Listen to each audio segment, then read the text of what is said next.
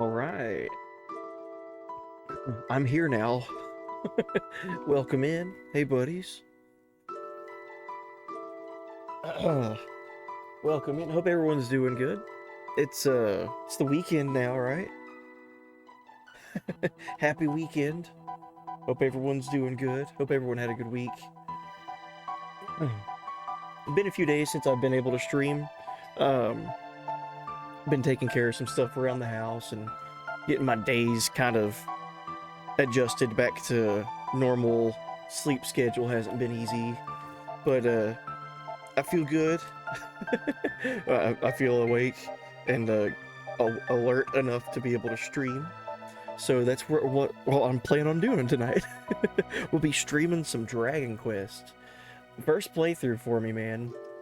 Also, this is the first stream of the new year.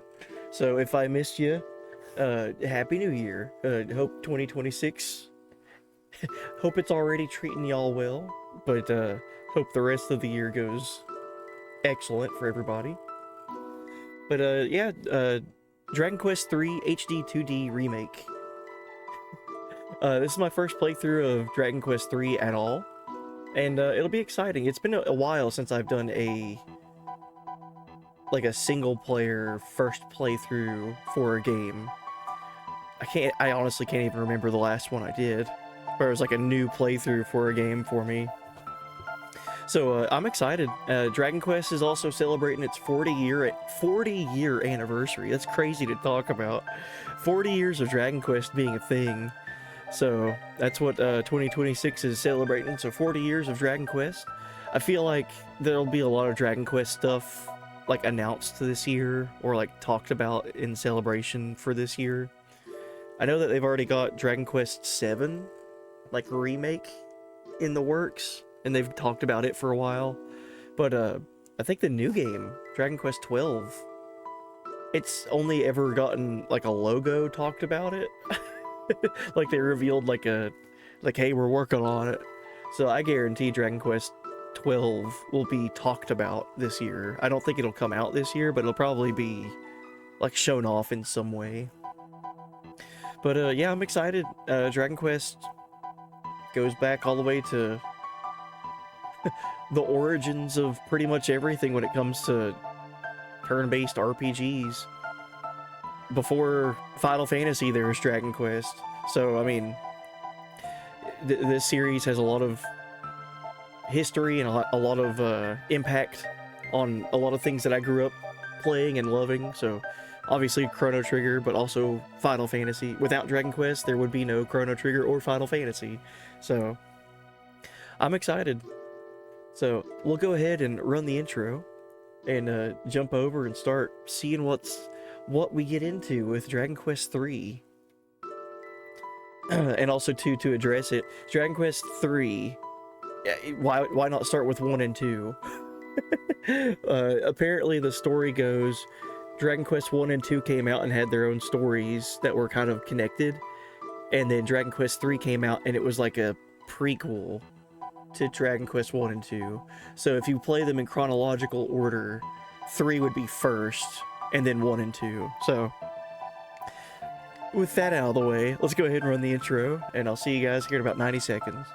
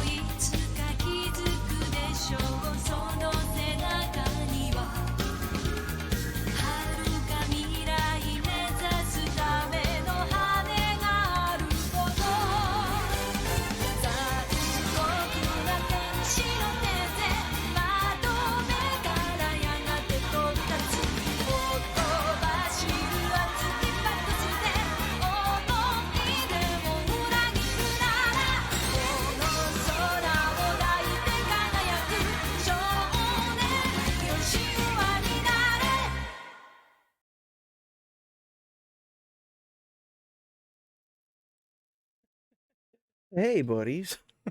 I'm down here in the corner and you can see me now. Hi, welcome in.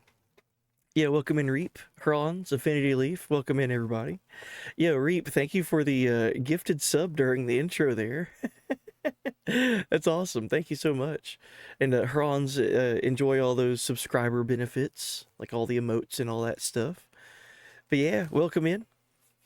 Hope everyone's doing good. Happy New Year. Right? It's the new year now. So hope 2026 is as good as it can be for everybody. Hope it's excellent. Oh, and I needeth a shower. I shall return post haste. Good deal, buddy. So yeah, tonight we're gonna start in on a new game for me. I've never played Dragon Quest III. So like I was saying there on the starting soon screen, um, Dragon Quest is celebrating 40 years this year, a 40-year anniversary. That's crazy.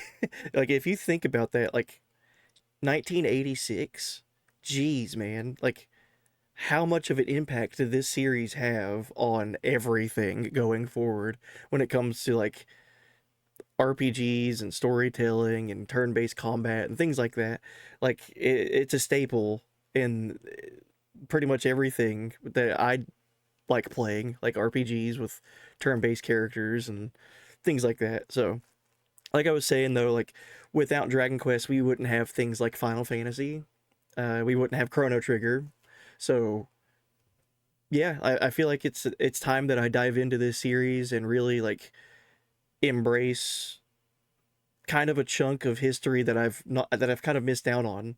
I played Dragon Quest VIII back in the day when it came out, but it was like a split playthrough. Like me and my brother were playing it together, and like it wasn't like a solo experience, you know.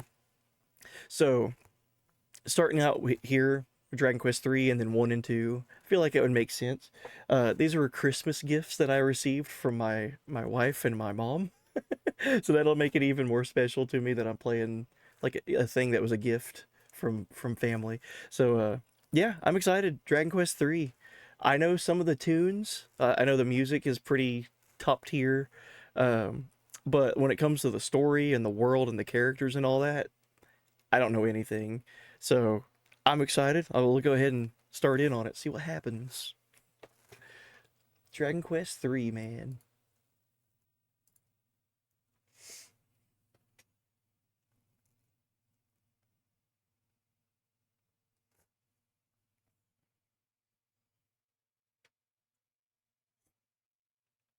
I like the HD-2D style that they've got for these.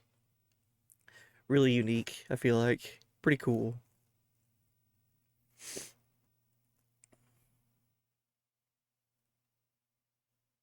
Is there audio? There we go. Good. This music is so nostalgic.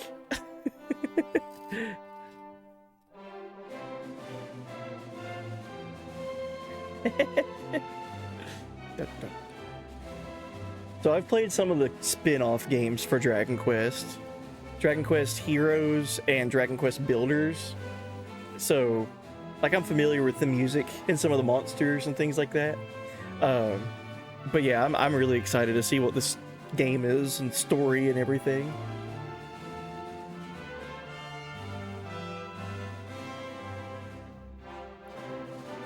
I'll start. The music is so charming, dude.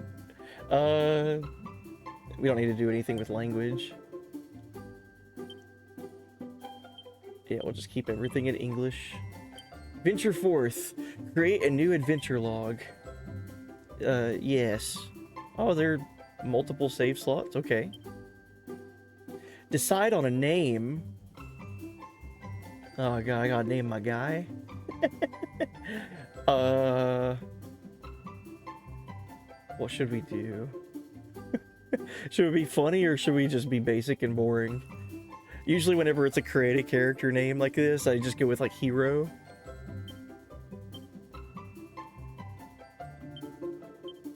But we could go funny. Hmm.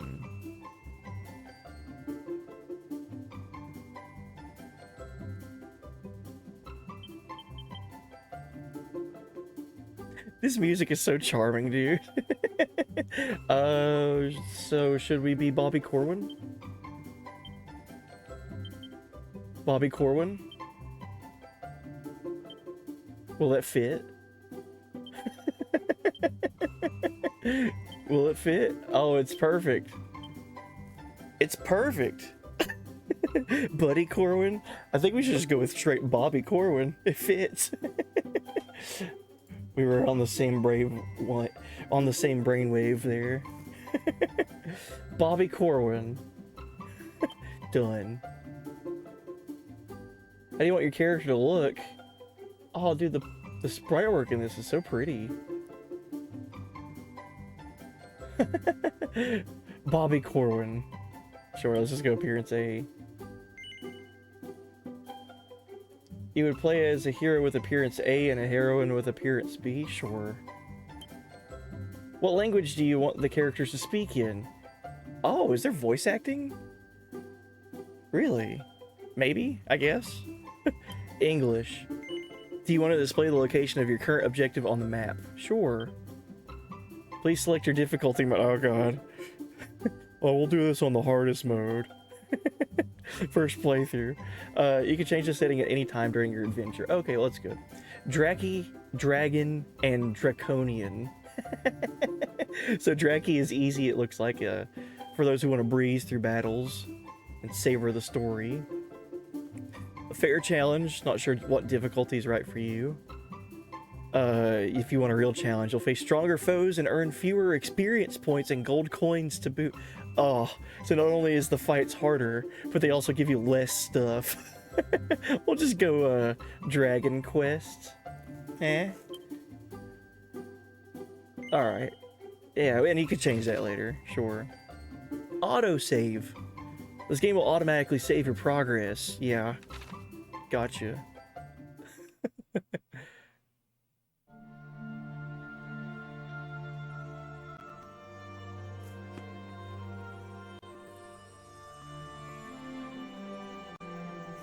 Let me know if everything sounds okay. If you can hear me, follow the sound of my voice.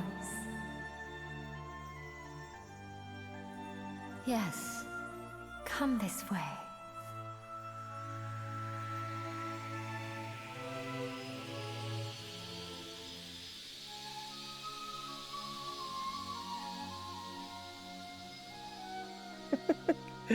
Let us blind you in the first 3 seconds of game. Dang, dude, look at this environment. Wow.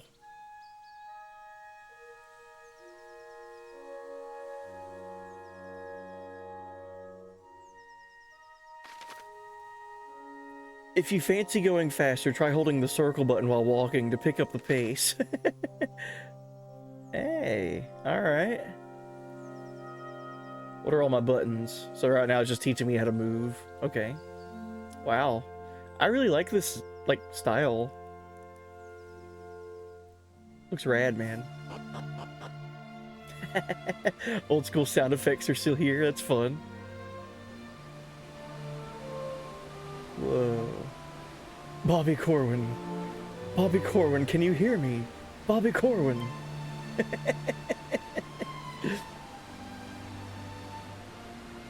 I am she who watches over all. One day, not long from now, you will appear before me, a true hero. But before your journey can begin, you must teach me something. Teach me what manner of person you are. You must answer my questions as honestly as you are able. Are you ready to begin? Sure. Yeah, welcome in, Twitchy Templar. Hey, buddy. Happy New Year, by the way, to everyone in chat. I know I haven't seen you guys since 2025, so hope you're doing well. Very well. First, you must tell me your true name. Oh. My true name. Bobby.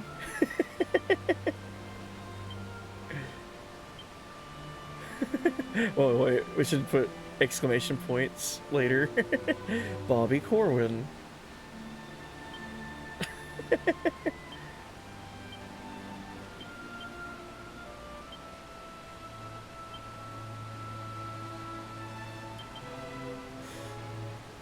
Bobby Corwin! Alright. Yeah, that's our real name. Sure. What is the month of your birth? What is it? Was this in the Nintendo version? Let's go with February.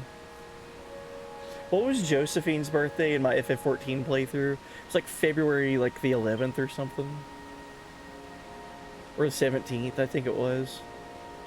Make up a day. You were born on the 17th day of the month of February. Your sign is the one known to in your world as Aquarius. Is that correct?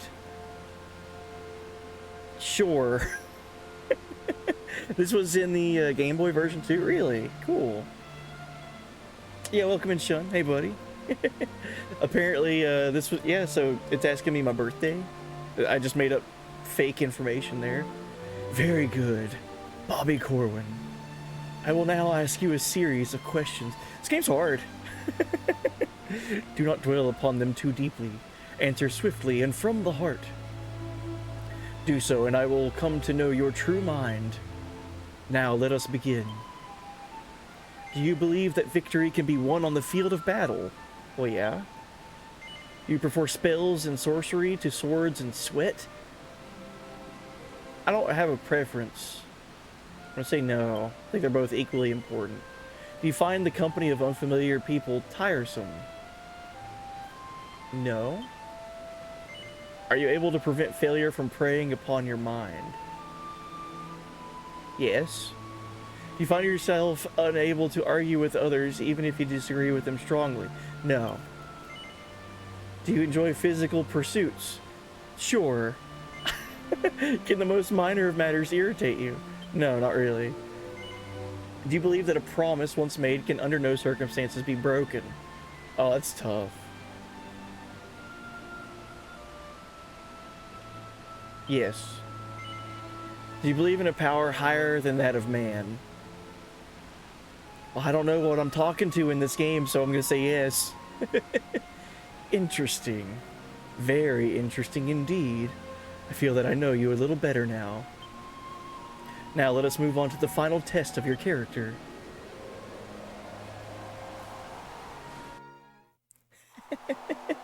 Yeah, asking us for our government information. Oh. This isn't Bobby Corwin. I'm playing as a creature now.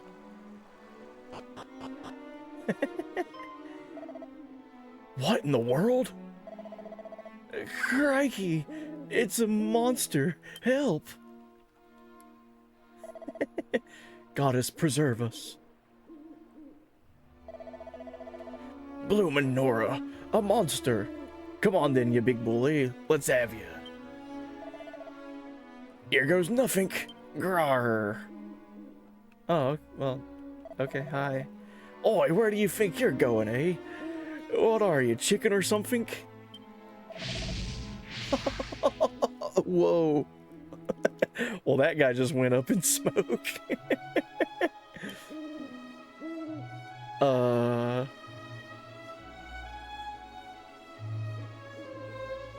Bobby Corwin takes a look down the well.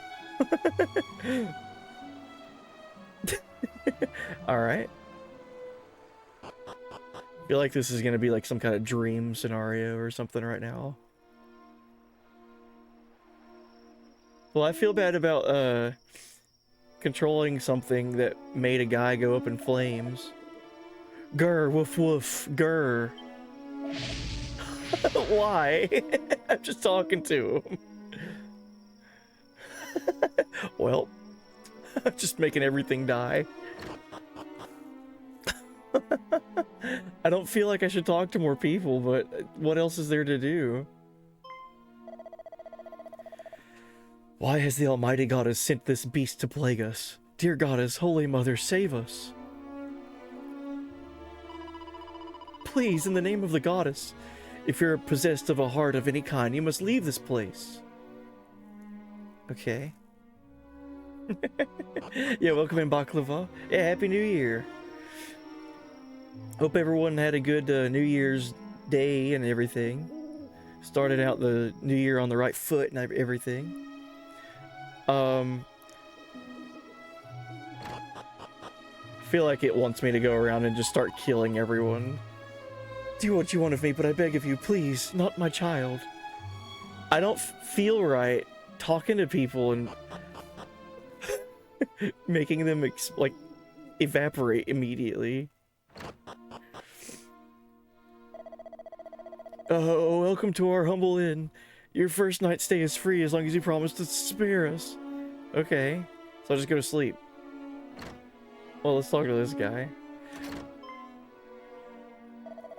Curse you, foul beast! Come no further, or you shall feel my wrath. Get away from me! I don't feel like I should talk to people. Let's go sleep and... Can we sleep?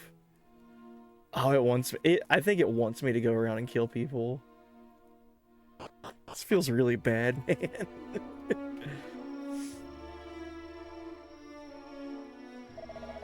Oh no, you found me, please. Please spare me, I'm too young to die.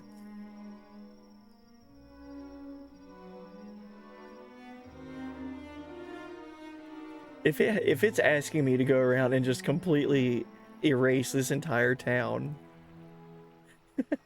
Let's see if we can just leave.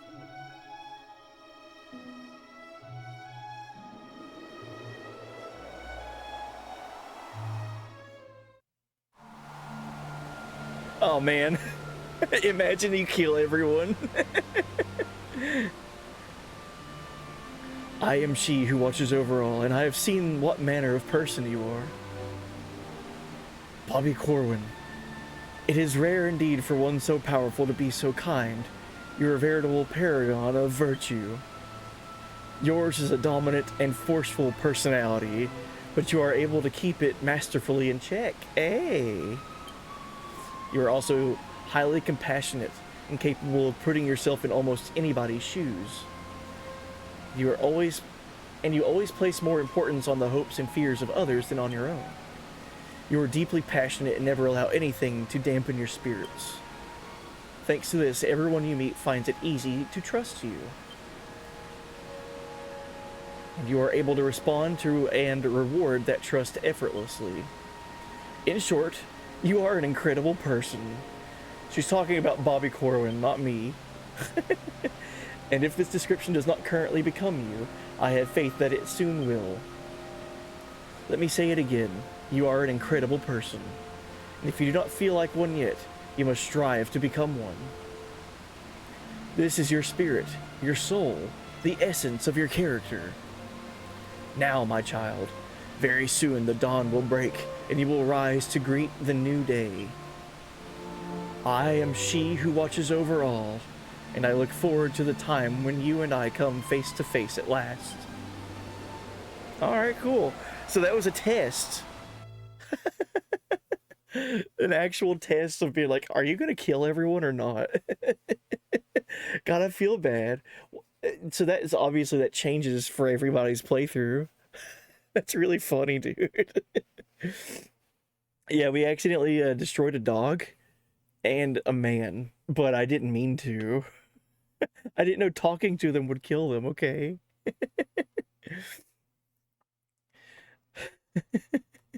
Oh, and Bakava, I've meant to play FF14. I got distracted. Kingdom Come Deliverance 2 is so good. Nice. I hope you're enjoying your time with that. Yeah, I'm an incredible person who roasted a dog. I'm sorry. Paragon gives you extra strength per level, I think. Oh, wow. Oh, man. So you could play like all kinds of different playthroughs with this already. I think I'm like 2 minutes into the game. You broiled a dog.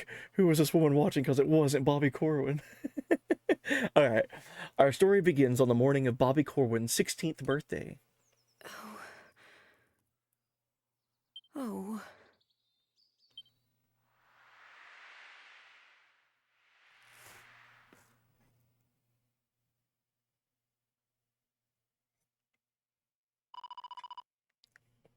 Can it wait until he's a little bit older?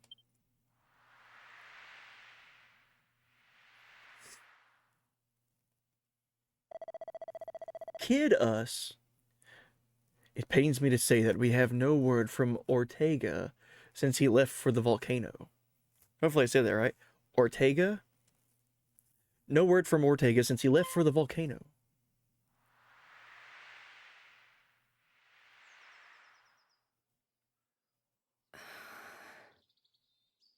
Well, no time like the present. I know.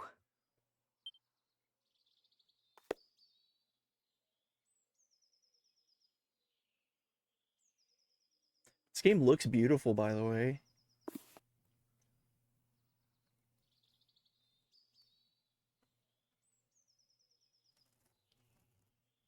I'll go and wake them now.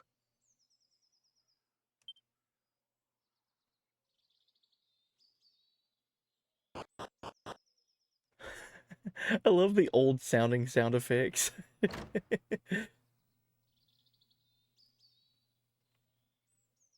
Good morning, Chrono.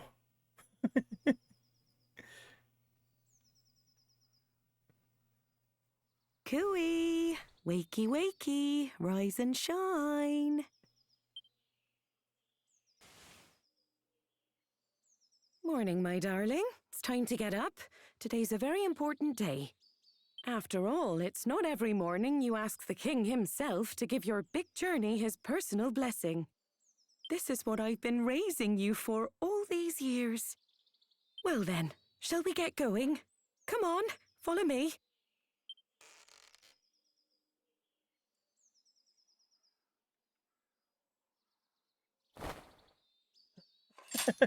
Instantly dressed. I like that. Cool. Can we go back to sleep? Just 5 more minutes, Mom, please. So each answer steers you to a different sequence, and you can get a different personality type that changes your stat growth and stuff. Oh, so is it always like the blue, like beast looking thing that goes around lighting the village on fire, or is that different? Is it a different beast, or can it be like the same every time? Your actions in the final dream test sequence determine your final personality. She does not call you kind if you kill everyone. That's, yeah, if you kill everyone, I'm sure she's not saying that you're an incredible person. Very passionate.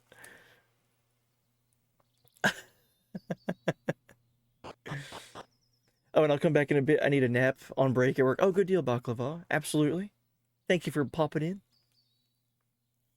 Several different scenes. There's 8 different tests, really. Actually, that's cool. So it's so starting out already, it's more than just naming your character. There's a personality check for the player. And based off of your performance with this test, it can change your like stat growth as you play through the game.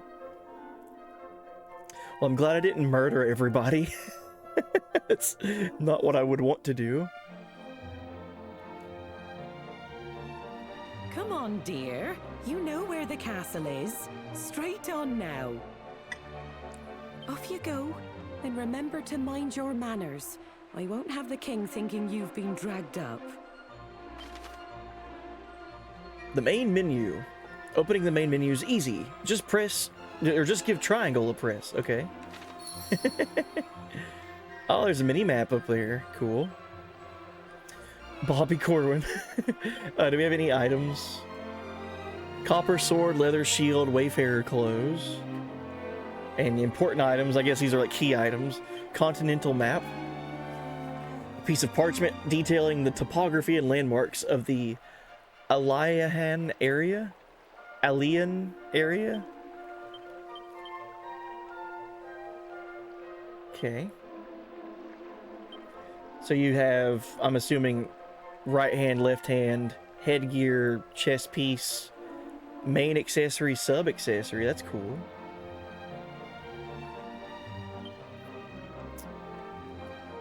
Spells. Don't have anything, of course.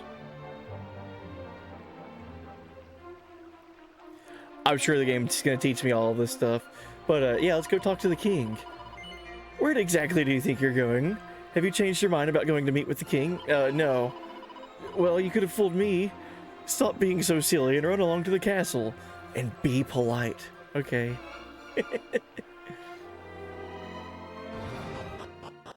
So, Bobby Corwin here just turned 16. He's getting ready to go on a big journey. Welcome to Alian Castle. Okay.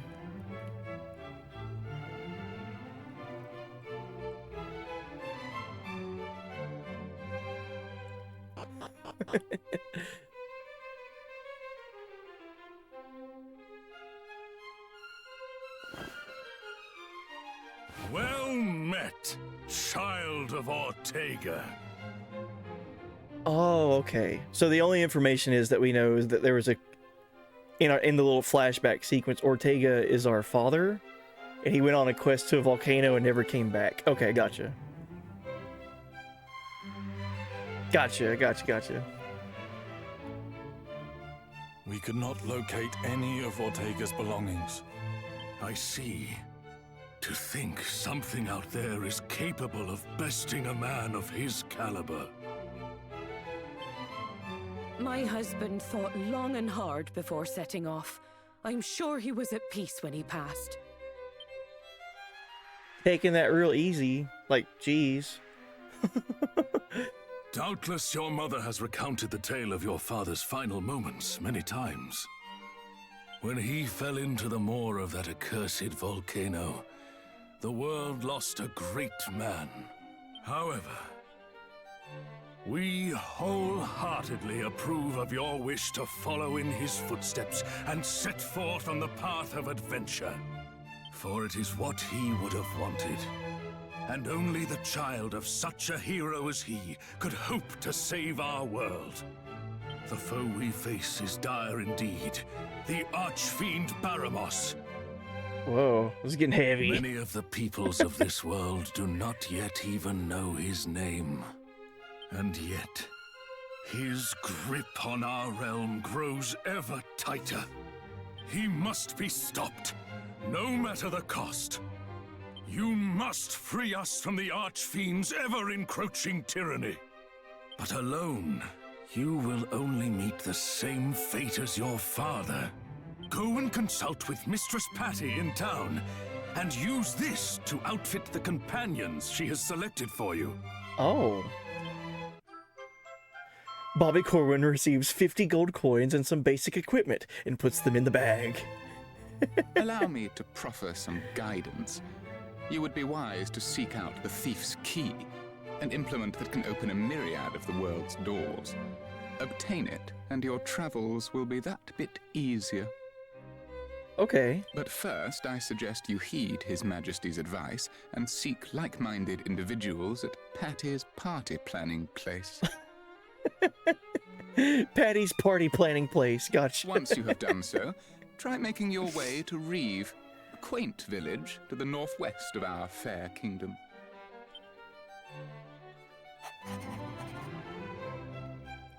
You will now find Reeve marked on your map. Locating the rest of the realm's noteworthy areas, however, is a task I believe best left in your capable hands. You simply need note down anywhere you happen to visit. Be sure to see these places with your own eyes first, though. Otherwise, you'll likely forget to mark them on your map. And remember, your curiosity is an asset most valuable. Lend it an ear at all times, and you will surely benefit. However, remain wary, lest it lead you into trouble on occasion. We expect great things of you. Alright. Cast your mind back. At any time during a conversation or immediately after it's ended, you can commit what you've heard to memory by pressing the, I guess, the menu start plus button, whatever. Anytime you've chosen to keep it in mind, you can be revisited by selecting recall in the main menu. Okay. So just like checking up on the most recent dialogue, I guess, is what that's talking about. Yeah, welcome in, Blue Nami. Hey, buddy. Yeah, Dragon Quest 3. So, we're just diving in. We're celebrating 40 years of Dragon Quest, and this is a series that I've barely touched ever in my entire life, and I feel like I need to change that. So I got Dragon Quest 3, which is what we're playing right now, for Christmas, and so this was a Christmas gift, so it's going to be a little bit more special for me too, because my wife and my mom got it for me for Christmas.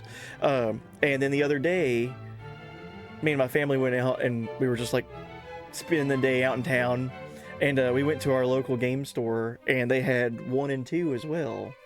So I do have 1, 2, and 3. So I do plan on playing through all 3 of them, as we get through it, as we go through.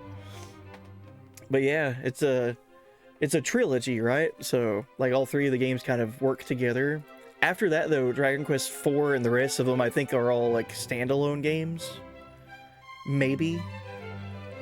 That being said, I don't know. So Patty's Party Planning Place is where we're heading.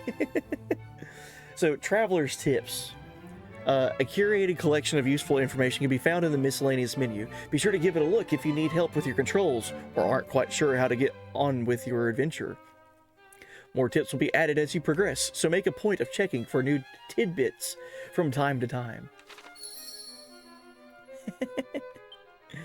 Let's see. Dude, I love that Bobby Corwin fit perfectly for the name.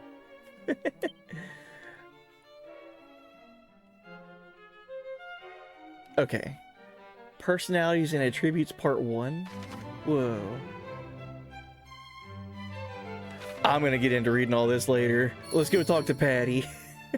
It looks like there's gonna be a lot to how you level up. Votes? Will we go with a harem party or a mix of dudes and chicks? Do I get to pick? It sounded like Patty was gonna pick for us. Patty's Party Planning Place in Alian is your one-stop shop if you need to recruit some adventurers to join your ranks or shake up your party. Your journey is unlikely to be an easy one, so finding a team of trusty travelers at Patty's is a must.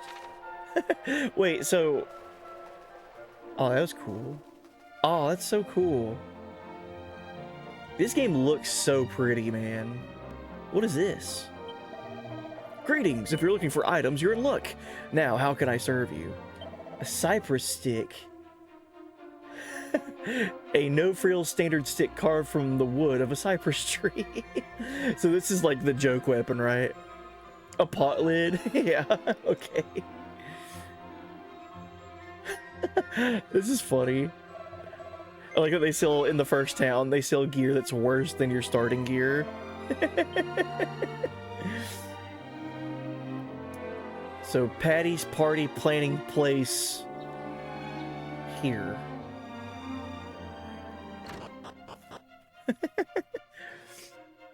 I vote harem. You can create your own party members if you don't like what Patty's got to offer. Ooh, cool.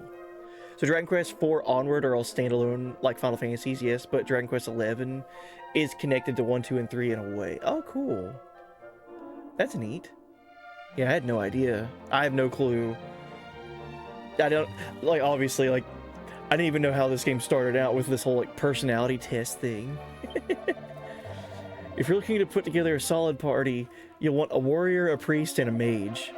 If Patty over there doesn't have what you're looking for, head upstairs and get the recruitment people to find it for you. Where's Patty? Oh, there she is. I see a piano. Can I play this? I see a treasure chest. Bobby Corwin tries to open the treasure chest. However, it looks like it's locked. You can claim various bonus items from this chest if you pre-ordered the game or bought it from certain shops. For more information. Okay. Well, we didn't do any of that. Hey, you. Still can't believe this day's finally here. One thing I will say already, because I remember this from Dragon Quest Builders and Dragon Quest Heroes, the Dynasty Warriors one, and Dragon Quest Builders. I played both of those. This game seems very, like, on the nose when it comes to like its humor. Like it just like it's self-aware in a way. Like it's like, hey, we know you're playing a video game, so we're just gonna have fun with it. Like no need to take everything serious. And I think that's where like most like a lot of charm comes from with this game or with this series is like that it's super aware. I love that, by the way. It's like, oh yeah, you can open this treasure chest if you pre-ordered it or whatever, but don't worry about it. Hey, you still can't believe this day's finally here. I remember when you popped out of your mother like it was yesterday, you know? Oh, and don't be thinking I'm ridiculously old or anything. I was just a kid back then. But it felt like I suddenly had a new sibling to look after. To think that was 16 whole years ago. At any rate, I'm sure you know by now, but Patty's Party Planning Place is your one-stop shop for all things adventuring. If you find yourself feeling lonely on the road, or simply want some muscle you can count on in a pinch, let me know. I'll find the perfect companions to suit your needs. Interesting. But gosh, you really are all grown up now, aren't you? May take me a while to get used to. At any rate. Welcome to Patty's Party Planning Place. If you want to find new party members, this is the place to be. Same goes if you want to ditch them, for that matter.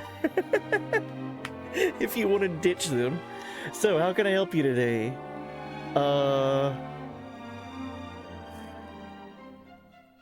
Okay. So just take them and then just leave them if I don't like them. Oh, I guess we'll wait because it looks like ads are about to start playing here in a second. So you can just be like, I don't want this person anymore. That's interesting. So in 9, there's a church that lets you change class. It's called All Trades Abbey. The priest is Jack, a jack of all trades. That's awesome. You can go to the 2nd floor and specifically get some characters. Okay. Well, I think ads are about to play, so heads up. If ads do start, let me know. And then whenever they're over with, let me know so we can continue. Patty's Party Planning Place.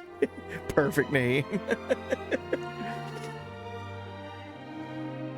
Make us? Oh yeah, should we make chat be my party members? And then I can either keep you or ditch you? I love that. It's just like, oh yeah, this is a perfect place to get a party member. Or, you know, just leave them. So it looks like we can have a max of 4 party members. Nelson, Merle, and Nikolai. I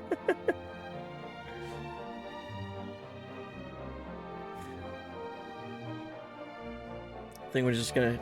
If I were to pick up anybody, is there any kind of limit of how often you can pick up people and drop them off?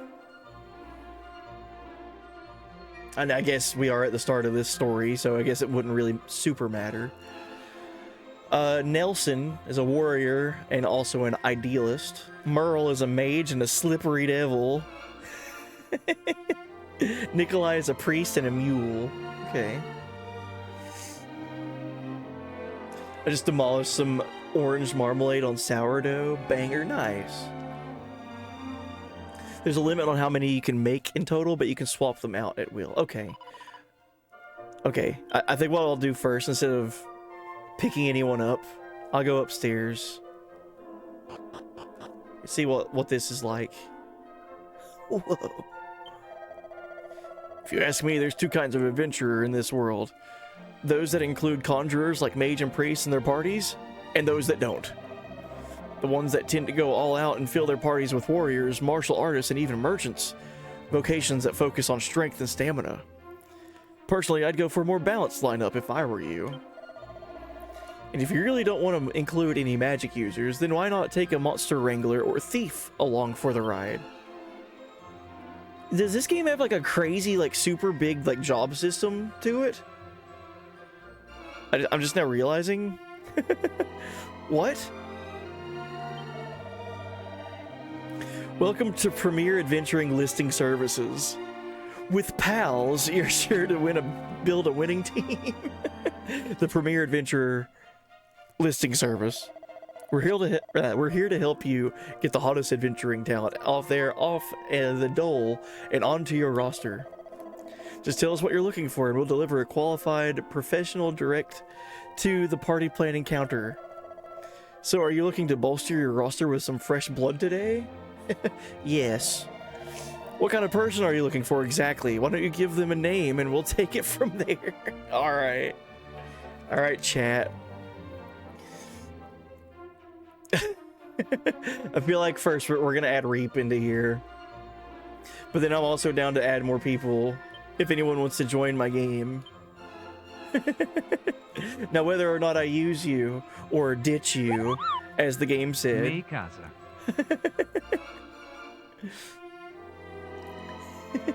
Yeah, welcome in, Wizard. Yeah, Dragon Quest 3. Make Azra.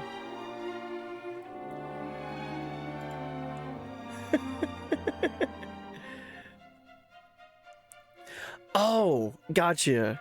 Yeah. Your FF14 character. Thank you. Sure. So, what was the full name that you had?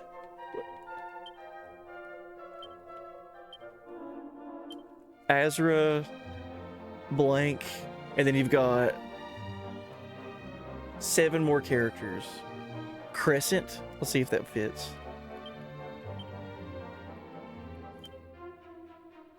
Close.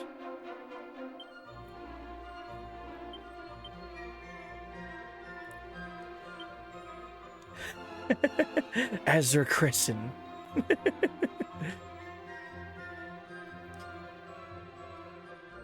Just drop the middle C. Yeah, that would work. Alright. Oh, then we gotta add Josephine then. Whoa, okay. So, what are we gonna make Azra Reap? So there's a warrior, martial artist, mage, priest, merchant. Experts in commerce. Merchant makes themselves useful by gathering gold coin and appraising items. In battle? Gadabout. The life of the party. Gadabouts can cause all sorts of things to happen with their wild hijinks. Come on, man. This game just seems like it's such a fun time. Monster Wrangler. Oddballs who steal most of their moves from monster mates, combining them to create an inimitable fighting style. Gotcha. So you were like a red mage / summoner in 14, right? What would be close to that? Would Monster Wrangler be like summoner?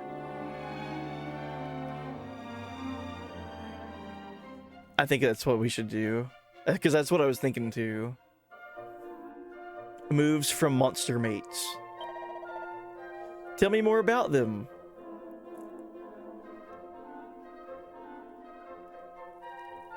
Oh, this character sprite work is really cool.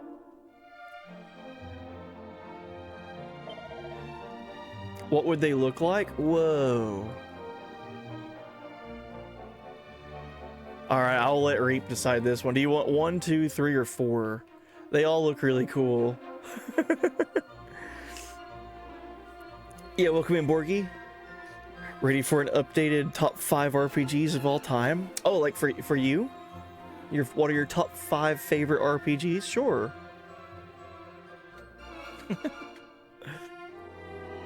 4? I was thinking, right. That's really cool, like armor design already. What color is their hair? What on earth is all of this customization?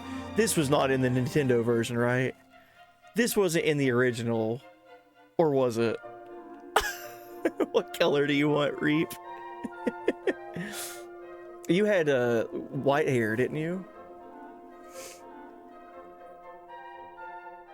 Okay, do you want white or do you want like this bottom right that's kind of like a silvery? Or do you want white?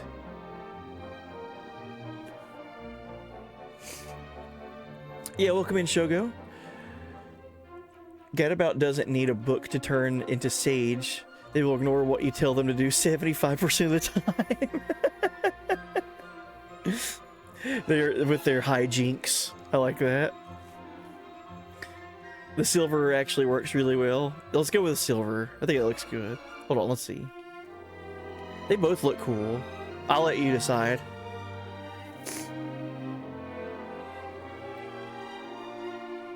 So yeah, this was not in the Nintendo version. Okay. I think we'll go with the silver. Or did you want the white? It doesn't matter to me. Silver Azra has faintish bluish highlights. Okay, there we go. It's your lucky day, Bobby Corwin. As part of His Majesty's Special Adventurer program, you've qualified for a supplementary educational enhancement disposition. A seed. It takes the form of 5 attribute enhancing seeds, or seeds, which will give your team members a much needed boost. You can choose the seeds yourself, or allow me to use my career guidance skills to pick for you. If you pick for yourself, you can select up to 5 seeds of your choice for your newfound friend. But if you let me pick, I'll be providing a comprehensive service and applying the seeds as I see fit. So how will you be distributing Azra Crescent seed allowance? So looking at stats already, we've got high HP and MP. And then the next highest is defense.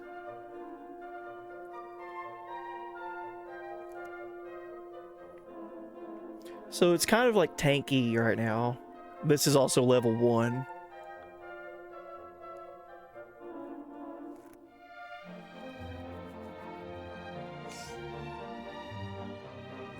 Oh, and Borgie, you said, here's your top 5 turn-based RPGs. So FF9, Dragon Quest XI, Chrono Trigger, Persona 5. Guess what the number 1 of all time? Of all time? Well, since you're updating it, the last game that I remember you telling me you said you were playing was Octopath Traveler. Would I be correct in assuming that you're putting Octopath on that list? I love the idea, though, that the Gadabout just ignores what you tell him to do 75% of the time. The distribution of seeds and the increase in stats will determine your party member's personality. Oh. I think they're mostly strength related.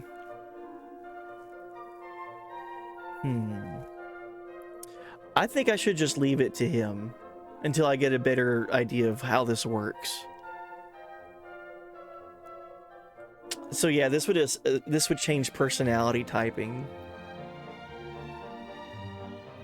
Oh, what's the game of the dominating all the awards? So Expedition 33. Nice. Yeah, let's just leave it to the guy. He's the professional here. Let's leave it to him. Excellent. Just leave it to me. So defense, stamina, wisdom, and agility. There we go. All done. Okay, I was probably not gonna do that if it was me. Personality seems like quite the egghead, eh? Egghead. People with that personality often find their wisdom increase quickly and that their resilience increases slightly quicker than normal. Okay. I feel called out. So it's that's good though. Wisdom increases quickly. Their resilience increases slightly quicker than normal. Okay, so kind of tanky, magey monster wrangler. Last but not least, can you give an idea of what they sound like?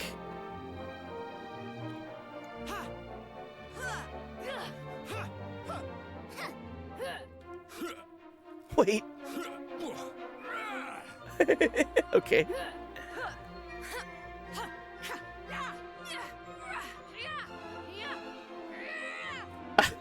Let's go with reserved. Sure. So you'll be recruiting Azra, yes. Well, that's taken care of. Will you be taking Azra Crescent with you today? Yes, we will. I got a trophy for that. All right. Will you be looking to recruit anybody else today? So I'm gonna recruit Josephine since I mean, if we're doing the all ladies team, my FF14 character is Josephine Highwind. She should be here. Yes. What kind of person are we looking for? So Josephine. Oh.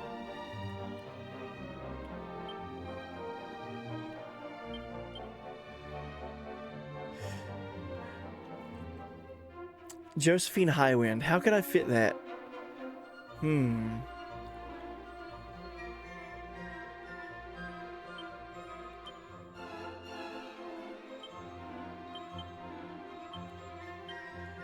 Josephine H, maybe?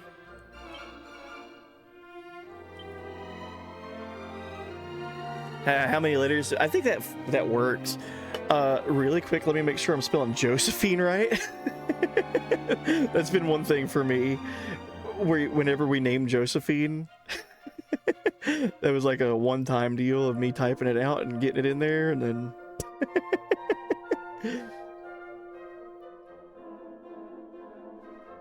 I know she has an apostrophe in there.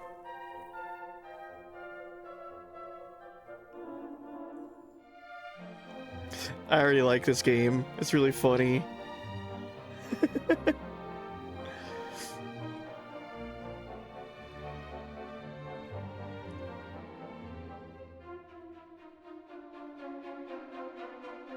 Okay, I did spell it right. But she does have an apostrophe after the D. So like D apostrophe Josephine.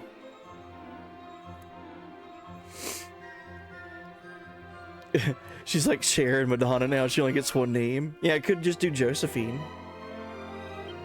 That's fine by me. That way we get the accurate, you know, apostrophe in there too.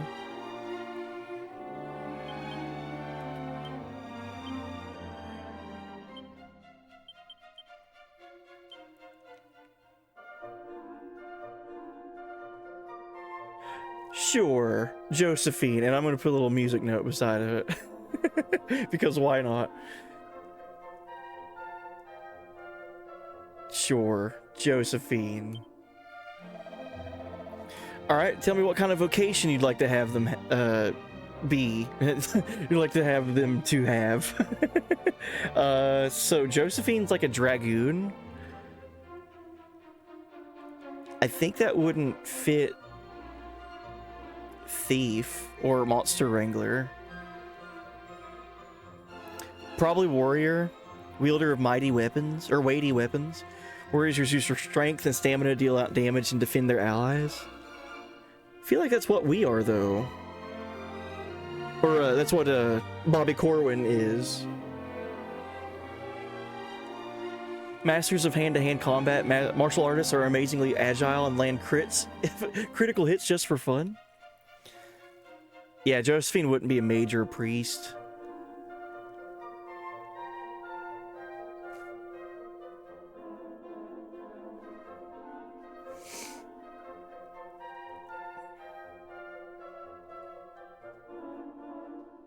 Gotta have a priest for heals after that? Oh, man.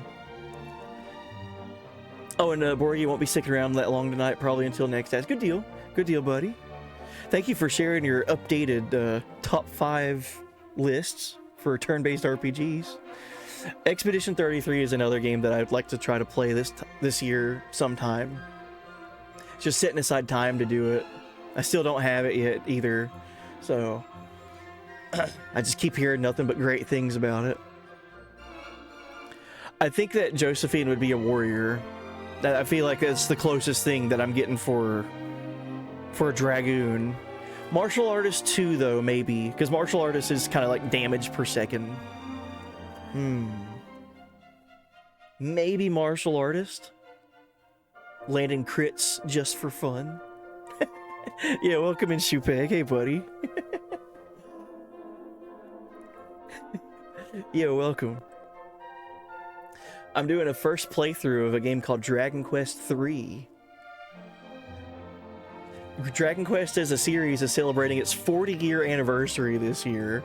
40 years of Dragon Quest. We're gonna make Josephine a martial artist. I feel like that's better suited than warrior. Oh, cool. So we'll be appearance B. Oh, you can have the Chun-Li buns. That's cool.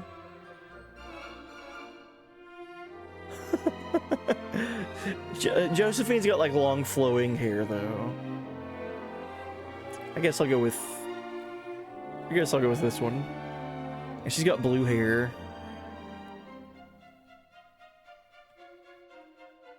Kind of like a lightish blue.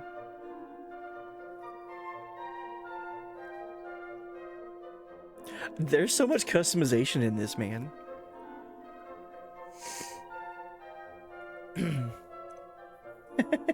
Yeah, Shoepeg, hope you're doing well.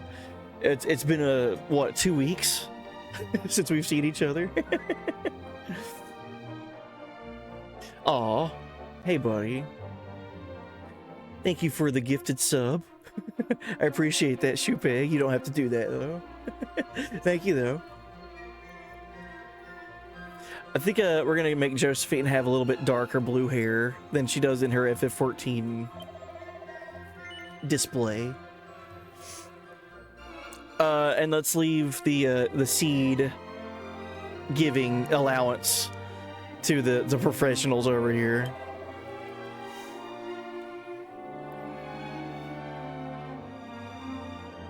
You'll be changing classes later once they level up, except the main hero, so it doesn't matter too much what you pick for now. Okay, cool. Nice. Alright, let's see what Josephine gets. Stamina, defense, luck, and stamina. Okay. There we go, all done. Seems like quite the mule, eh? People with that personality often find their resilience and stamina increase quickly, but their agility, wisdom, and luck tend to be slow to improve. Okay. Ooh, that might not be too good. Because, like, martial artists are all about landing crits. So if her luck doesn't go up super fast, or it's slow to improve, then her crits might be kind of crappy. Last but not least, can you give me an idea what they sound like?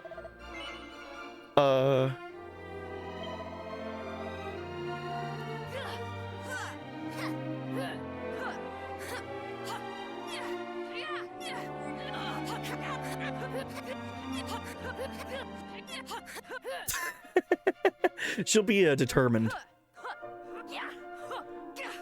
Sure. Oh, and Borgie said, I completed Dragon Warrior 3 once as a kid. 1, 2, and 4 completed multiple times. I haven't completed any after that. Nice. You've definitely played more of the Dragon Quest series than I have. I played Dragon Quest Heroes, which was like the Dragon Quest meets Dynasty Warriors type of game. And Dragon Quest Builders, which was like the kind of Minecrafty, but not really. Like the Builders game, side quest, or side story game. Pretty fun. And Shoepeg, you've been streaming Skyrim playthrough again. Nice. It kept calling to me like the Green Goblin mask. Aren't they releasing Skyrim on the Switch 2 soon?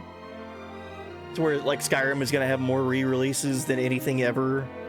Like they're keeping that streak alive, man. Alright, we got Josephine. Alright, we get one more character right now. Who has a, I guess we were doing FF14 characters between me and Reap. Does anyone have a FF14 character or just a female hero character that they would like to add?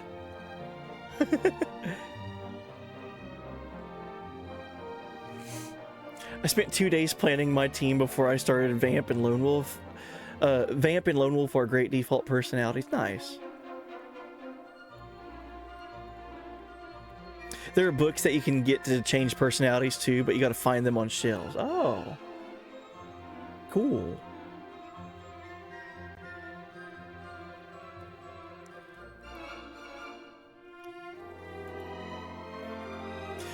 So I'm thinking that if we need like a healer or like a priest or something like that, or mage, we could add in other like video game characters. But if we're doing FF14 stuff... Hey, Phantom Hype Train. Hey, thank you. I just now saw that. Hey, yeah, we could add Earth to Patrick. That'd be cool. Lydia. We could add Shala. How many of these characters are... Like, how many characters can you recruit? Because we could add Shala as a priest, but then also add, like, other characters to, like, Eartha Patrick's character, Lydia. Let's do Shala right here. Yeah, I think that's a good call. I can fit her whole name in here.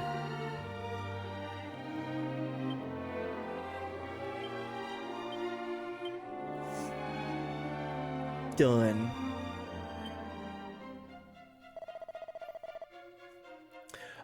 So that would be a priest, right? Oh, she's got more than that. Master spellcaster, mages harness their wealth of magical knowledge to take care of foes foolish enough to stand in their way. And then priest, the best backup any adventurer could ask for. Priest can cast healing spells and also wield weapons. See, to me though, I feel like Shala would be more mage, because like that's the whole thing about, I don't know. That's the whole thing about like the enlightened ones in Chrono Trigger. Like to keep it like lore accurate. Oh, and Selphira is my bunny bard in 14. Nice.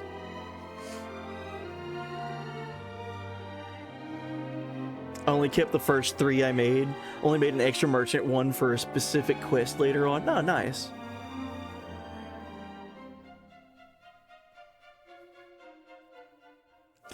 I'm gonna make Shala a mage because of the lore, but then we'll make Lydia the priest.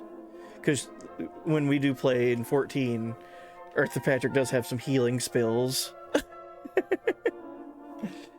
Think of her personality. She does what she can to take care of those that survive. Yeah, it's true. Okay. We'll go priest. That's fine for Shala. Hey, look, she's already got blue hair. What do they look like? I like all the different designs they have. I think we should just go with the standard one here. Or the one that it was showing me already. I like the graduation cap, though. Yeah, let's go with that one.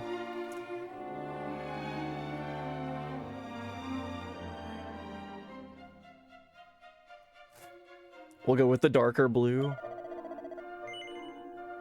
Alright, there you go. Leave it to you. Let's see what they give you. Luck, wisdom, more luck, stamina, and stamina. There we go. Seems like quite the lout, eh? People with that personality often find their luck increases slightly quicker than normal, but their wisdom tends to be slow to improve. These seems like when I'm leaving him to do the seeding, it seems like he's just messing me up. That's fine.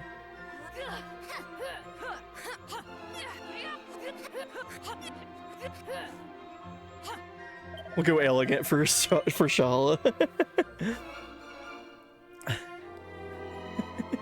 Switch to mage later. She looks great. I'm off. Have fun killing slimes. Thank you, Borgie.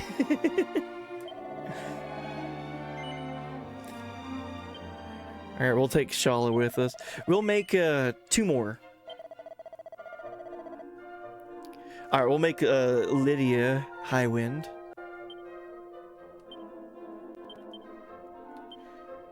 Lydia H, I guess.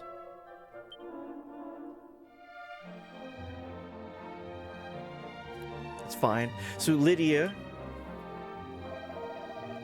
Shoutouts to Eartha Patrick, who's been jamming along with us in my FF14 playthroughs for like the past 6 months.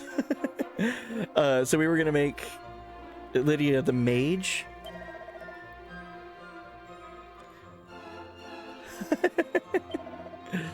All right. It's kind of the same color palette that he gives Lydia. What should we do for this one? I definitely like the big hat. I think that's what we're gonna do. The biggest hat of them all. What color is the hair? It's like a brown, right?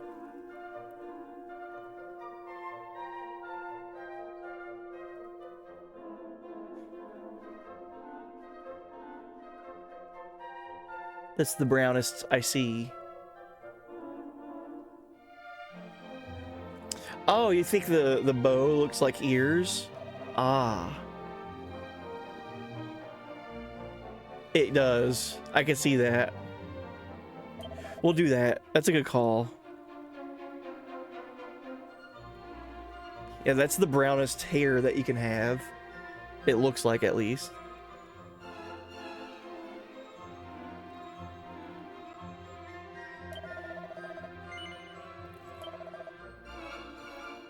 All right, let's see what we get. So agility, luck again, strength, and defense. All done. Personality seems like quite the shrinking violet, eh? People with that personality often find their stamina increases quickly and that their wisdom increases slightly quicker than normal, although their agility tends to be slow to improve. Last but not least, can you give them an idea of what they sound like?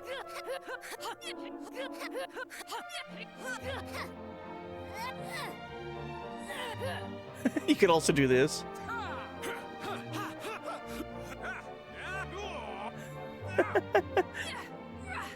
Let's do Sirius for the mage.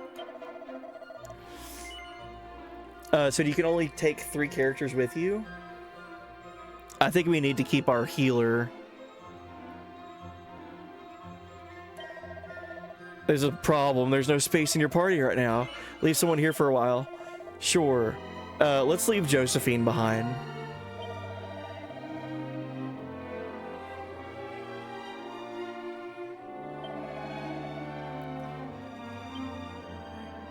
Okay. Looking to recruit anyone else today? No. Equipment.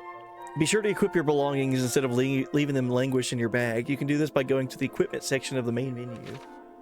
Okay. Dude, we look cool. Oh, there's a cat over here. Let me talk to it. Meow. I have no idea who invented bags, but whoever did was a genius. Truly, how did we ever carry our possessions around without them? That said, there's not much use during battles. You won't have time to reach into your bag for items if you're preoccupied showing a slime what's what. No, if there's something you think you'll need in a fight, best to keep it on you, or a companion's person. Geez, whoever invented bags was a genius. Yeah, welcome in Evil Tidings. I enjoyed this remake. Working on Dragon Quest XI-S. Nice. Just about done with it though, so I'll start 1 and 2 remakes soon. Crashing out, but I hope you have a good time, buddy. Thank you, buddy. Yeah, it's been wonderful already. I'm only an hour in, and I had no idea what to expect. I just know this series is very influential for a lot of games that I grew up playing and loving. And I do remember the humor in these games are pretty, like, apparent. Like, they're very, like, on the nose about, like, having fun with with just knowing that it's a video game. So yeah, I've enjoyed it a lot so far already. When I was a young whippersnapper, I made a point of stopping by the shops whenever I visited a new town. I used to love pursuing the merchant's wares. Now, an adventurer such as yourself will want to focus on the weapons and armor.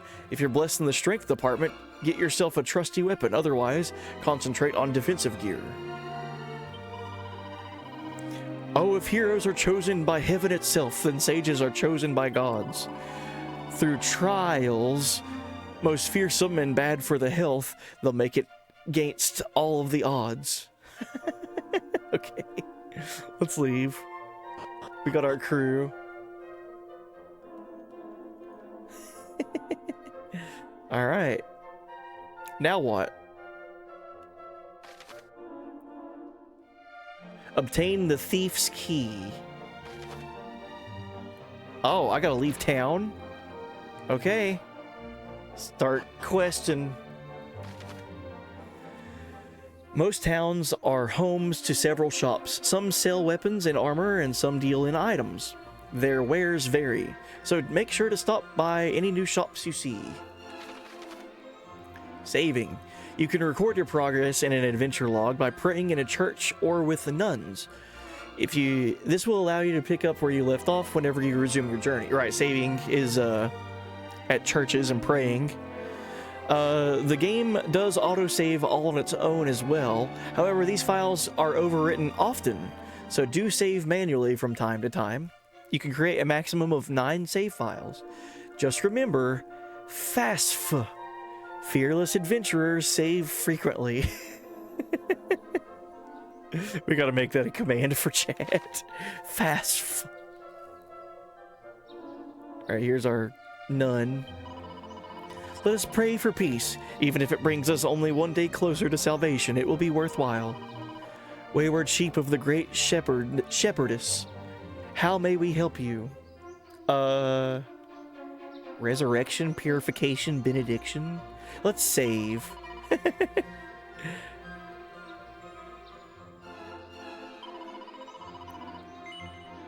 Do you wish me to proceed, my child? Yes.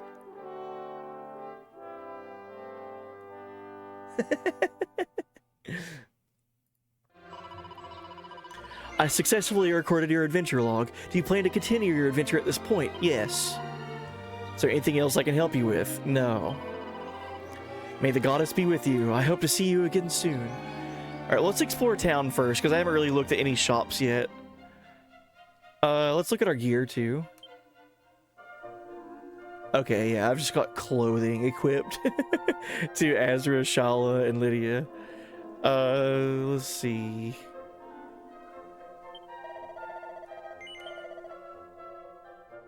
So, pot lids, Wayfarer clothes. I don't have enough money for this stuff. Medicinal herb restores at least 30 HP to a single ally consumed upon use. Carrying poison. And Chimera Wing whisks you away to a previously visited location consumed upon use. Oh, is this like a fast travel item? There are items in pots, and also the whale has something interesting. Oh, we'll check that out. Even more than Final Fantasy, Dragon Quest games encourage petty thievery and sticking your fingers into everyone's business. I was like, so Chimera Wing seems like a fast travel back to town.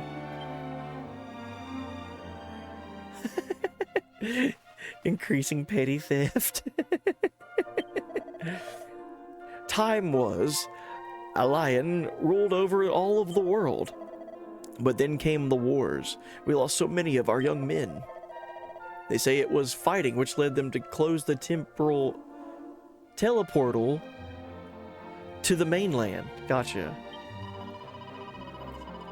Have you ever looked into a pot or a barrel? You can find all sorts of stuff if you're lucky. Things people have thrown away, things they put there and forgotten about. Honestly, my mom's always telling me to tidy up, and meanwhile grown-ups are just chucking their things into pots and barrels. Lucky them, they've got me to clean up their messes at least. I guess that means we should start checking pots and barrels. Hello, hello, hello. I'm your local guardsman on the beat, here to keep the streets free of trouble. You may set off on your quest safe in the knowledge that your hometown is in good hands. Alright, how do I look at pots?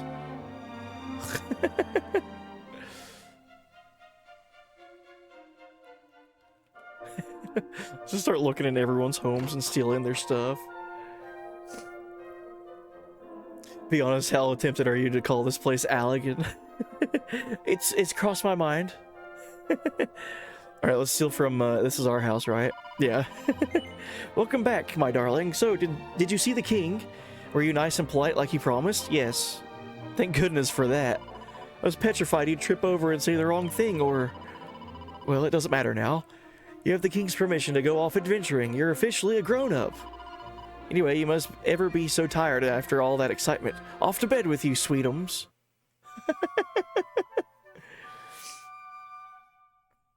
Is there anything I can steal from my own home? Morning, darling. Go on now. Okay. There's Grandpa. Granddad. Ortega was real hero material, you know. Your father was something special, and his father before him. You've a lot to live up to, Bobby Corwin. Don't let your grandfather down. Hey, I found 50 gold coins. In, Mom's dresser, I guess.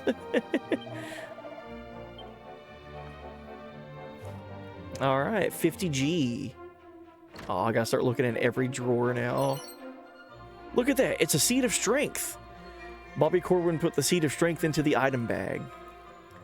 Okay, I get what these are now. The seeds are like power tabs.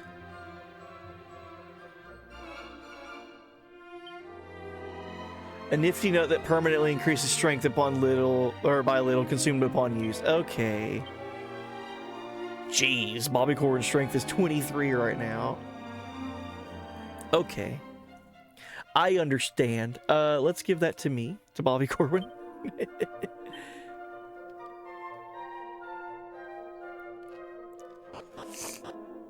Side pouches sometimes have stuff too. Okay. Start looking inside of all of the barrels. I found a medicinal herb.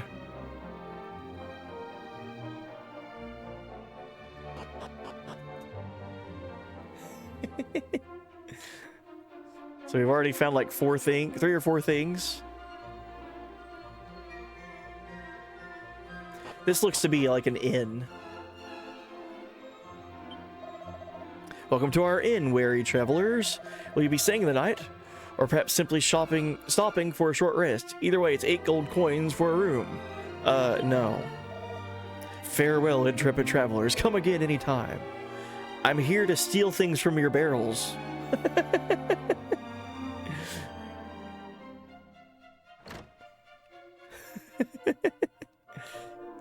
Give me all of your things.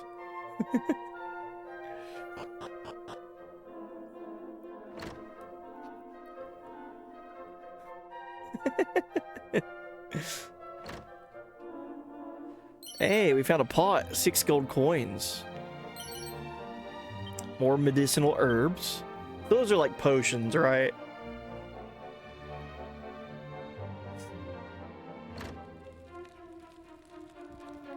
A cozy looking fire burns merrily away. I only wanted to see what's on the other side of the ocean. Ow, it hurts. Oh god. Maybe you shouldn't be at an inn and instead of like at a hospital. Seems the fellow in the other room, or in the room opposite, tried to make himself a wrecking ball and met with a little accident. I was just enjoying some peace and quiet when suddenly an almighty bang came from his room. Judging by how badly he's hurt, those things must be pretty dangerous. Found a leather hat. Okay. Already found some gear for free. Seems like that's everything up here.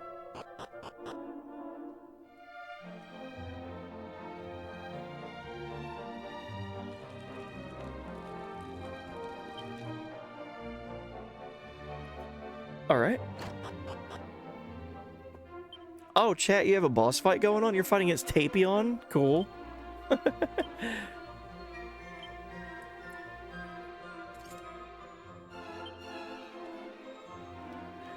So how often is it that people are like, okay, cool, let's go and find that thief's key, and they just don't get anything for their characters? I feel like that could happen pretty easily.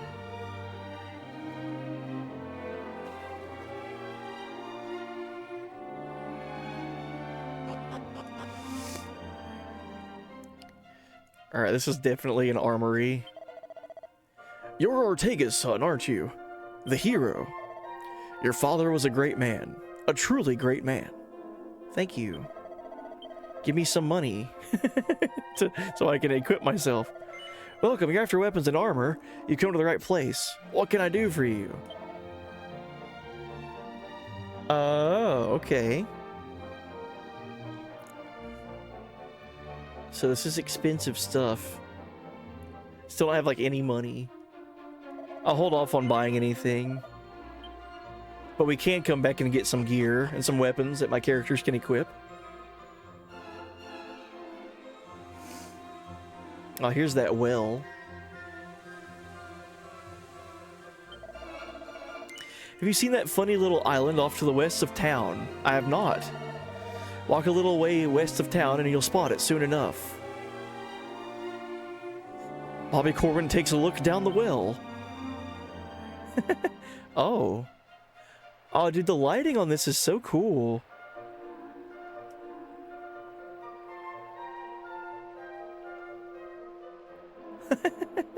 Who's living down here? What?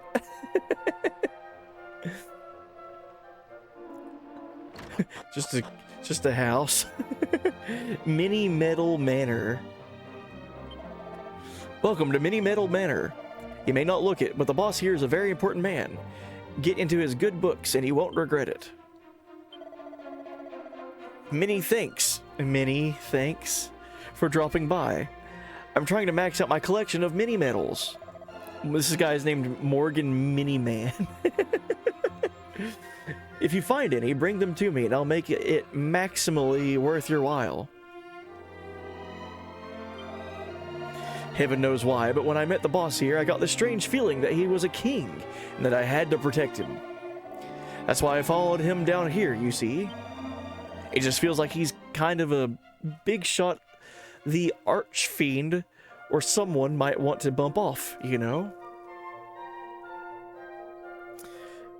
Bobby Corbin examines the bookshelf. Pinned to the side is a list of mini metal prizes. Oh. So at 2 medals, I get a thorn whip. 3 medals, a dress. 5 medals, a garter. Edged boomerang. Whoa. Okay. Yeah, rainbow conches, basically. Yeah, it's very similar to the vibes that Sea of Stars gave me.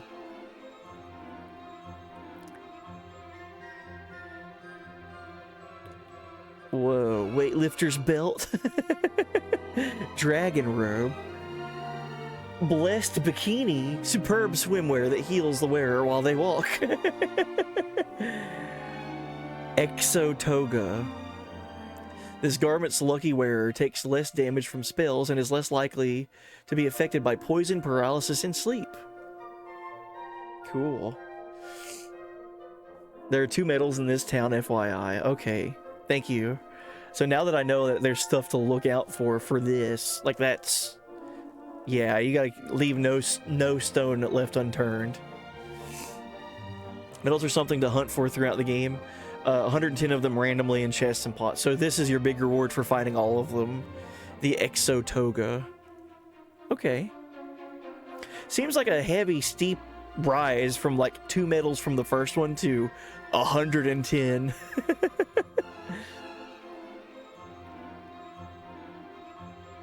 And there's 24 items in total to pick up from that.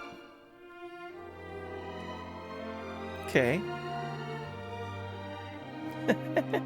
Fun.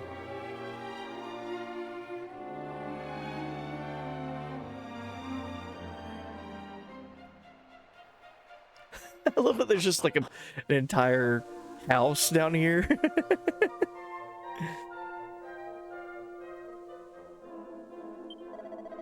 If you leave town and wait a while, eventually it will get dark. And when that happens, you want to be careful. The meaner monsters just love the nighttime. If you get scared, find an inn and wait it out until morning. There's a day-night cycle? And bigger big bads come out at night? That's cool.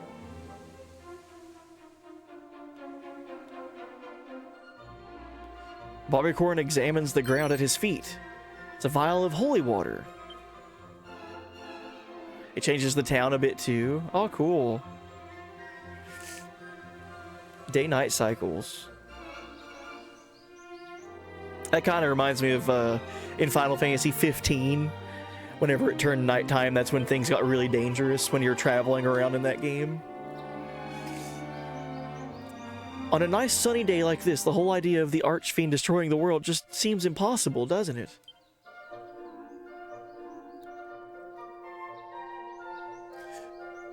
Every marker you hit gives an item. What is that? I'm sorry.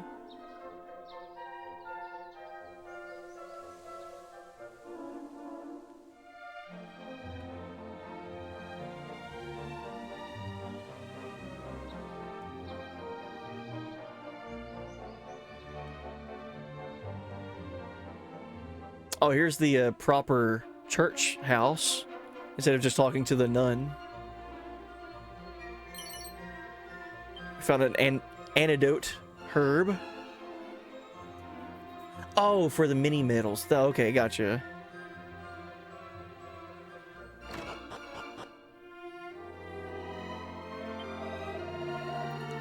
Alian sits upon a body of land surrounded entirely by the sea.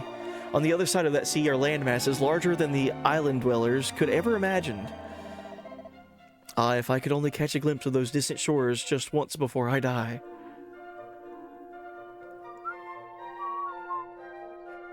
Yeah, and this is the talk to me and save the game thing. The church has one extra thing though than the nun had. Divination? Let's save first.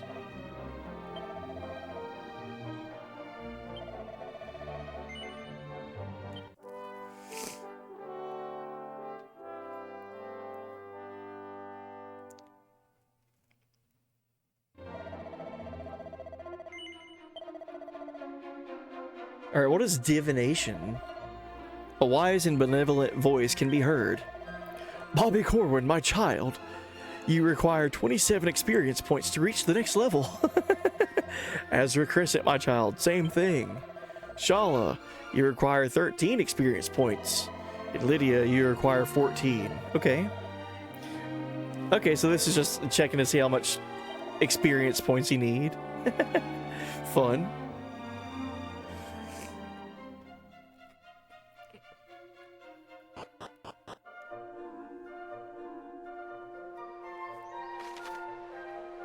Okay, have I looked everywhere?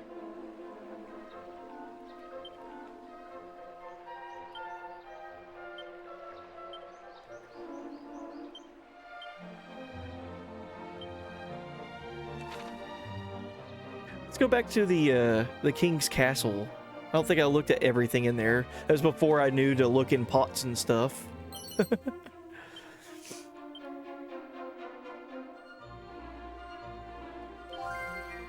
Whoa. All that you heard, what?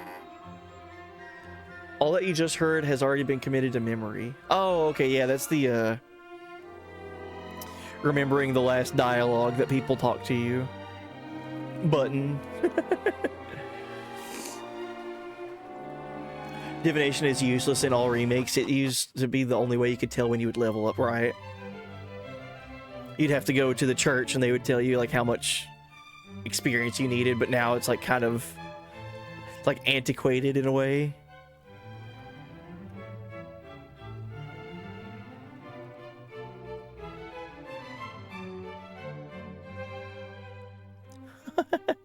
Who's that a painting of?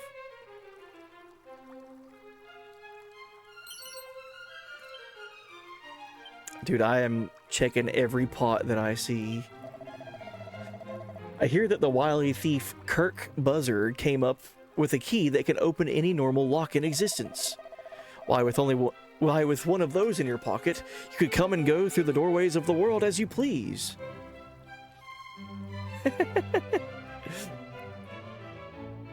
Good old Kirk. This door is locked. Ah, I need the key.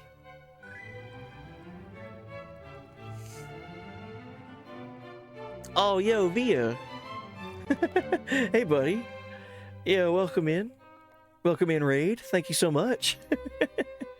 Hope everybody's doing good. Happy New Year. Hope everyone's had a good start to the new year that we're in. It's crazy that it's already January. But yeah, welcome in. How was stream? Hope it was a good time. We are starting in on Dragon Quest 3 for the first time. I've never played Dragon Quest 1, 2, or 3, and I got those as Christmas gifts. So, 40 years of Dragon Quest celebrating this year, so I felt like it was perfect timing to start in on these games.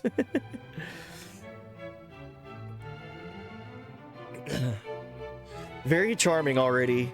It did not start out the way I anticipated it. I didn't know about the whole, like there's like a personality test that it gives you and everything when it starts out. Really cool, really unique way of starting out this game. Like actually unique, like each playthrough would be unique for each like individual playing it. Like it does a personality test on the player to check and see how you would react to certain questions and scenarios and stuff. We're pretty cool. So you're playing you're playing Resident Evil Code Veronica. It's kicking my butt. Nice. Good. Getting your butt kicked by games could be good for everybody once in a while. But yeah, I would recommend Dragon Quest. 40 years of the series being a thing. It's crazy to think about. And 3 is technically the start of the everything. I know it sounds weird, like Dragon Quest 3, why would that be the first one? But if you were to play them in like chronological order, that's the only thing I understand about it, is 3 is part 1. And then you would play 1 and 2 after that. But this game looks beautiful. If you have the way of getting it and trying it out, I highly recommend it. This is the princess. Those stupid grown-ups won't let me go outside because they say it's too dangerous. It's that smelly old archfiend's fault, isn't it? Oh, I hate him. It's so boring being cooped up in here. I tried to sneak out the other day, but Daddy caught me. He's much more perceptive than he looks. The princess.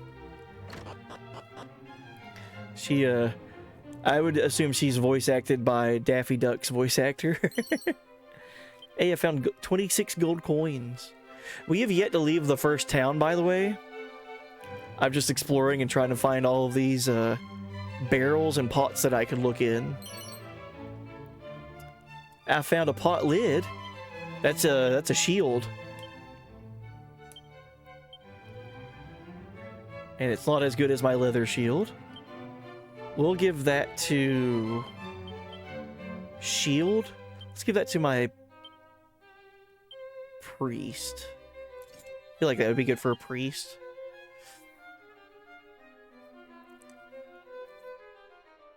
Technically 11 is first, and then 3 for the Erdrick trilogy. Nice.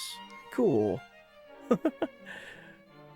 So 11 builds into the 1, 2, and 3 story. That's cool.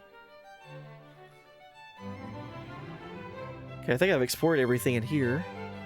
I don't think I talked to this guy. It was Ortega who inspired me to enlist as a castle guard, you know. And yet he went off to battle the enemy and never returned. I just can't believe he would let himself get killed so easily. He's out there somewhere. I just know he is. Ah, okay.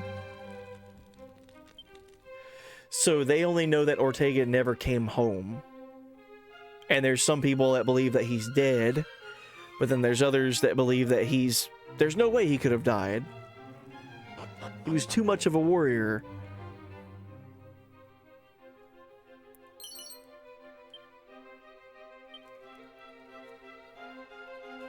All hail Pot Lid Larry. This is the castle dungeon. If you're here to visit a prisoner, just go up to the bars of their cell and talk to them. But no funny business, understand? Let's talk to this first one.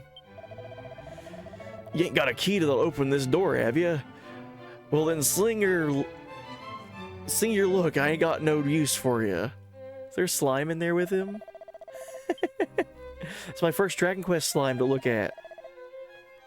Oh, this is Kirk Buzzer, the thief that created a key that can open every door. That wrinkly old geezer up that Dreamer's Tower is a right piece of work. Not only did he go and get me banged up, he benched me precious key and all. Me, the great Kirk Buzzer himself. Me trusty thief's key will open any red door in the world. If only I'd used it to. Ah, what a plonker I am.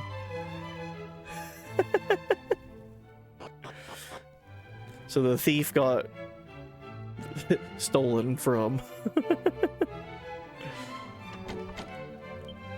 Alright, I understand what we need to do. We need to find his key, that way we can progress.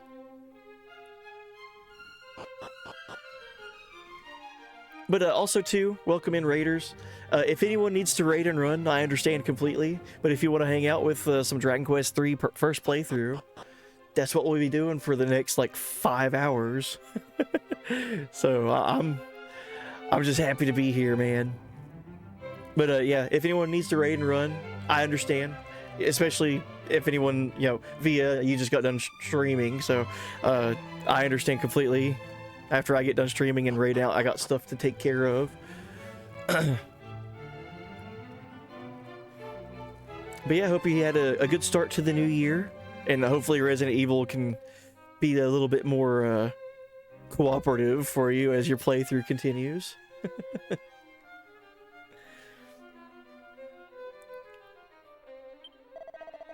Bobby Corwin, have you familiarized yourself with the jail below the castle? There's a rather unusual inmate down there.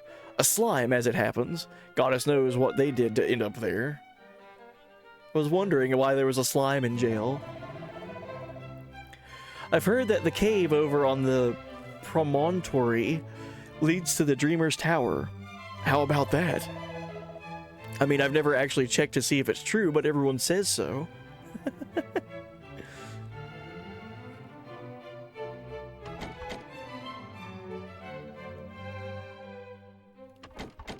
Okay. So I feel like I've explored everything in town that I can. I say that and I immediately find stuff that I haven't checked. Hey, I found my first mini medal. On your adventure, you may come across shiny trinkets known as mini medals. These can be traded for all kinds of wonderful prizes with Morgan Miniman, the mini medal enthusiast who dwells in the well in Alian.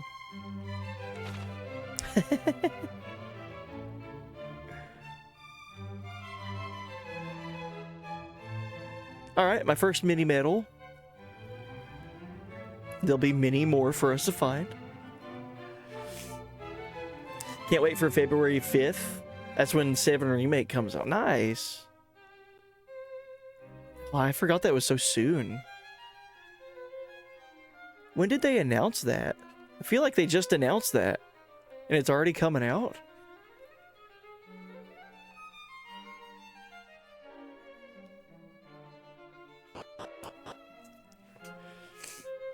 FF7 Part 3. No, Dragon Quest 7 Remake.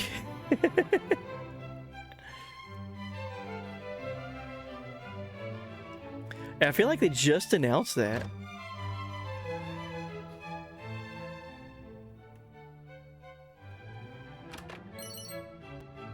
So found some Wayfarer clothes. Nice. We'll equip that to somebody here in a sec. Let's go ahead and equip it while I'm thinking of it. So Wayfarer clothes. Who needs that the most? So defense is a 16. 21.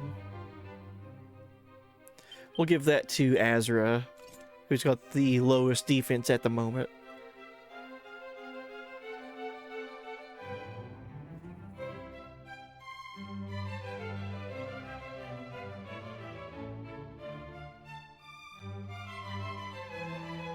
I like that the king is just sitting there and he's like, I told you to go off on your journey and it's been an hour and a half later. You still haven't left town yet? Oh, head west from the castle and follow the sea, and the promontory cave is where you shall soon be. Fiddle-dee, riddle-dee-day. Oh, please, brave hero, bring peace back to our world. You're our only hope.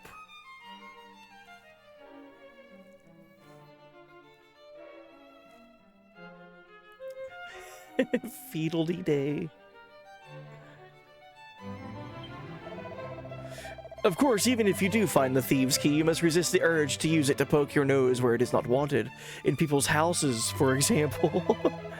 I say it was once in the possession of a reprobate by the name of Kirk Buzzer. He used to get up to all manner of mischief.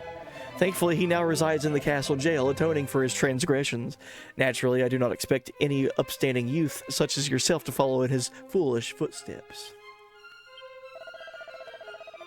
The lofty spire on the small island west of Alian is known as Dreamer's Tower.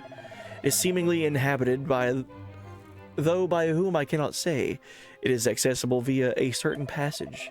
To find it, head west from Alian until the tower comes into view, then simply follow the coast and you will soon arrive at the entrance.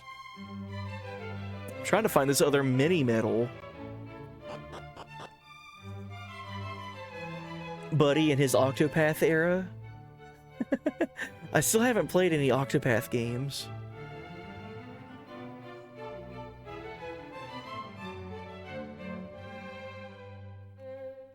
That's the thing. There's so many games that I would like to play, and whenever I got these, I was like, oh man, I have to start playing them.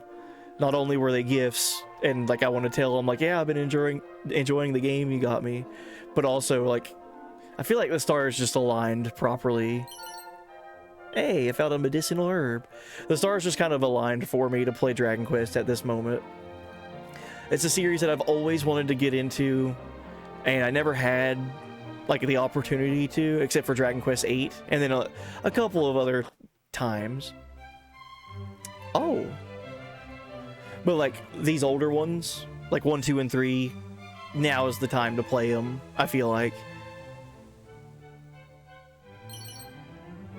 I found a seed of defense. Nice. Hello. You didn't come all this way just to see me, did you? I sure did. I know you're lying, but it's very lovely of you to do so. Let me tell you something nice in return.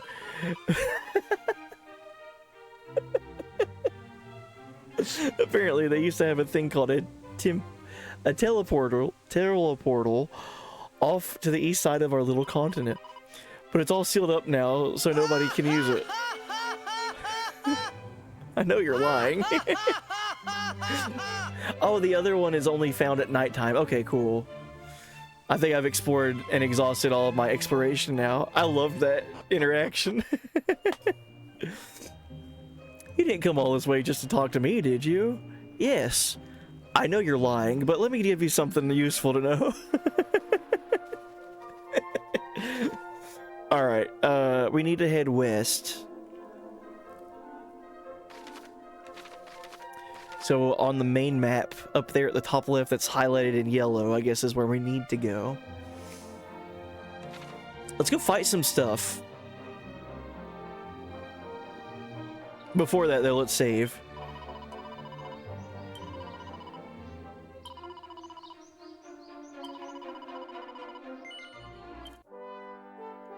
How do I like the 2.5D style? Oh, this game is beautiful already.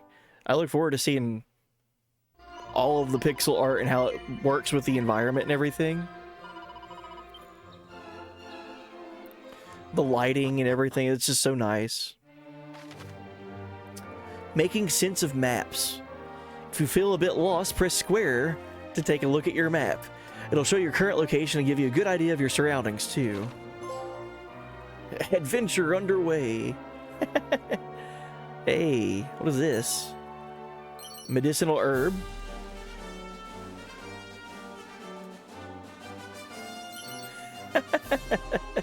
Hell yeah, dude. Alright, let's use some of these seeds that I've been finding. Defense and stamina. Resilience is the stat. So let's give resilience and defense to my healer, Shala. And then stamina. I feel like I want to keep everyone kind of even with their stats, but I feel like also you need to have some people shine in certain areas. Stamina, we'll give that to my mage. Starting at, everyone's still level 1, so not that big a deal. Can we fight something? Whoa, that was fast. Stark Ravens. Wow. I like this. This looks so pretty, man. Alright, let's fight. Bobby Corwin, attack.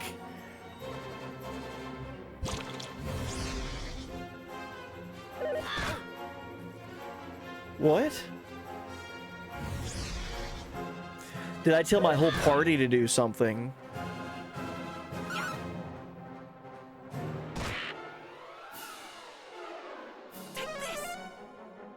Frizz? Alright, we got 1 kill already. I think I accidentally set everyone to attack like at once instead of selecting it for each person individually.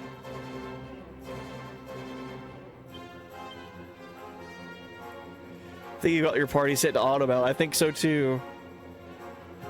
Yeah, I see this now. Follow orders. Instead of following a preset strategy, allow the hero to dictate what everyone does each turn. Yes, that's what we're gonna do. Show no mercy. Don't fret about MP, just give the enemy what for. Fight wisely. Focus on healing. Oh, this is cool. Okay. So, Bobby Corwin's going to attack. Does it let me pick who I'm gonna attack? It doesn't look like it. Spells, we need to heal. No, everyone's okay on health.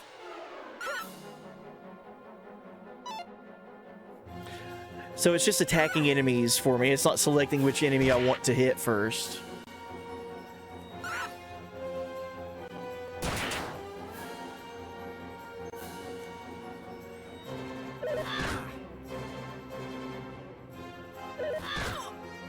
Auto battle is pretty cozy. Auto fight is sometimes nice though. I could see how it would be helpful too if you have it set to your healer always healing for a few turns. Let's see what battle speeds look like. Ultra fast. I love this old sound effect. Each party member receives 8 experience, and the party obtains 8 gold. Nice. A cypress stick and 2 vials of holy water. Let's fight some more stuff. Let's try to get everyone to level up.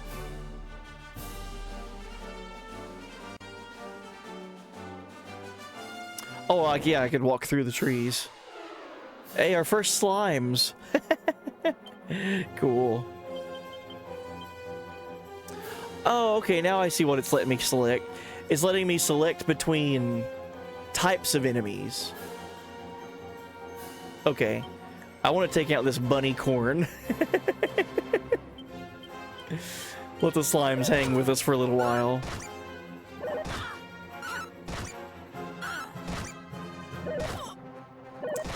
Yeah, we're hurting.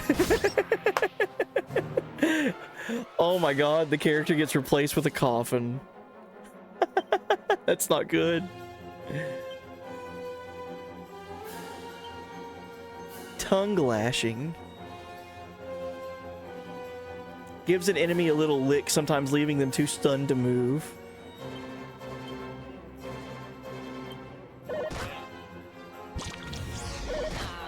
Oh my god.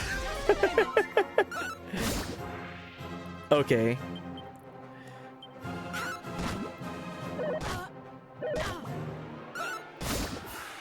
I should have checked to see if there's a way of healing before getting into battles. I'm gonna have to go back to the church. I might be wrong on this one, but isn't it like You have to spend money at the church to revive your characters? Or no? I can't remember. Shala Seal learned a new spell. Poof. That's crazy that they get replaced with a coffin. They walk with you. Their coffin is just like following us around. Oh, it's so funny. Alright, let's go to the church and give them money. That's the resurrection, isn't it? Who might you bring back to the world of the living? 3 gold coins? Oh my gosh. I don't remember, I never died. Well, that's not too bad. It's free real estate. It is. I need to revive everyone.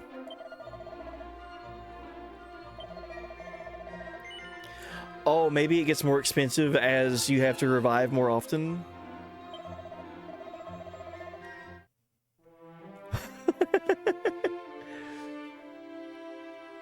Dude, you can bring somebody back from the land of the dead. 3 gold coins, please. Alright, we gotta be careful. Already had 2 people die. So my only question is now, is that gonna get more expensive as time goes on? I guess we could just test that theory out by letting people die, but probably best that we don't have that happen. Price is based on level. Oh. Is it also maybe based on stats or job? Because Azra and Lydia are the 2 characters that died. They were both level 1. Let's fight some more stuff.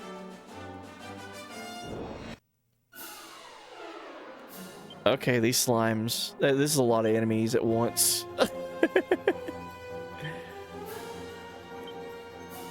Let's heal. Can make a group of enemies disappear. Really? Now we kind of need enemies though, that way we can level up.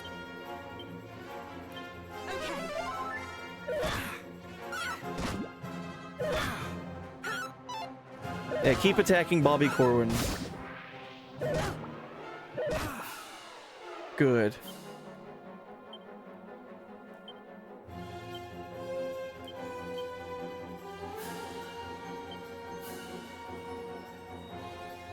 Okay, I'm seeing my MP now.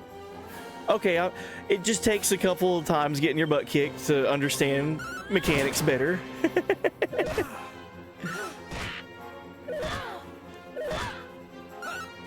Gotta get a feel for it. Yeah, this is working good now.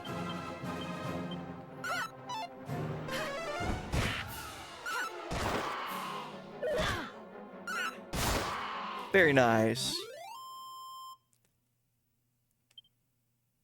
7 experience and 7 gold. Lydia reaches level 2.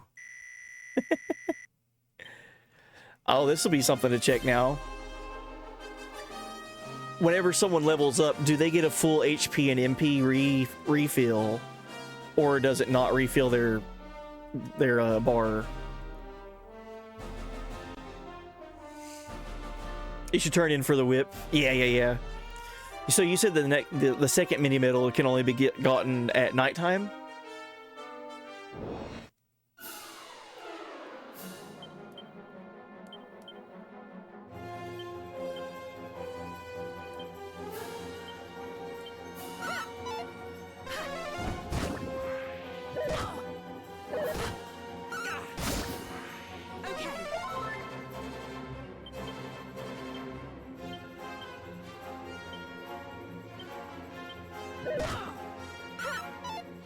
It does refill, I think. Okay.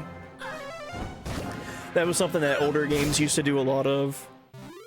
Whenever your character would level up, it would also treat it like they got full healed and full, like, HP and MP refill because of leveling up. Bobby Corwin reaches level 2. All right. Strength is super high for Bobby Corwin.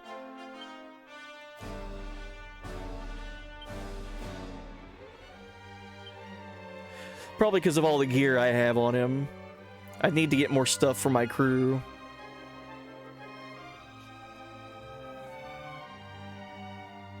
Whoa, what's that blue glowy stuff over there? That looks cool. Okay, now it's definitely nighttime. What? It was getting nighttime on the screen outside. There we go. I like the music.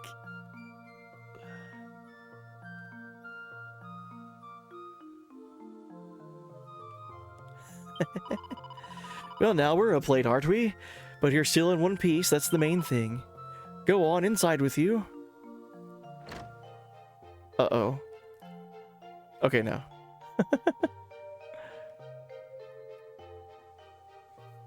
Yeah, I like the vibe this place gives me.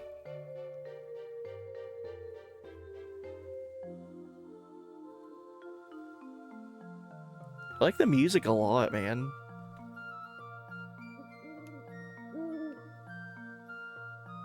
I don't think I ever checked over here.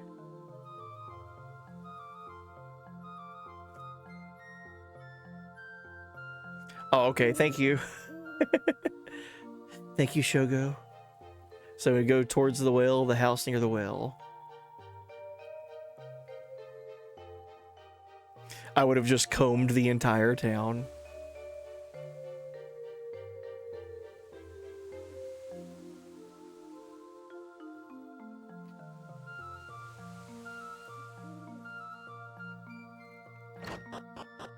So I'm assuming the day-night cycle stuff doesn't change while you're in town. It's only while you're outside of towns.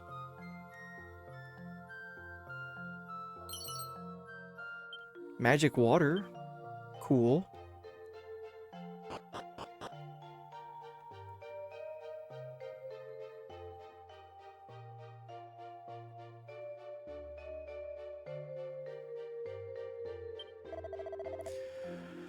What are you after at this time of night, hmm?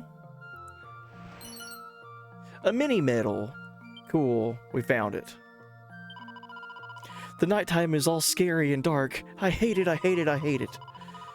Hey, I should go to sleep, shouldn't I? Then when I wake up, it'll be morning. Clever me. Shouldn't you be out this late? Or should you be out this late? Won't your poor mother be worried sick?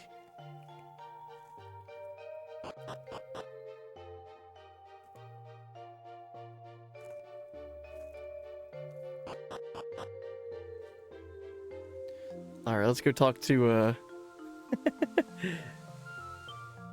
the mini medal master. We found 2 mini medals. Can you give us a weapon? Morgan Miniman. Many thanks for dropping by. I'm trying to max out my collection of mini medals. Yeah, if you find them, bring them to me and I'll make it maximally worth your while. You brought me some. Well, don't just stand there. Hand them over. I need to count how many there are. Let's see now. That's 2 mini medals you've brought me so far.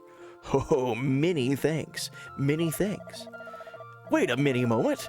You've hit the 2 mini medal milestone. Oh, this calls for a reward. Here you go. A thorn whip. Just what you've always wanted, I'll bet. Many thanks. Many thanks. Cool. You've brought me, let's see, 2 medals so far. Many thanks. Bring your total up to 3 and you'll be a proud owner of a leather dress. You can do it. It's not many more.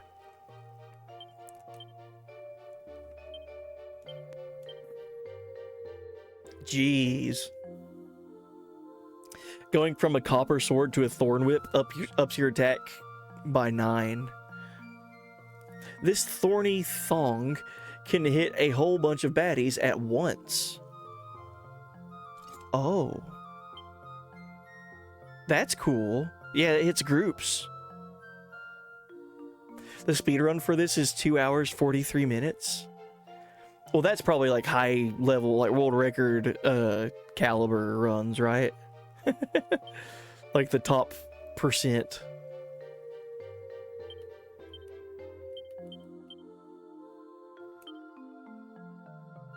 Alright, we're getting stuff equipped to my crew now.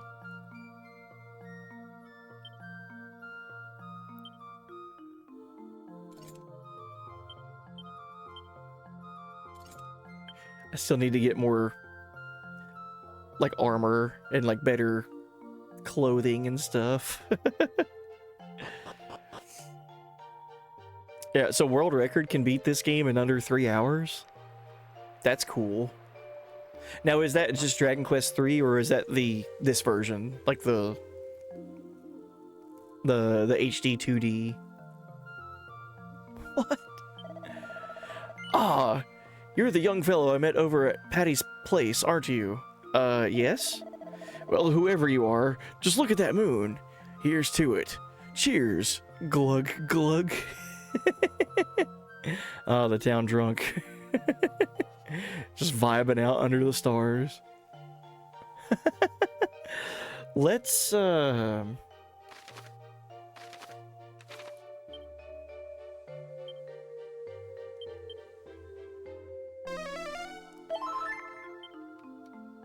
let's heal and save.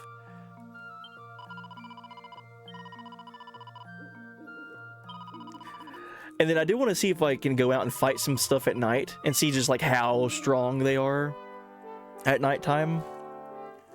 But before that, I feel like I'm going to take a quick intermission. It's been 2 hours, and right before stream I drank some coffee.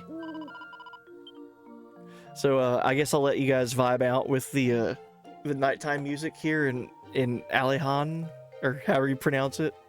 Alehan. And I'll be right back. So give me like 2 minutes or something, and enjoy the comfy tunes and the vibe of this place at nighttime. Pretty cool so far. Alright, be right back.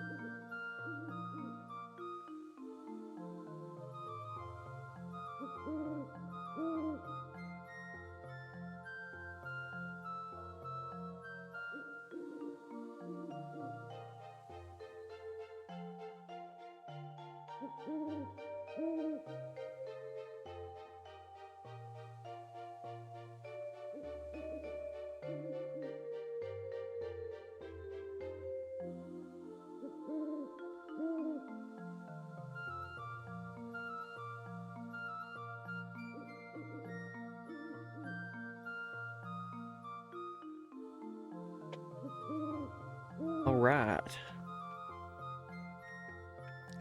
Welcome back, me. All right, thank you guys for waiting. Let's go out on the world map and see how strong the enemies are at nighttime. I don't believe they're too dangerous. We should be able to hold our own with them. We do have a thorn whip after all. Whoops.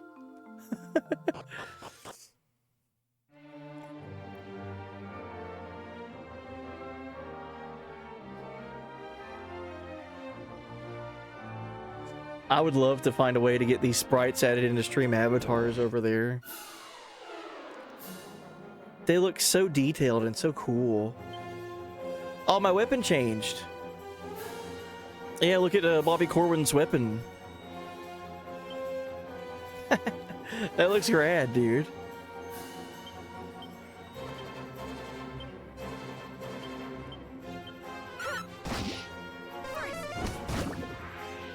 Jeez, Mage is strong, isn't it? That was only 3 slimes. We should be okay. We need to go out into like the wooded areas to fight some stronger things, I think. That one bunny corn that we fought hit pretty hard.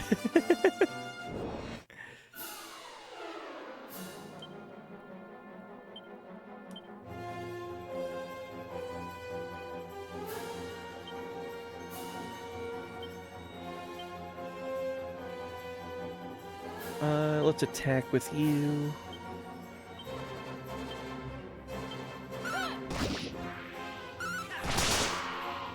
Jeez. Wow. Dude, the Thorn Whip just did like 30 damage to both the ravens. Okay. Yeah, it was pretty strong. These are significant, like, health buffs, too. Like, going from 19 HP to 28. Like, that's substantial.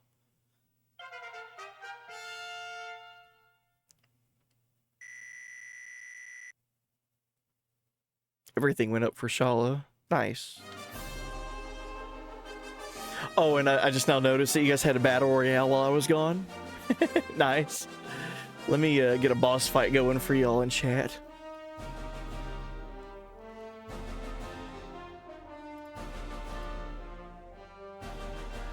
Wait for Boomerang? Oh, geez. I bet that hits everything, doesn't it?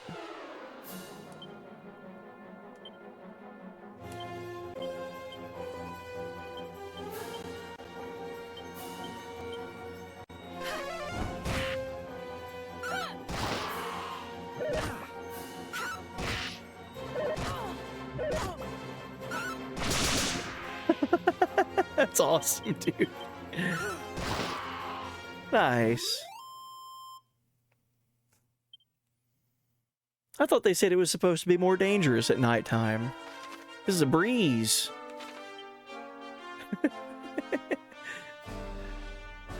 It is right now, at least.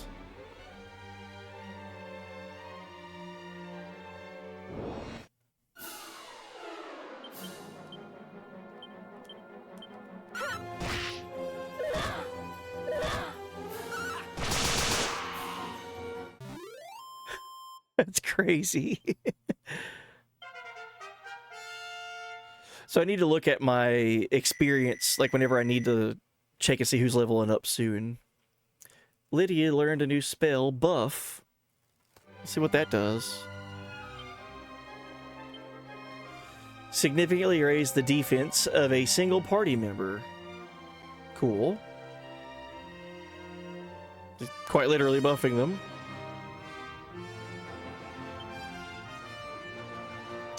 Experience the next level. Bobby Corwin is level 2, so is Azra. I could do like 4 or 5 more fights and get both of them to level up.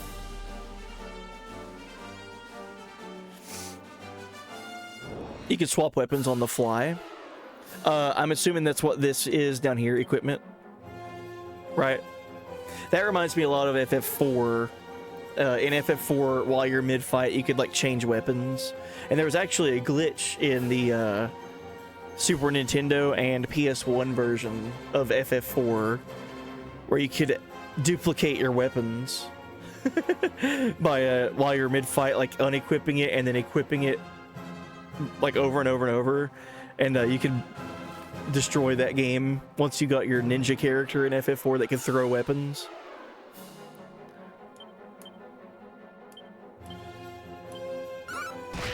So you can stack those buffs a few times. Oh, like, right, so putting buff on Bobby Corwin, for example, and then putting buff on him again to make his defense go up even further.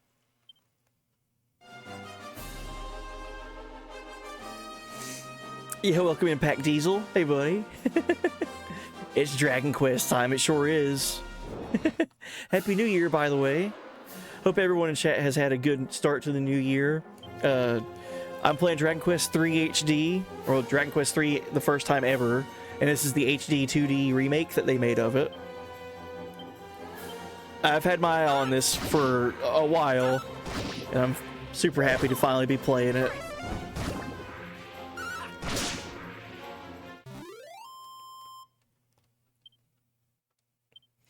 "40 years of Dragon Quest, man." Slime dropped a treasure chest. We got a medicinal herb. Nice.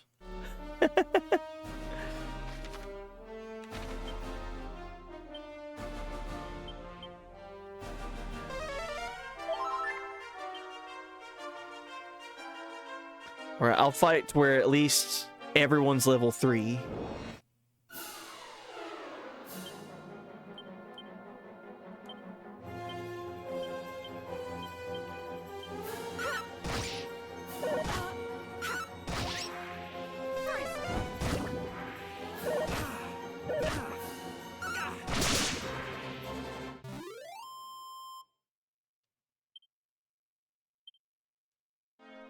Just slammed a whole box of Cocoa Krispies. Got my Tony Stewart Sprint Car Racer. Let's watch some Dragon Quest, baby. Hey, buddy.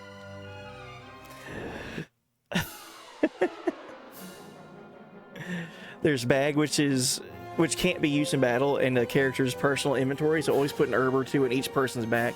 Okay, so each character has their own unique items. It's not just like a big universal bag, like what I'm used to with like a Final Fantasy, for example.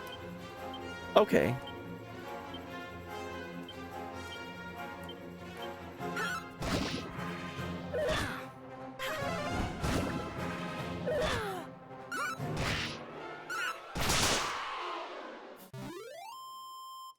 You still have your Game Boy Color version of this? Nice.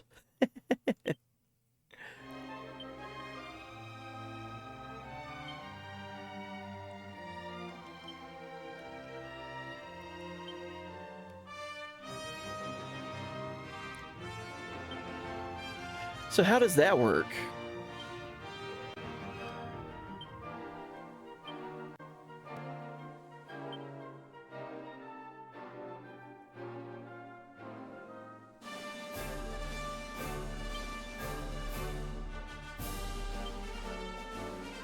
This music's so good.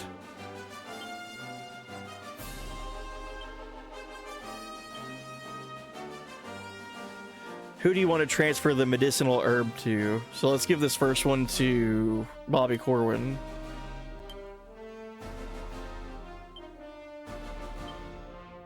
Oh, okay, I understand now.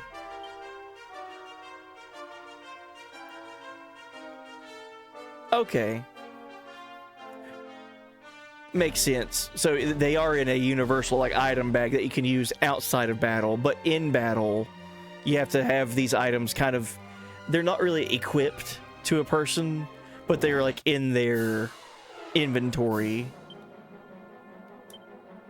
Ah, okay. So items, your overall inventory is in your menu inventory, but you have to make sure you assign certain things to your characters, that way they can use them in battle. Gotcha. Okay, that makes sense.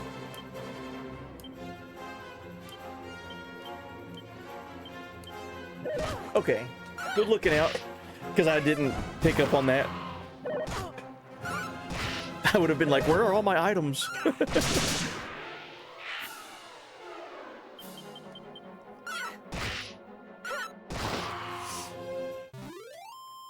Are we leveling up Bobby Corwin? Yeah. Level 3.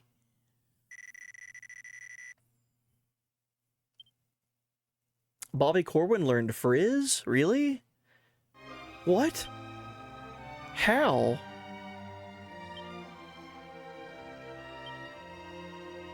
So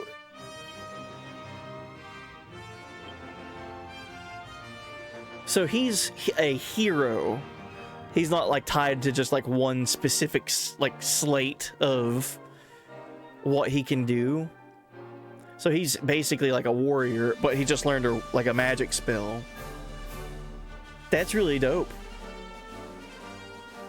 Are you gonna do Dragon Quest 1 and 2? I am. That's the plan. I got this game for Christmas, so Dragon Quest 3. And then because I got it for Christmas, I then went and got the 1 and 2 right beside it. And really cool. Hold on, let me go to the big screen so you can see it better. When you put the game cases side by side, it makes like a mural in a way. Like the images go together. Isn't that cool? So yeah, we're playing 3 right now. And then we'll be going to 1 and 2 whenever we get there. But yeah, it's rad, isn't it? So hero is a jack of all trades class. That makes sense. Why they're like a pretty buff weapon wielder, but then also can learn magic spells. That makes sense. He gets heals and lightning spells. Sadly, you can't change his class like the others. Still though, that's pretty good. It's already out. Setting an alarm to retrieve tomorrow. OMG. Well, I'm glad I showed you that. Yes, I do have that, and it's out.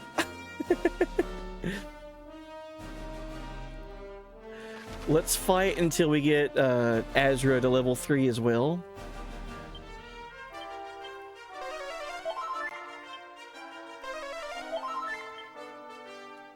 Now that I'm understanding how to fight and how mechanics work a little bit better,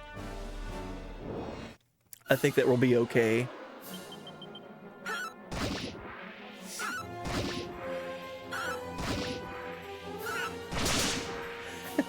Everything died so fast. See, I think 1 or 2 more fights and we should have everyone to level 3.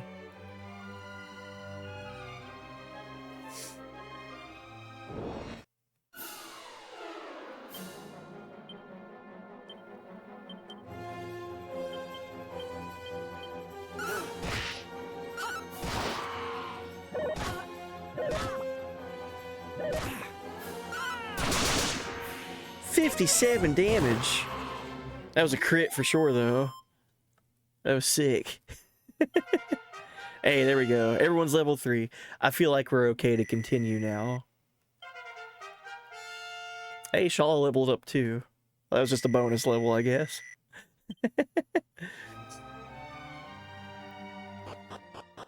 Okay, anything that I can get for my crew. I have 200 G, 211 gold.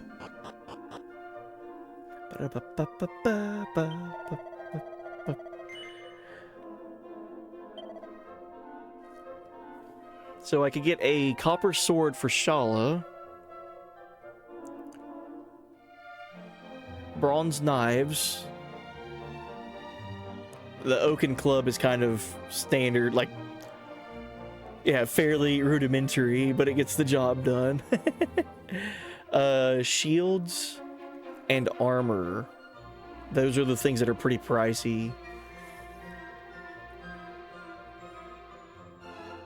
I'll get 2 bronze knives.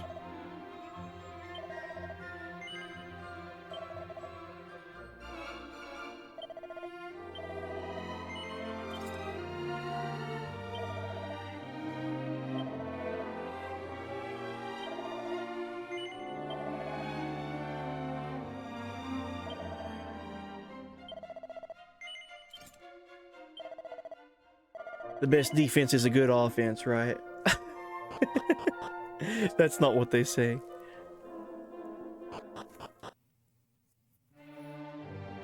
Yeah, the 7 remake is next month, right? That's cool.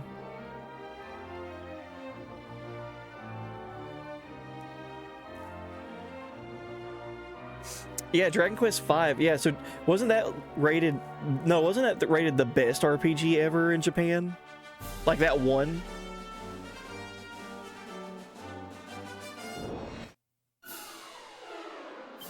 Basically, isn't Dragon Quest V like the reason Pokemon exists?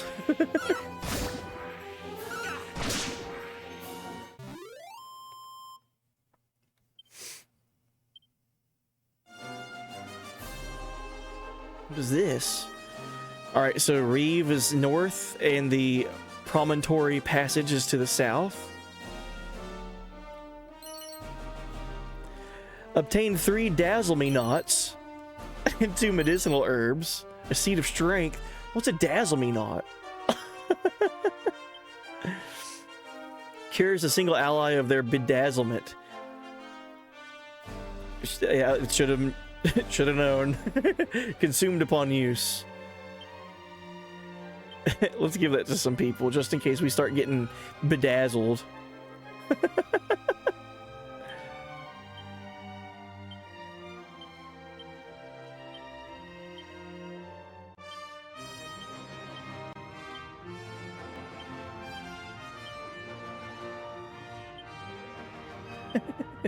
Dazzle me not. We should also go with... What is holy water? Wards off weaker enemies consumed upon use. Oh, this will make a... It's like a repel? Like a repellent? Antidote? We should transfer that to people.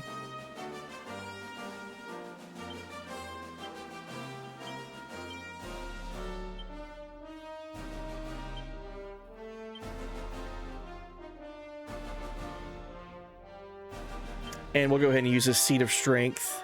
God, we are definitely hitting hard with Bobby Corwin right now. I mean, that... Why steer away from that when we can make our strongest character even stronger?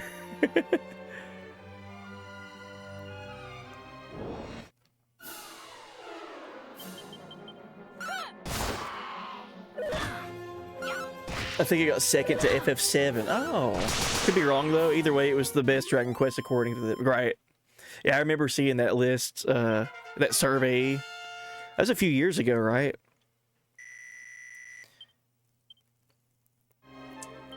We learned the spell Crack. Pierces a single enemy with razor-sharp icicles. Cool.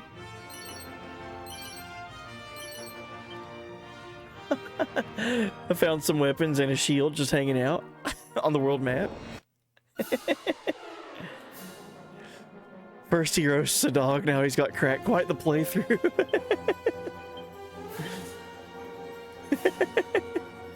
We're getting better. We're getting better at understanding some stuff. Let's use some Crack. We got to make sure we test out this Crack. All right. It's safe to use.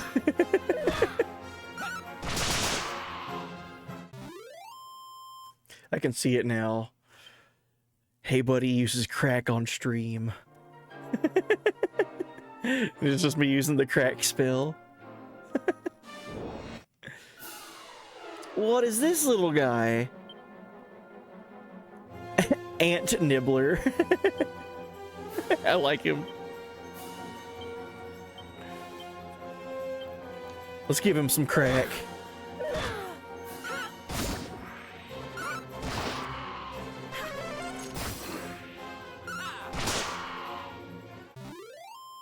Survey was like 2023, I think. Yeah, it wasn't too long ago.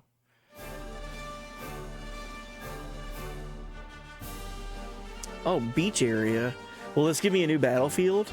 If I'm like getting an encounter on the sandy zone? Heck yeah. Oh, this game is so pretty. Look at this. This is so rad.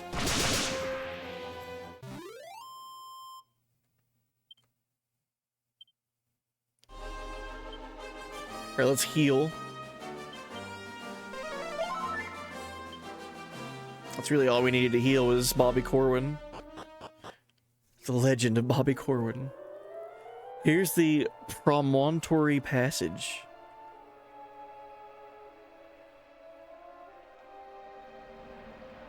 I'm just exploring at this moment.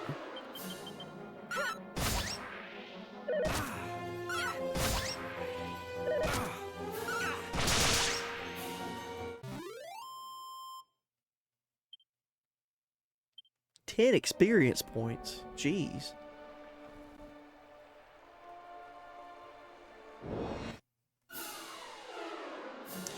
It's interesting that you can attack all of the enemies that are the same type. But if they're not of the same type, it gets separated.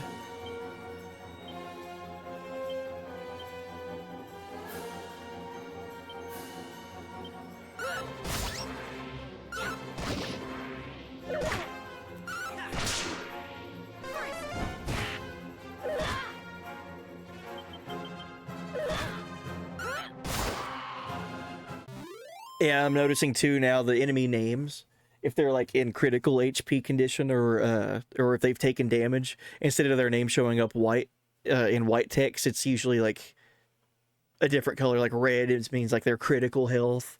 I think I saw yellow a couple of times, meaning they're like weaker.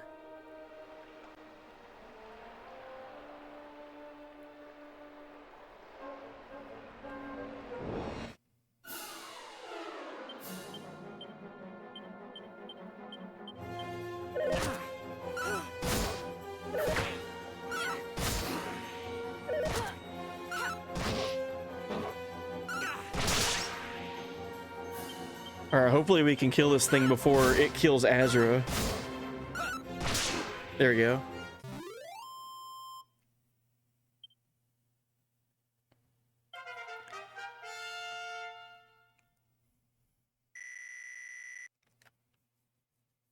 Jeez, man. Bobby Corwin learned heal. We've got another heal spell user.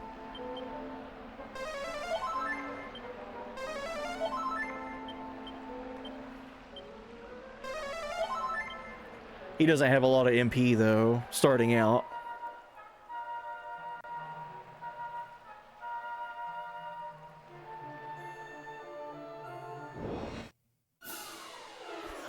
Okay. Big enemy mob here.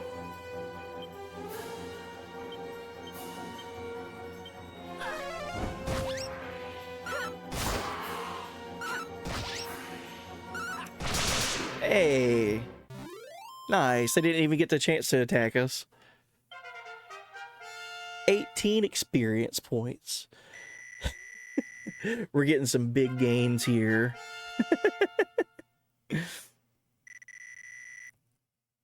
Everything going up for Shala.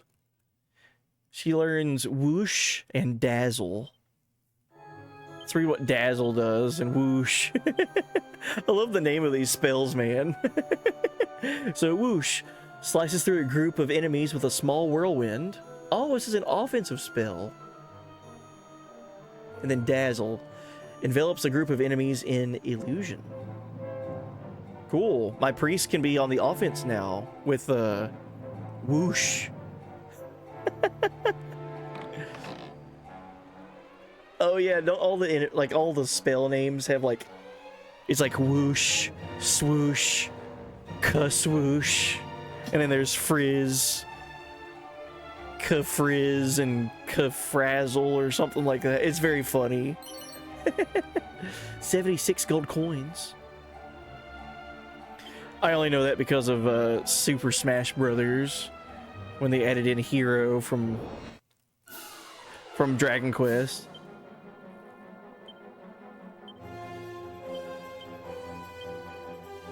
Let's use Whoosh. Oh, okay, now I see this. So the bunny corns aren't like lumped together like this. Huh. I want to check something.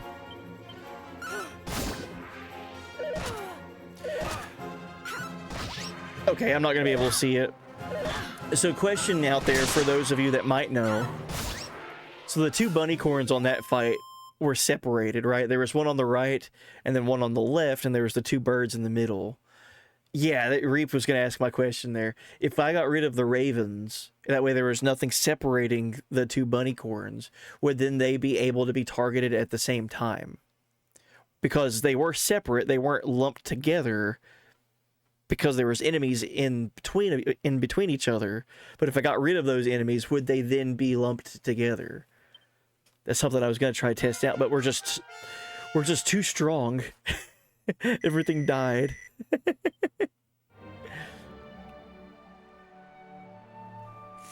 That'd be a really neat, like, mechanic if that's how that worked. And even if it doesn't work, that's fine. But that would add some strategy of like, oh, I want to make sure I get those lumped together.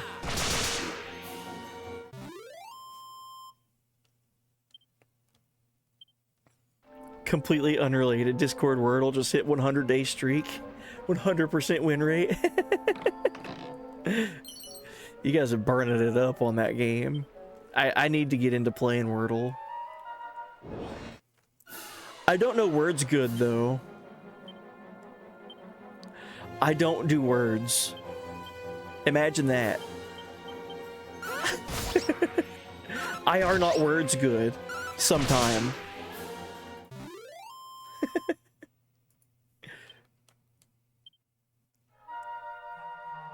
I don't even know if I'm supposed to be in here. I'm just exploring.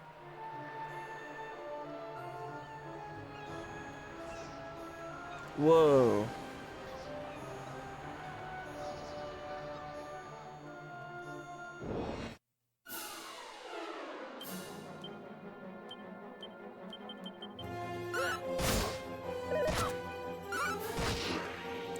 Probably not, since the boomerang and certain spells hit all targets. That'd be something to try to test out. I'm curious.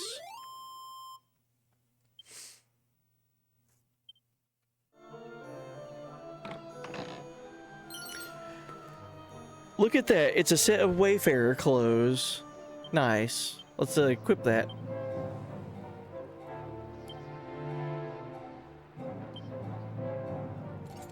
We'll give that to Shala. So that doesn't change your appearance or anything. It's just purely like a stat thing.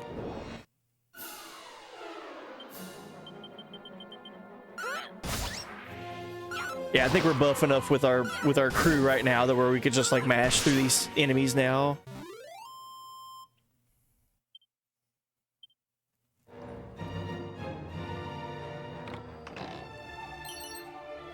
A seed of defense. All right.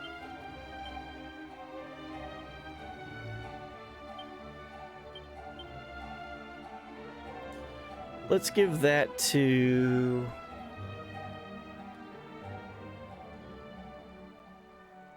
Bobby Corwin, I guess. He was the one lacking in defense. Yeah, welcome in, Big Poodler. Hopefully I said your name right. Welcome in. Happy New Year. Hope all is well.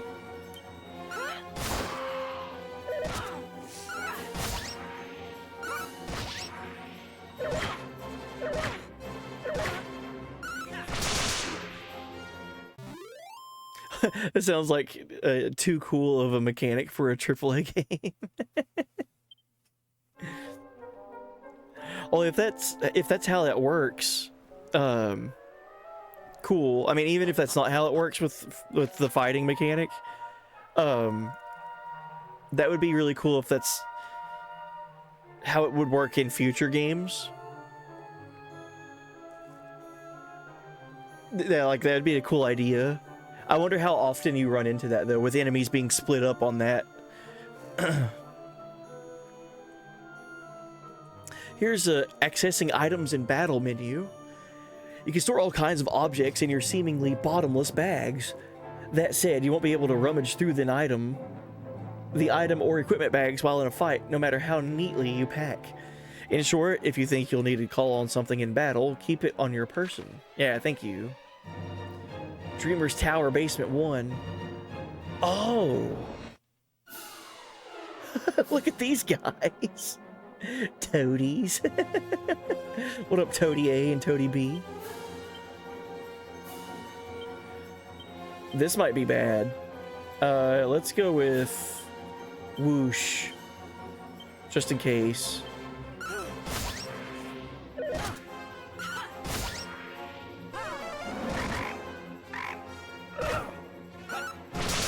Oh, they can do 6 damage. I gotta make sure I heal.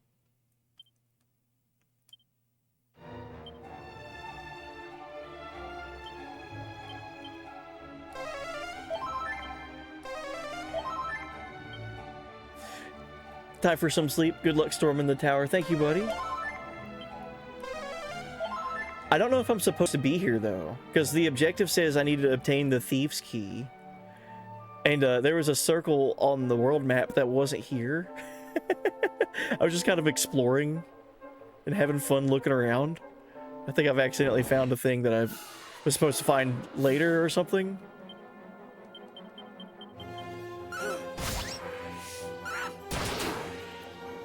Nice crit.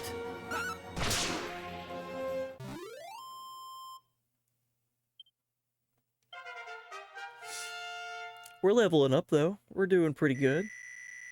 Jeez. 45 HP already.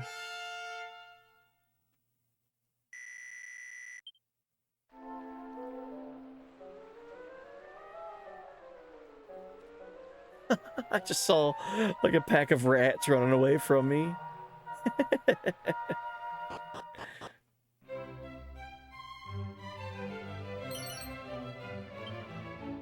Strong medicine. Nice.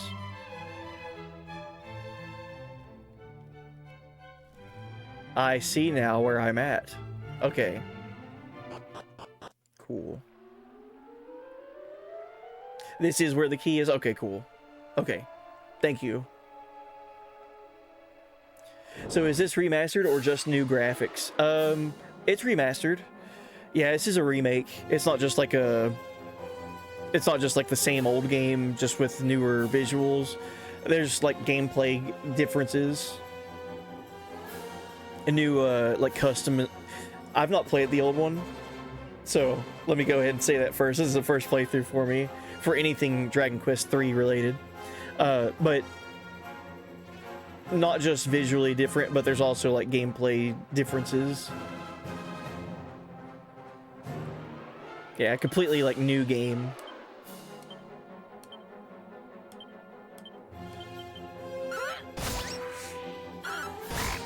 Yeah, no problem.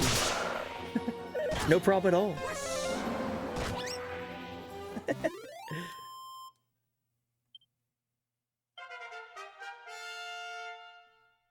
I would love to go back. Like, I plan on playing all 3 of the trilogy for 1, 2, and 3. 3 is the first game in the chronological order, so that's why we start out with 3. And then play 1 and 2 after that. But I would love to go back and look at what these games were like originally, like how they played and what they looked like for everyone else that had played them growing up, you know. Hey, Magus. Hey, buddy. Welcome in. Thank you so much for the raid.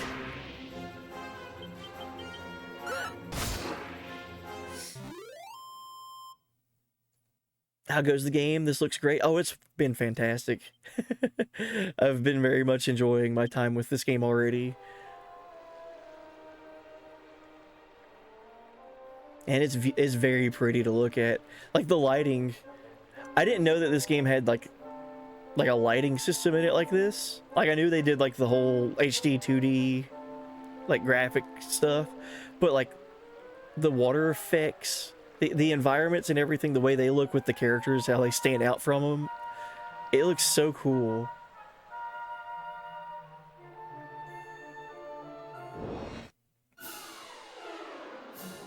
Alright, we're going to try something here. So I'm going to attack the slimes, and then I'm going to defend with everyone else. Alright, so we're testing something out here. So the way the combat works in this game is you attack all of the enemies that are of the same type. So right there I attacked the 2 slimes that were lumped together. The rest of the enemies here are called bunnycorns. but there's 3 bunny corns on the left and 1 on the right, and because they were separated with slimes in between them, I wouldn't be able to attack all the bunny corns at once. But now that there's nothing separating them, can I attack all of them at once? And the answer is no. So by getting rid of the slimes, that does not lump together all of the enemies. It just means that I got rid of the slimes and that's it. Okay, now we know.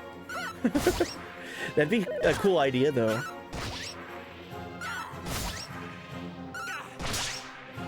Get rid of the slimes to defeat the bunny corns faster. Never played these, but I've been interested. Looked like they really polished it up. I've always been interested in playing Dragon Quest. I just never had a means. Like, I never had access to them growing up. And with these HD-2D, like, remakes, I feel like now is the perfect opportunity. I got these as gifts for Christmas.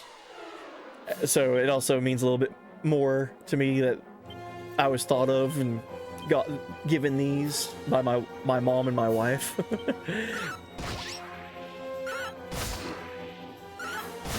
And also, too, this is the 40-year anniversary of Dragon Quest. So 40 years of this franchise. It's crazy, man. 113 gold. What am I up to now with my money? 450 gold? Okay. We're getting rich.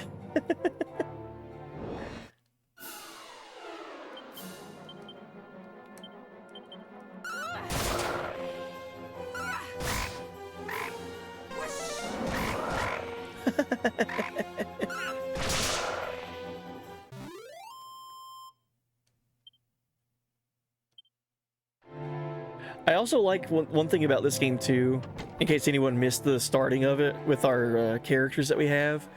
The hero that's like in the lead carrying the lantern is like the only character that's like assigned to you.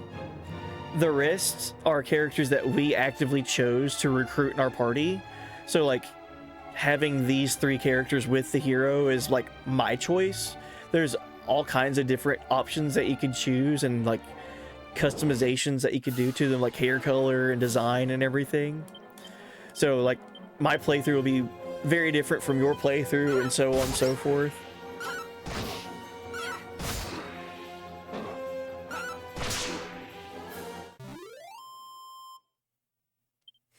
Oh, was there a board game mini game?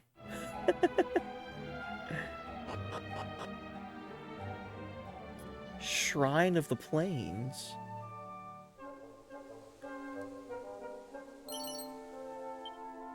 I've got no clue where I'm at right now, other than the shrine.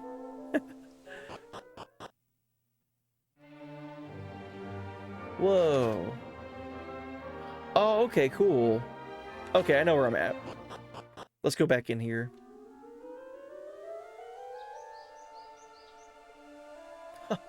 There's people.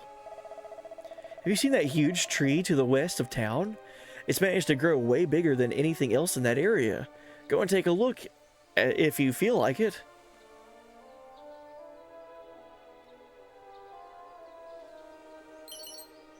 Hey, I found a mini medal. Nice.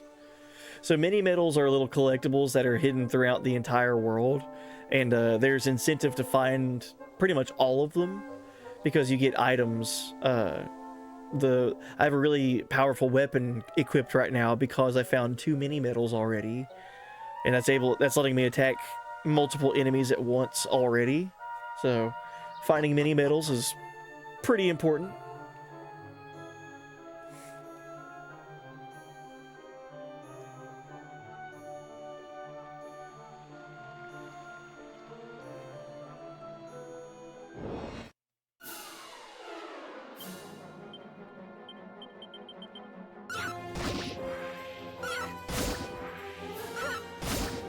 I like how snappy the combat feels, man.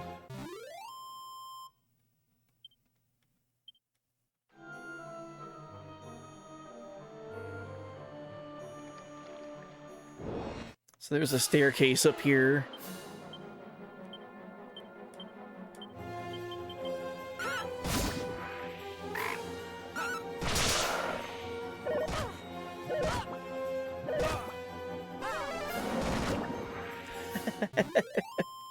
Whoosh. Jeez. We're getting all kinds of experience.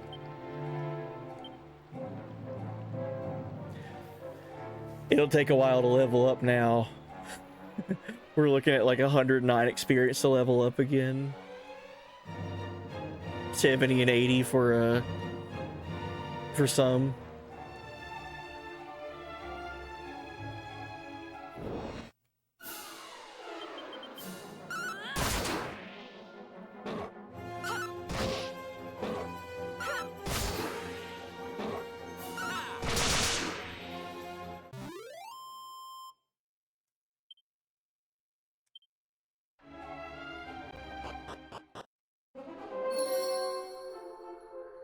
Objectives have updated. Obtain the thief's key. Find the old man in Dreamer's Tower. Whoa, this music. Yeah, the Dragon Quest VII remake is next month, right?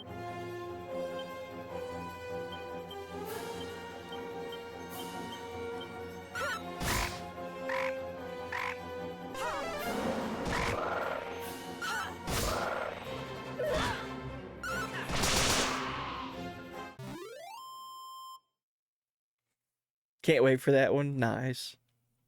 I already pre-ordered 7 so I can play 2 days early. Oh, cool. Heck yeah, I hope you enjoy it.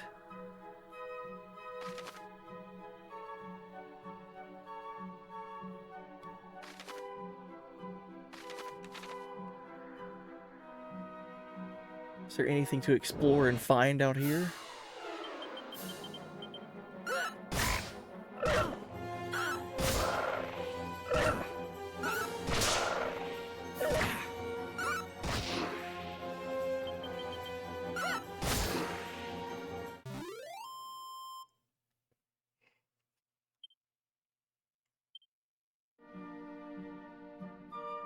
This map extends pretty far out.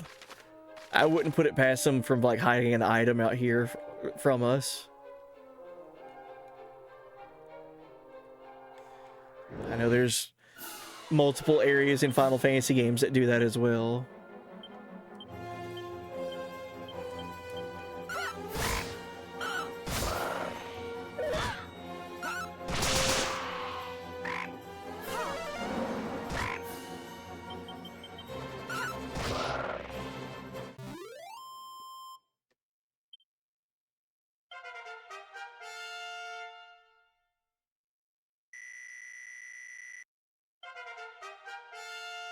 Significant HP gains on these characters already. We learned Sap and Squelch for Shala. Let's see what those do. Squelch cures a single ally of the effects of poison. Okay.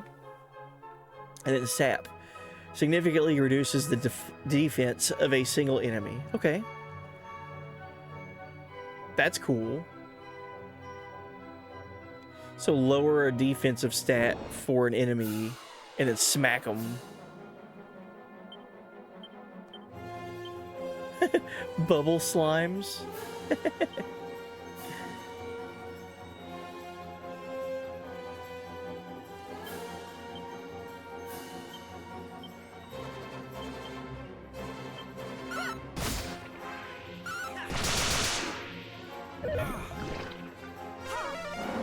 Oh, I got poisoned. Okay.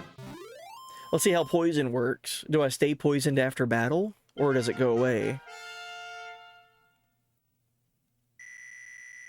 I'm going to assume it stays on my character. Azra learned Soothing Song. Okay, poison does stay on your character after battle.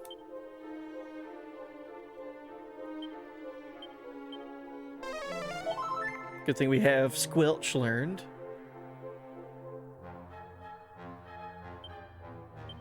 And Soothing Song. A nice calm number that restores at least 20 HP to all party members. That's cool. I can see that being really helpful. Just gonna keep checking the perimeter really quick.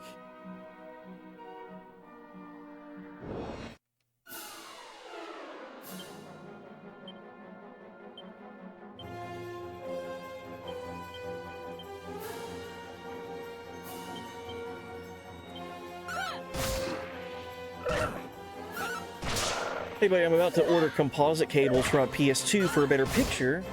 Going to order a retro tink as soon as I can. Oh, cool. Do you have any experience with composite cables? Do they work good? Yeah, that's what you would want. Especially if you're gonna get an upscaler like a retro tink. Yeah, that's basically your best bang for your buck. For a PS2 to an upscaler.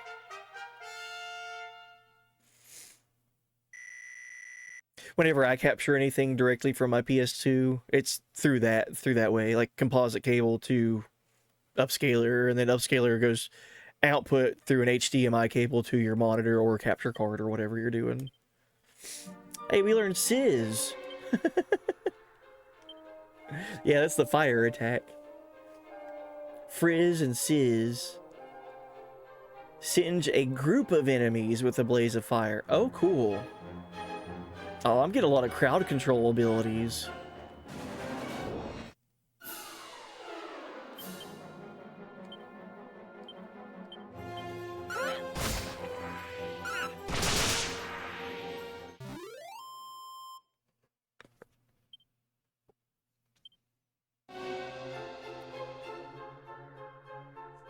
Did they not hide anything out here?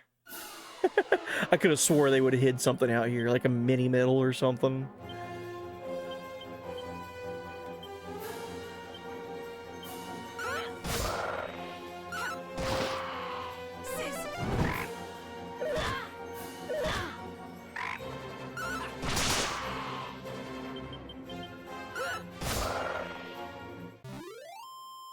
I love how animated these enemies look, man.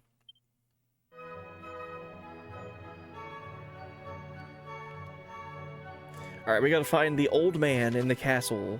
Or the tower, I mean.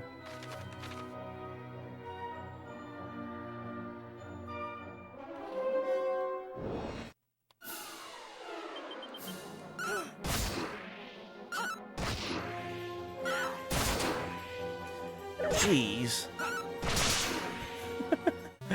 We're gonna get so buff before we even fight our first boss, I feel like.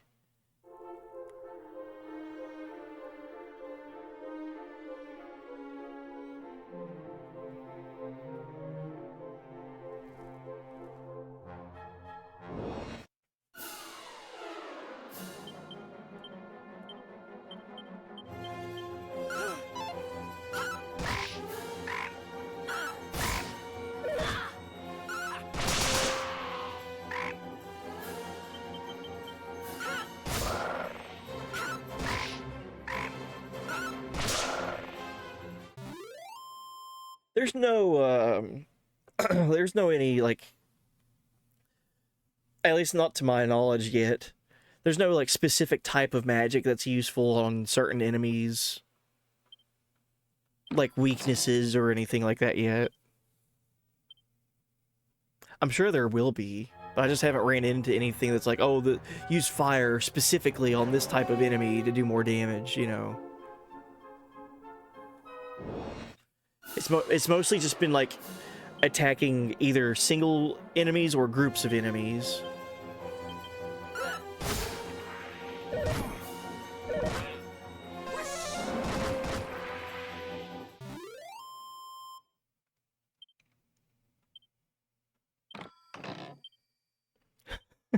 I love that we named our hero Bobby Corwin.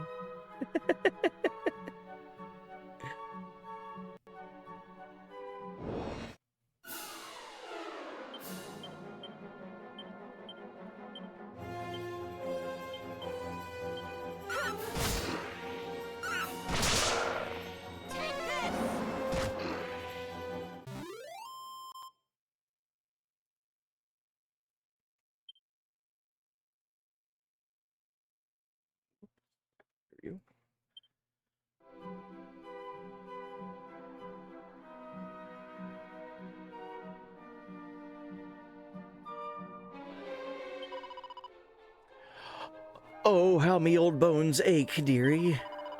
What I wouldn't give for a nice rest in this cozy little inn here. At Dreamer's Tower.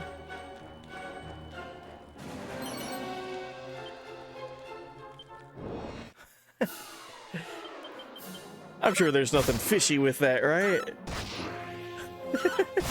This place is just infested with monsters.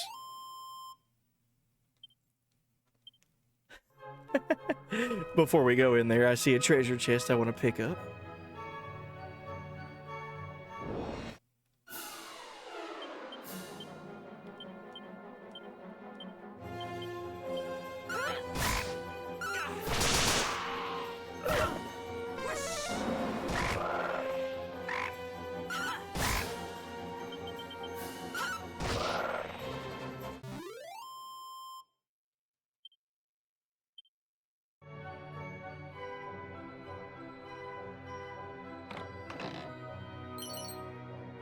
A chimera wing. So that's used for like fast traveling back to towns that you've already visited. So we won't use that yet.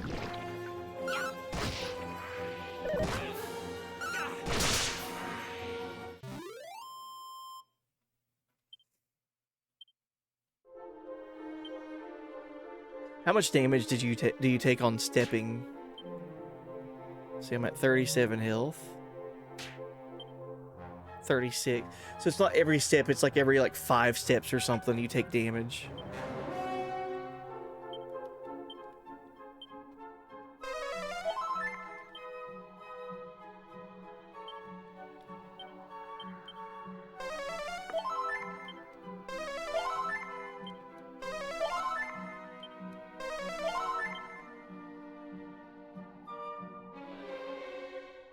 All right.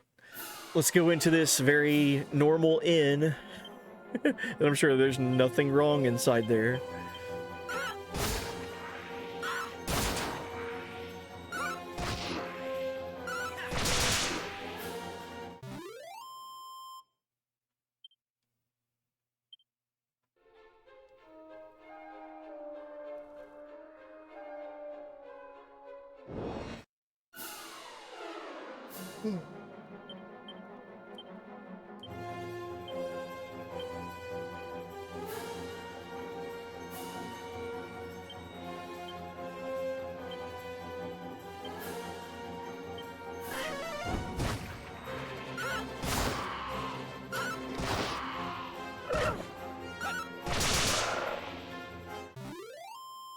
It's cool to come up with a strategy that you think will work, and then like once you've set it up for everybody, then you see it all play out and it works exactly like you wanted it to.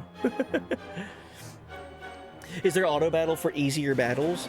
Yes. Yeah, you could set it to where let me show you. Let me get into a fight really quick and show you. You can either go into a fight with it already set up that way, I believe, or you could just change it in the menu right here.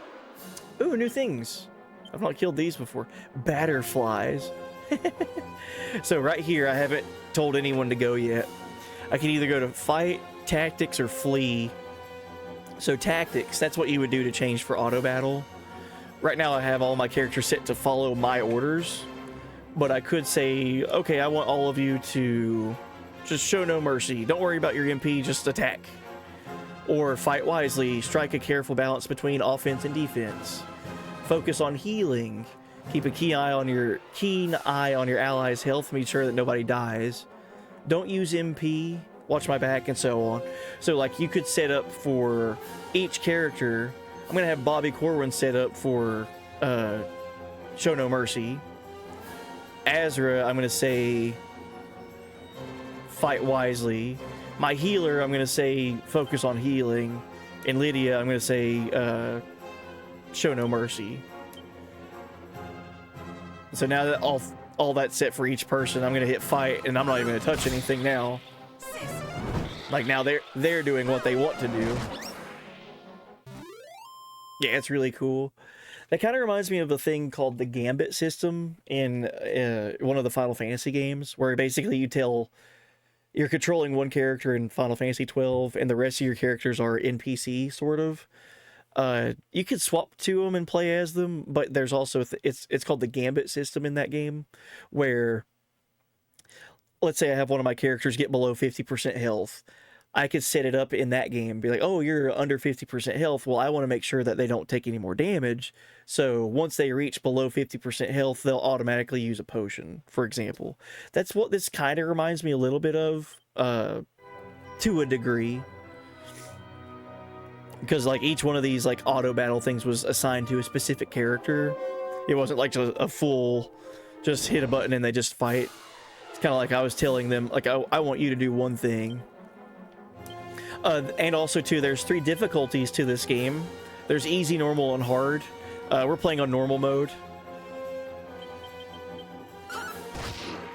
So you can even play it on easy mode with all this auto battle stuff, and it just be super customized, right?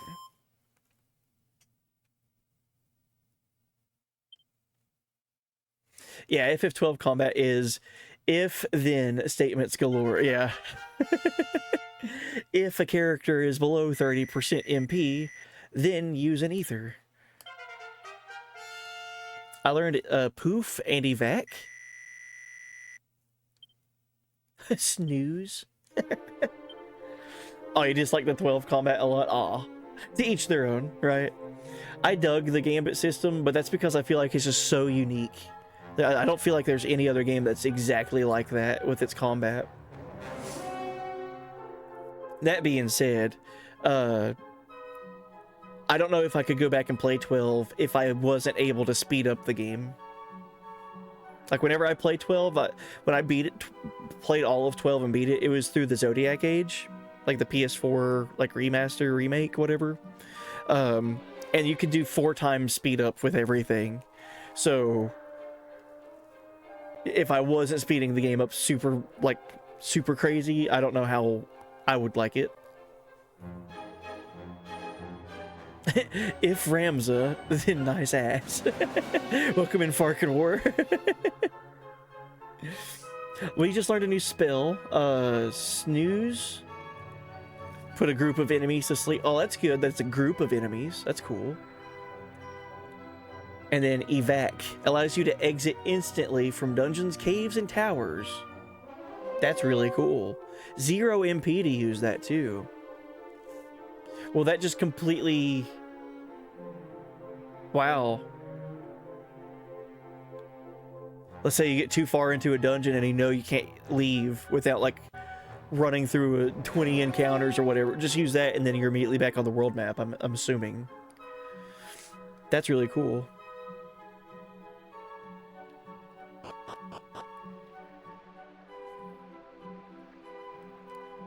Trying to play 12 without the Gambit system is also rough. I don't like it because it doesn't feel like I'm playing the game. Some fights you can just walk in and go make dinner and come back to the fight finishing. Well, one thing too is, like, with the Gambit system in 12, you're the one deciding how to set up the Gambits. So if you pay attention to what Gambits you've unlocked and like what circumstances you've got equipped to certain characters, sometimes you can just like make the craziest builds, and I like that. I like coming up with an idea of like, okay, I want my healer to do this and my tank to do this, and then like I don't have to worry about them because I know my tank is going to be taken care of by the healer, and I can go over here and attempt to like steal as much as I want to while my tank is keeping all of the focus, and all like my healer is making sure that they're not dying and so on. I feel like it adds a new level of strategy that you don't see in other games because where it's just so unique, right? You see that lady by the top of the stairs? She looked young enough to me, but she acts for all the world that she's as old as me gran. Customers, after all this time, I can't tell you how happy I am to see you. Welcome to our inn, weary travelers. Will you be staying the night, or perhaps simply stopping for a short rest? Either way, it's 12 gold for a room. Let's stay overnight. Enjoy your stay.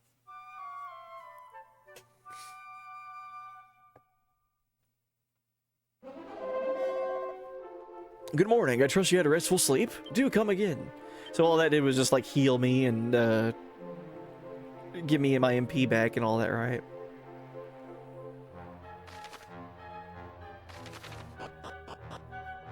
So there was no old man down there? Oh, there's a staircase over here I did not see at all. Okay. Yeah, that would make sense. Explore more of this place. This is a tower after all.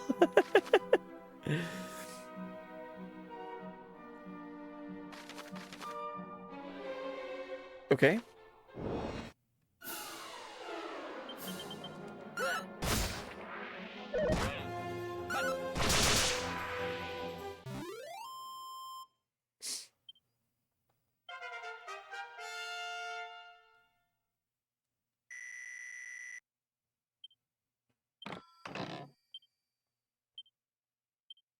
I'd like to see what more stuff what is the job called? Beastmaster?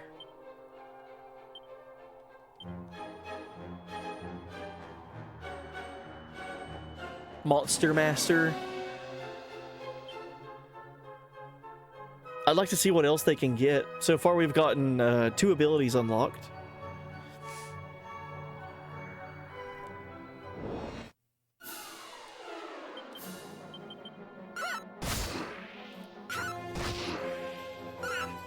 I think I'd be okay with the Gambit system in a different style of game. I should really play Tactics knowing you've released lore from 12 and 14. I enjoyed watching you play. Oh, nice. Yeah, Tactics is wonderful. There's so much replay value in that game, too. I'm a big sucker and for replay value. I look for replay value in games as I'm actively playing it. So that's why I always say, like, some of my favorite Final Fantasies are the ones that have job systems in them. I can already pick up on the replayability of this game because of, like, all of the different choices that you make at the beginning. Kind of laying out your team and laying out your hero's, like, personality style and all that. So I can see there's all kinds of replay value with this game. And I haven't even seen much of it yet, you know? I'm still on the first quest. Kabuff. Hey, we learned Kabuff.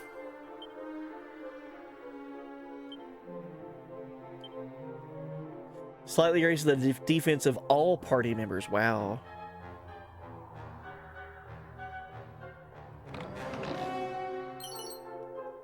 Hey, I found another mini medal. I've got 4 of these now. Okay. Let's explore the top part of this room. You might like Octopath if you haven't played it. Yeah, I've heard nothing but good things about Octopath, or all of the Octopath games. I need to play them.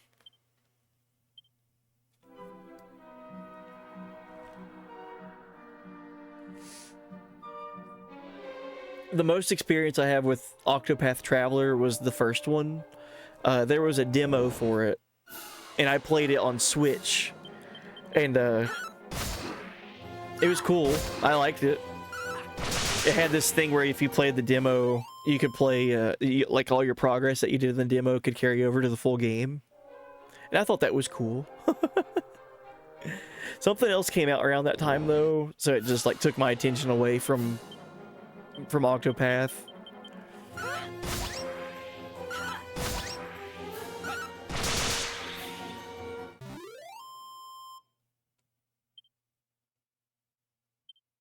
It's different. I do suggest playing 2 or 0 first, though. Really?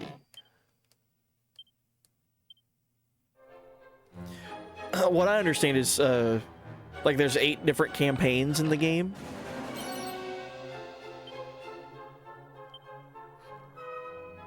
Hey, we got a new shield. Let's equip that to somebody.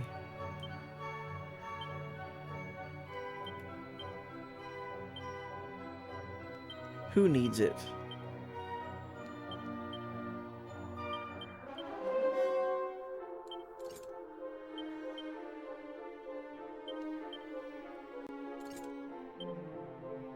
That'll work.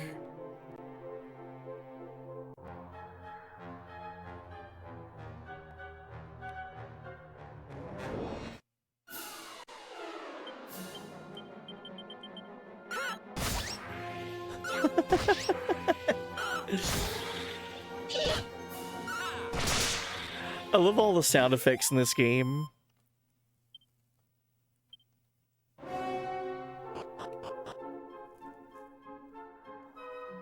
Oh, found a thing. I found a boomerang. Hey, cool. Boomerang. Crafted from a suitably sturdy tree, beginners need look no further than this boomerang. Alright, so that's not as good enough attack as my Thorn Whip. So who else can use this? Azra can use this. And so can Lydia. We'll give it to Azra.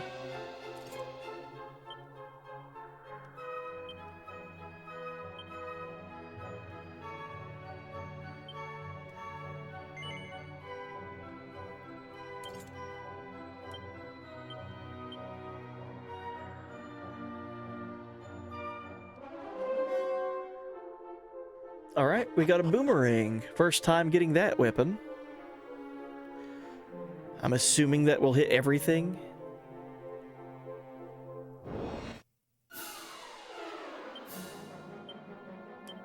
Or like groups of everything. Or maybe just everything in general. Wow, dude. The boomerang hits everything. It doesn't matter what groups are together or what. Just everything on screen gets hit. That seems really good this early on. Like, really good.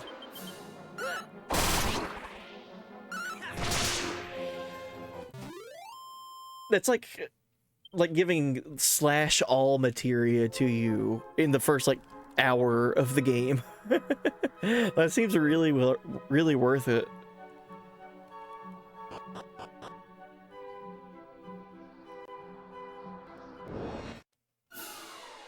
What is this guy? Prestidigitator. Not the Prestidigitator.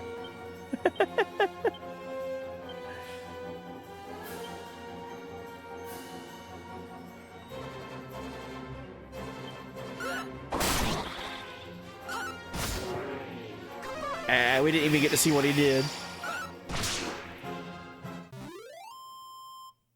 You could always play Golden Sun as well. I just now saw that.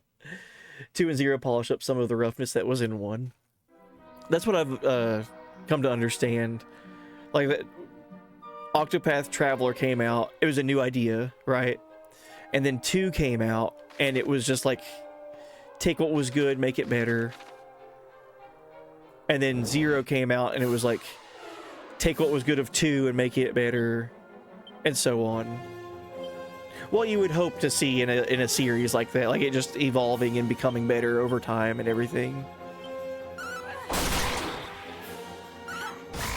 This boomerang is crazy, dude. So strong.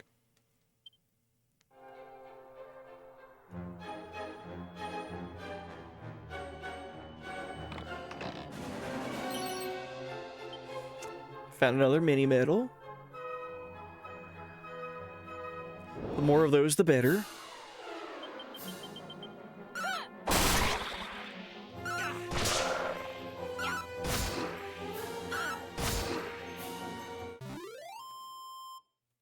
We're probably close to leveling our characters up again soon.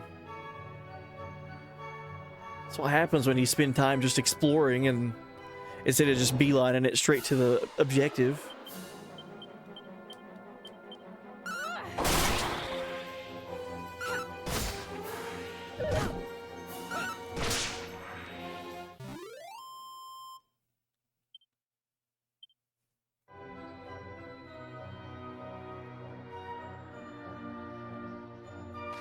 Uh-oh. I think I explored everything here. Oh, cool. Okay, my objective is inside this room. There's that spiral staircase that was the floor below us. But already getting up here seems like there might be something.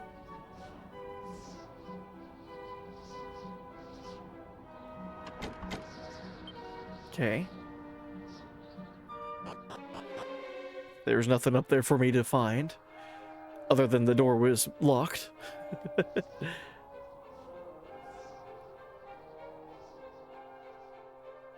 I don't think I got to explore up in this top hallway.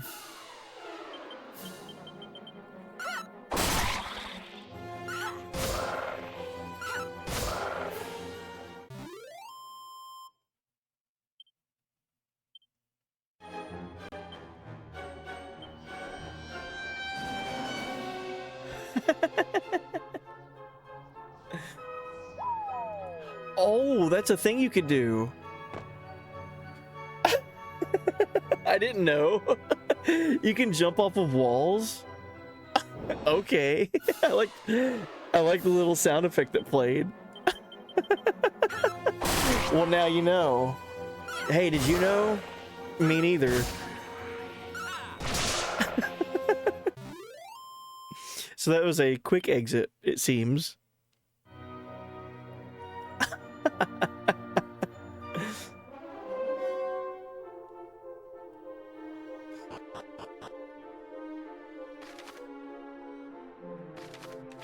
And luckily, it don't take too long to get back to where we were. Pretty much back to where we were anyway.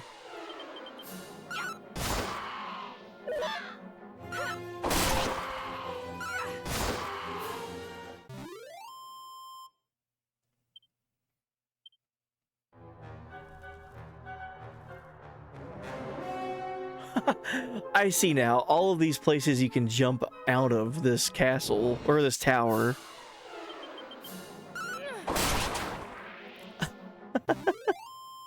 I was just gonna go to the edge of that room and like take in the view. And like be like, man, look at the distance that you could see out of it. But yeah, you could actually like get too close to the edge and jump off right here.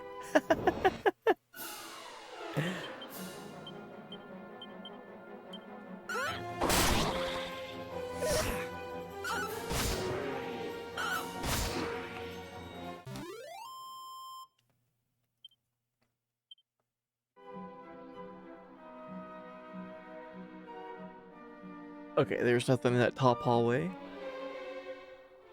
So we want to take this spiral staircase right here. We should be in our objective.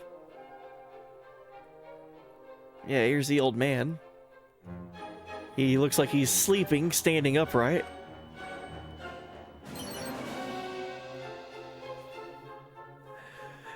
Bobby Corwin takes a look at the bookshelf. Look at that, it's a copy of the Girl's Own Annual. Bobby Corwin puts the copy of the Girl's Own Annual into the item bag.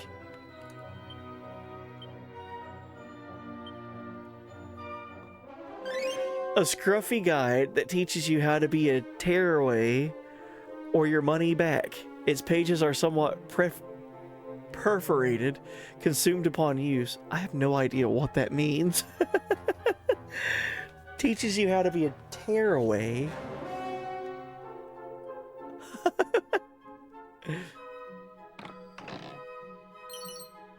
A chimera wing. Alright. Hey, thank you for giving Dactyl. Hey, buddy. Snore, snore. Well, well, well. So you've come at last. I've dreamt so many times of giving you this key. Heaven alone knows why. But it must mean something, so here you go. One thief's key. You'll take it, won't you? Yes. Bobby Corwin acquires the thief's key. Now, use that to go and have a look inside the house in Reeve with a red door. Don't worry, the chap there loves visitors. He won't mind you dropping in unannounced one jot. By the way, Falls asleep. there are books in this world so influential that they can change your whole personality. Oh. Open them with caution. That's my advice. Off you go, then. I can't stand around all day. I've got important dreams to be having. Oh, don't yawn, man. You'll make me yawn. You guys know yawning is contagious.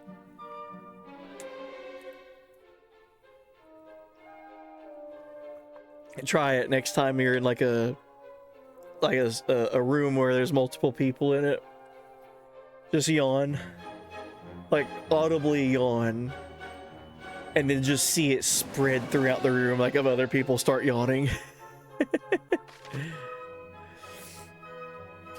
Pesky padlocks. You may have noticed there are a fair few doors in the world that are locked shut. As with most doors, they can be opened if you have the right key. The thief's key, for example, can supposedly unlock all red doors in the realm. Movement in a mere moment. You can use the zoom spell or a chimera wing to return to any towns, castles, or dungeons you've been to before. Now, these methods of transportation will cause you to shoot up into the air, but feel free to use them indoors by all means. You'll fly right through any bothersome ceilings that would have ordinarily gotten your way. Magic! I love that last line. Magic!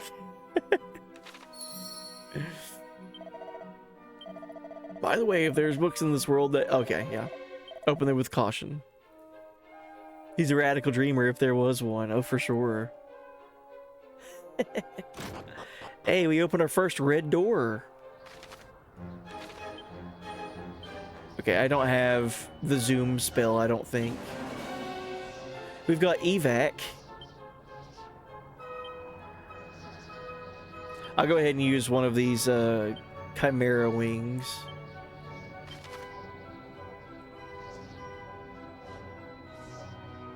I've not been to Reeve before, but is it gonna let me go to Reeve with the chimera wing? That's cool. Oh, I could fast travel to the mini metal manor from here. Wow.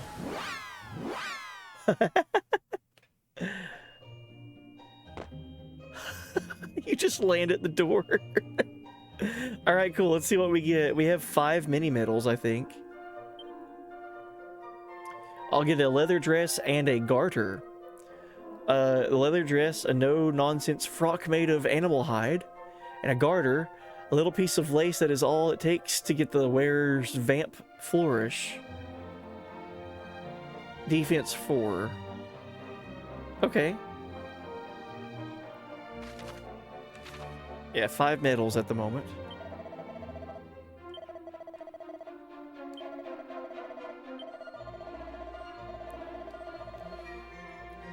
Here you go, a leather dress. Just what you've always wanted, I'll bet. Many thanks, many thanks.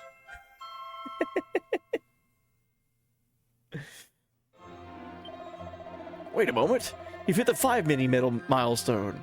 This calls for a reward. A garter, just what you've always wanted, I bet. Alright. Many thanks. Bring your total up to 8 and you'll be a proud owner of an edged boomerang. You can do it, there's not many more.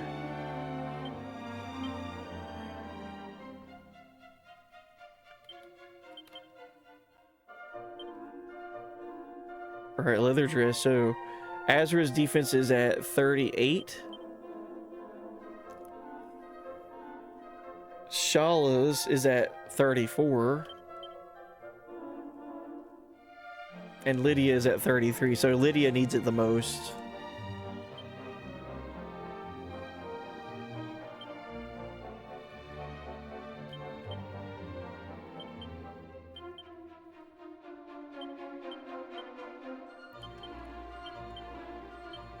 And we'll give the garter to Shala because she's needing more defense as well.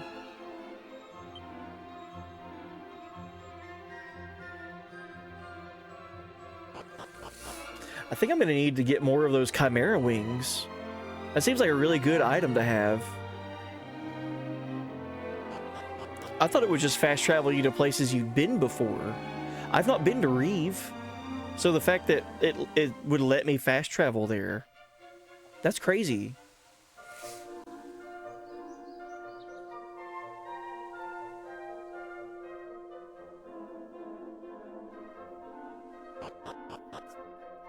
Ah, Dragon Quest, the game series that can get away with puns and everything and no one argues. Exactly. Welcome in, Bronai. Yeah, this game's humor is very charming.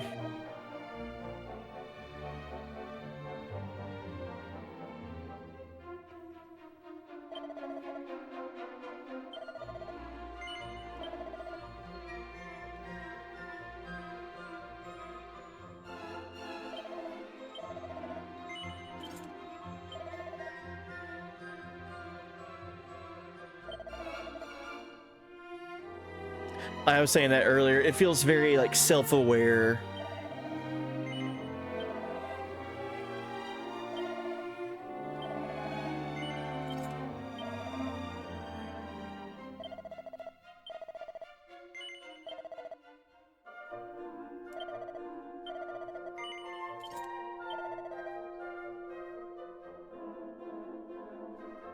All right, we got all the best gear and weapons from the starting town at the moment.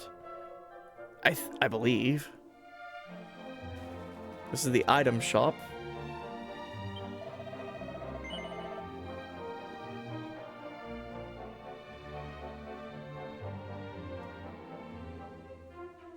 Yeah, I'm gonna buy like 10 of these Chimera wings. Or make sure I have 10 of them.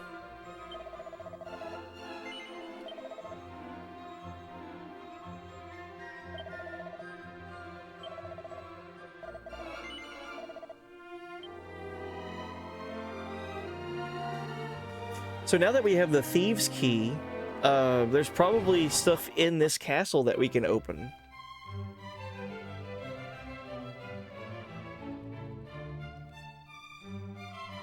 Any red doors? This one's blue.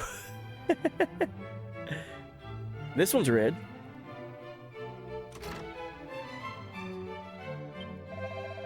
I've been working here in Alion Castle for 10 years now. I wanted to become a royal scholar, but I failed the blessed exam. I heard those who passed were given a special book that made them extra clever, too. Curse my luck. There's got to be more in here than hearing about your story.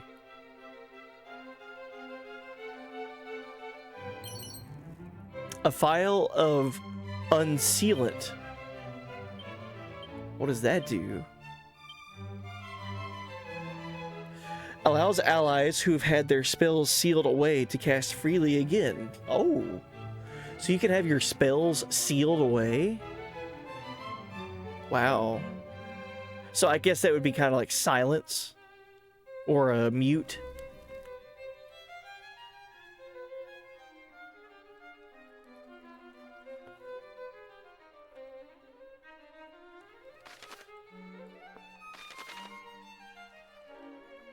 So there's a blue door up here I can't unlock.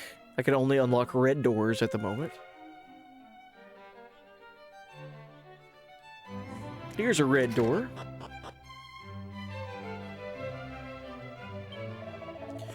I recall reading somewhere that the seal placed on the teleportal could be broken by means of a wrecking ball.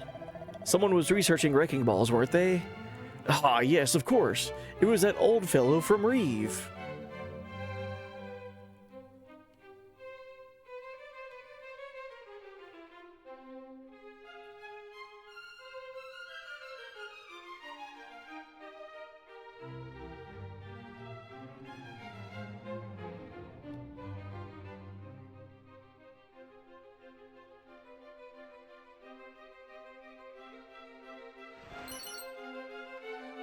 Look at that. It's a rousing ring. Bobby Corwin puts the rousing ring into the equipment bag. Yeah, it seems like an accessory. An energizing ring that helps prevent its wearer from being sent to sleep. Increases luck by 7. That's pretty good. Anti-sleep.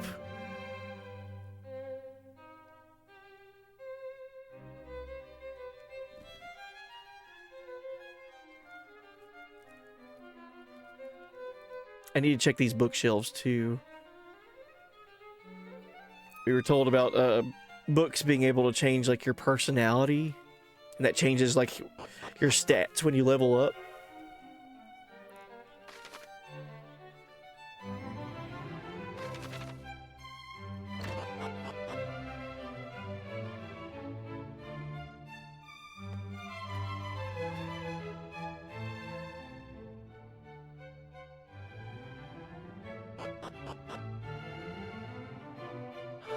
Oh yeah.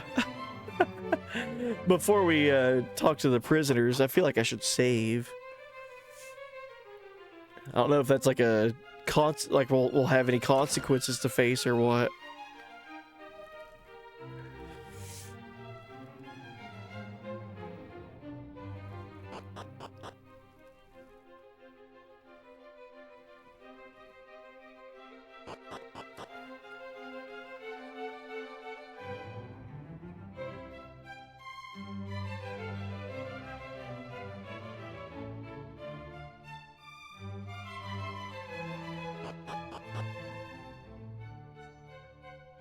I need there to be more save points.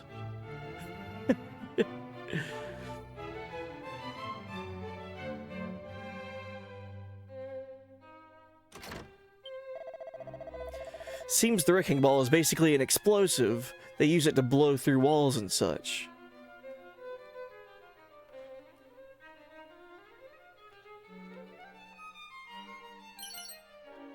We found a pouch of musk. What's that do?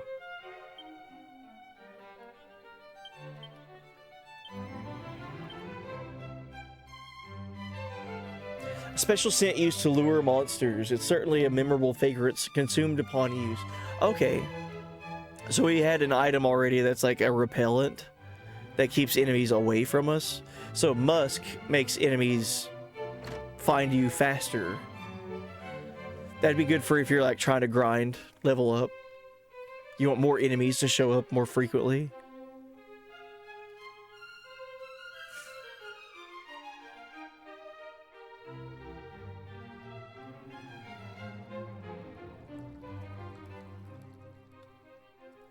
Oh, how did I get here? Here it was. Alright, we're gonna go save first, and then we're gonna talk to the prisoners, since we found the key that can unlock pretty much all doors.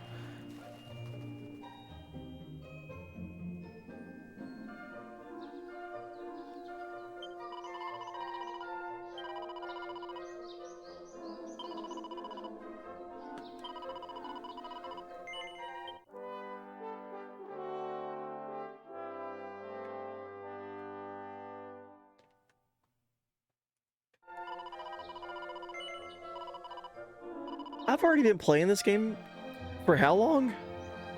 3.5 hours? It does not feel like that, man.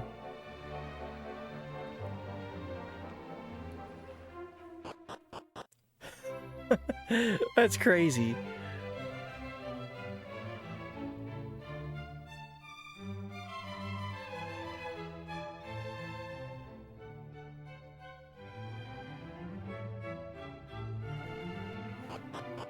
Alright, let's see what happens whenever we try to free these prisoners. I think I'm gonna have to head off soon. Don't want to be late for my last day. Understandable. Absolutely. Hey, good luck on your last day at work, creep. I hope it's a good time. Have the farewells and all that.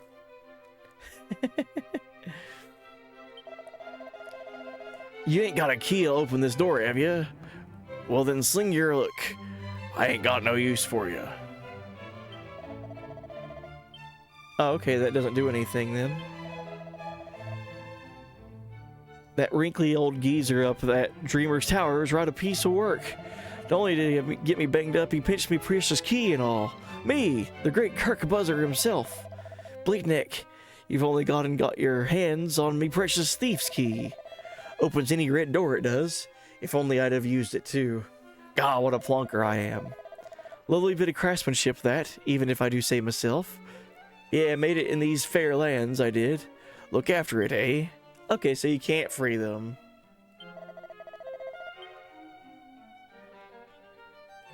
Alright. So excited. Good luck. Yeah, good luck. Fuck that company.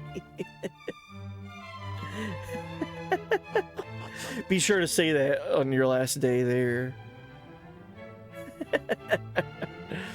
No, I know that feeling all too well. Whenever I left retail, I remember I had it marked on my calendar, like down to the day, like when I knew I would be leaving, when I put my 2 weeks notice in.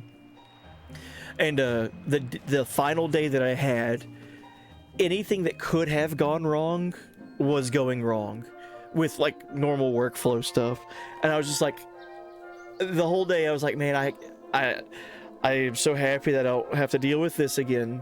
Like one final wave of bad luck of like technical issues or computer like servers not working properly and all that stuff. I was just like, man, it's all pouring on me on one day right here, but it's my last day. So I was like, I don't care, because this is going to be an ongoing issue for months. And so if it's going to give me one last hurrah of bad luck at work, it all poured it on me on one day, and I was just like, that's my last day. I don't care. Yeah, anything that can go wrong tomorrow is not my problem. My thing was, with where I worked, most of the time it was one opener and one closer, and anytime you had any overlap of employees, it was only for like very brief, like 2 or 3 hours out of the day. The rest of the time it was solo work. So, yeah. Whenever I got to leave that place on my last day, I was like running out the door. See if there's anything else here. I don't think I missed anything. Like pots or barrels or anything. Oh, yeah, I didn't find this. A dragon scale. Whoa. What does that do?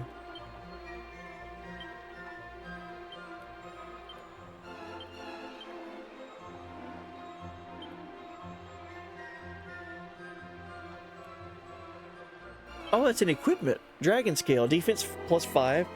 An amulet wrought of a dragon's steely scale. Cool. Who needs defense? 44.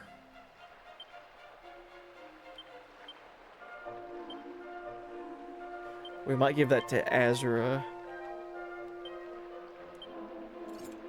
That's cool.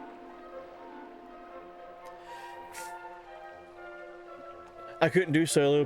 People would realize I talk to myself and reply. Yeah, with solo work with where I used to be at was kind of what made me want to leave there. It wasn't that bad until COVID hit, and then when COVID hit, I feel like a lot of companies took advantage of the fact of like, oh, well, we got by with the bare minimum, and we're still around. So for the companies that like still stuck around after COVID, it was ridiculous what they tried pulling. Basically, they were like, yeah, we can get away with less is more, and just blame it on the pandemic. And it'd be years down the line before they would try to fix anything after that. Alright, I'm seeing glowy stuff on the world map over there. How do I get there? Oh, I have to walk like all the way around that mountain range? That'll be something we come back to.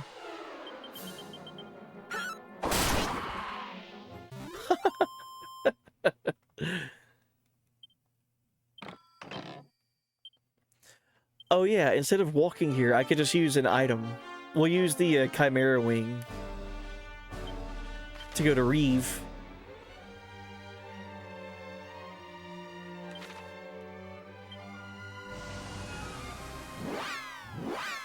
I love that sound effect. All right, new town, Reeve.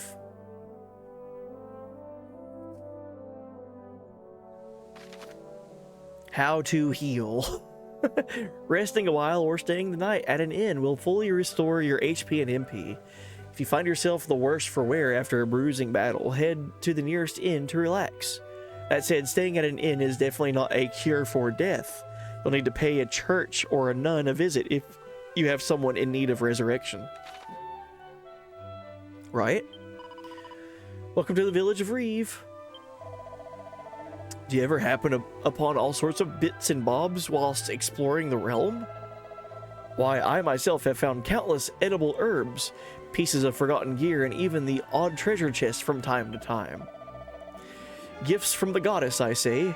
Better they serve someone than go to waste, eh? Found an oaken club.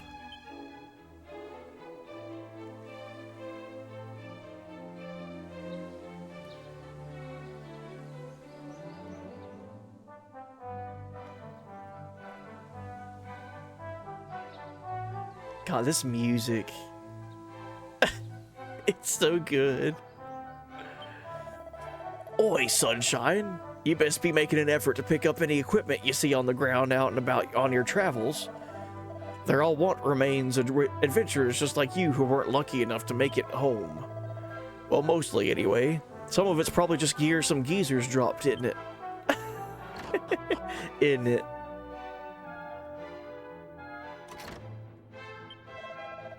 They say there's some kind of sacred spring way off over the mountains to the southeast of the village. Apparently all the great heroes would make a point of visiting it before setting off on their quests.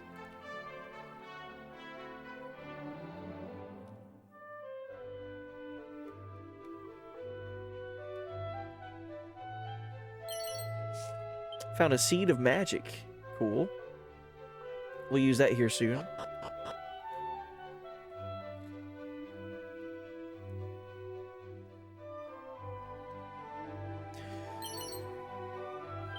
Found an antidotal herb. You have to promise me you'll kill lots and lots and lots of monsters. They got my mummy and daddy. Sniff. Aw, man. That's sad.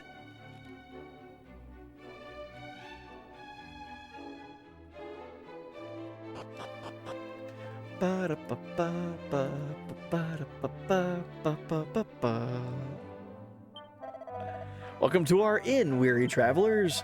Will you be staying the night, or perhaps stopping for a short rest? Either way, it's 8 coins. Nah. Thanks, but maybe next time. Weapons. Yes, please. If you're after weapons or armor, you've come to the right place. What can I do for you? Oh, he's got new stuff. Uh-oh. Chain sickle? What? No one's worked out yet if this is a sickle with a chain on the end or a chain with a sickle on the end.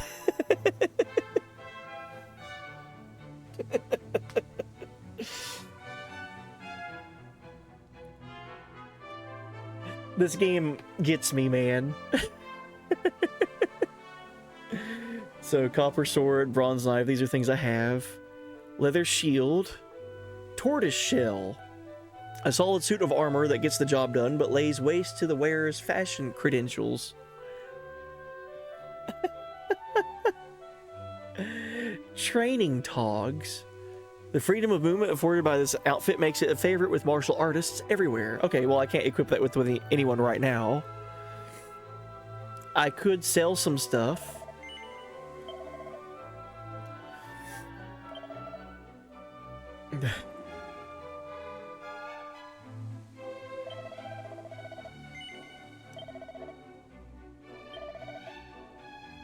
Sell anything else?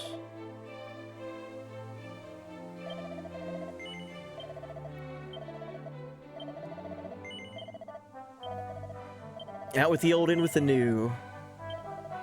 It's odd, I never do this in games. I usually always keep all of my gear. But it feels like money is kind of hard to come by in this game. Unless you want to sit there and grind a bunch, which is fine. I don't have a problem with grinding. But But I feel like it's designed for you to get to new towns, sell your old stuff to upgrade to the new stuff.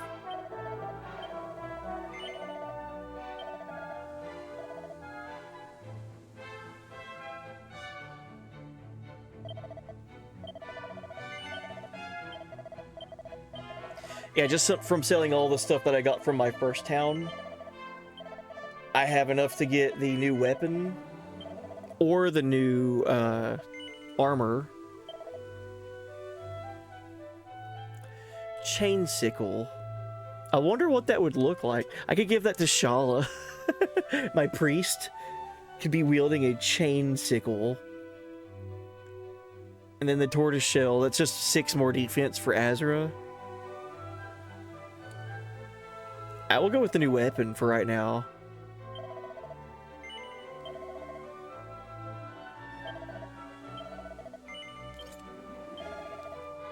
It seems really cool. No one's quite worked out if it's a chain with a sickle at the end of it or a sickle with a chain at the end of it. If you spot something suspicious when you're out wandering, 9 times out of 10 it'll be something interesting. So don't just gawp from afar, get up close and investigate.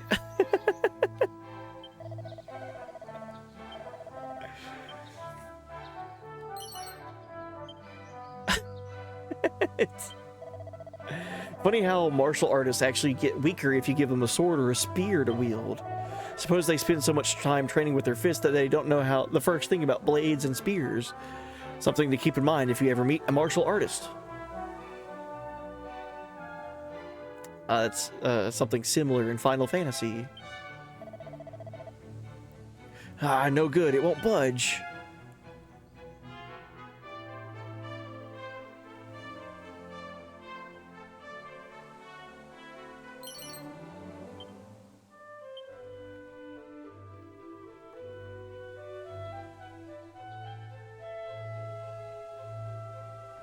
Oh, here's the church. Let's go ahead and save.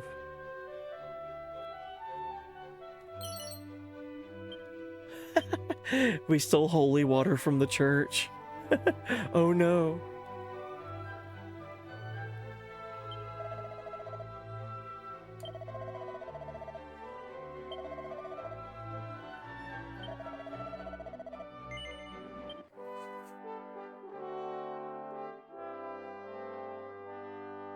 I think this is the same for all of the Dragon Quest games, right? Like saving is at churches or with nuns.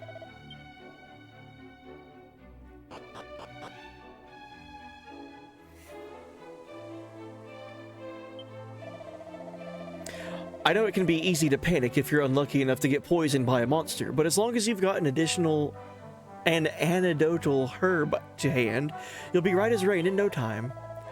It's also worth remembering that being poisoned doesn't make a jot of difference whilst you're fighting. Just wait to cure yourself till you've taken care of your foes, I say. Regardless, make a point to always have some antidotal herbs to hand, and you'll be fine. So poison doesn't hurt you in battle?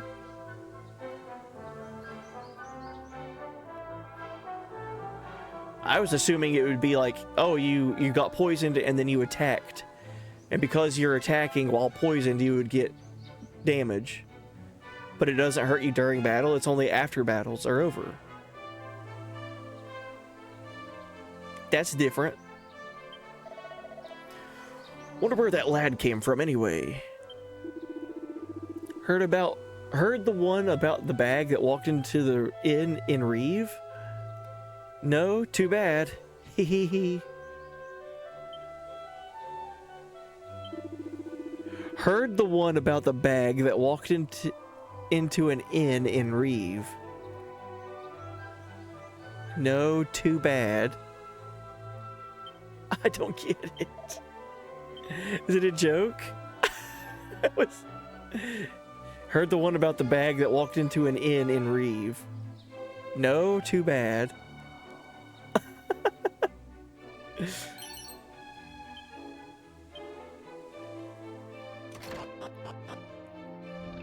That's a big pot.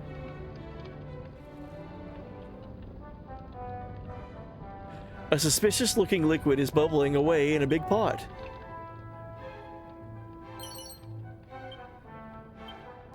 I'm getting all kinds of seeds. I better use these.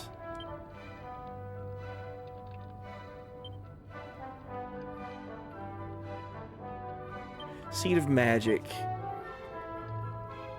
That should go to Lydia. She's my mage.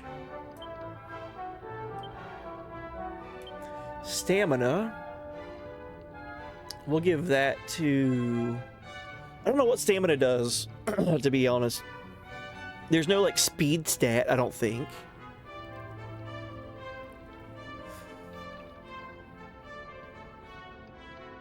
Maybe, well, I would think it would be like an evasion. But that might be its own stat. I haven't looked. Needing it, though, I'll give that to my healer.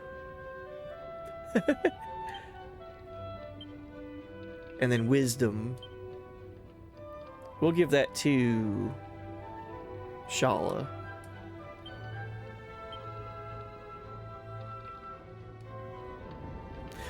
Well, I think this is where I'm supposed to go to continue story, so before we go upstairs, let's look around and Reeve a little bit more.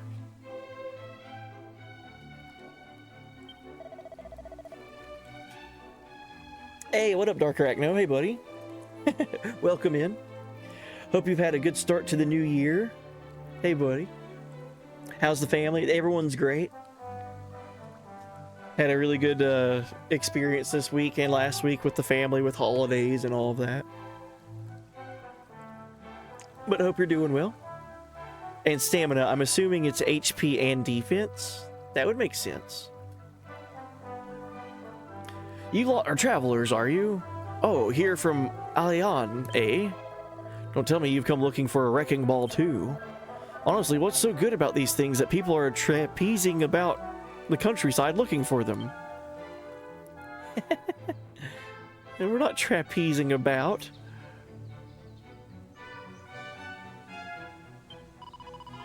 Have you ever noticed how some item shops sell clothes and hats too? Just goes to show you may look at every shop in town if there's something specific you're after. Divine Dagger, that sounds cool.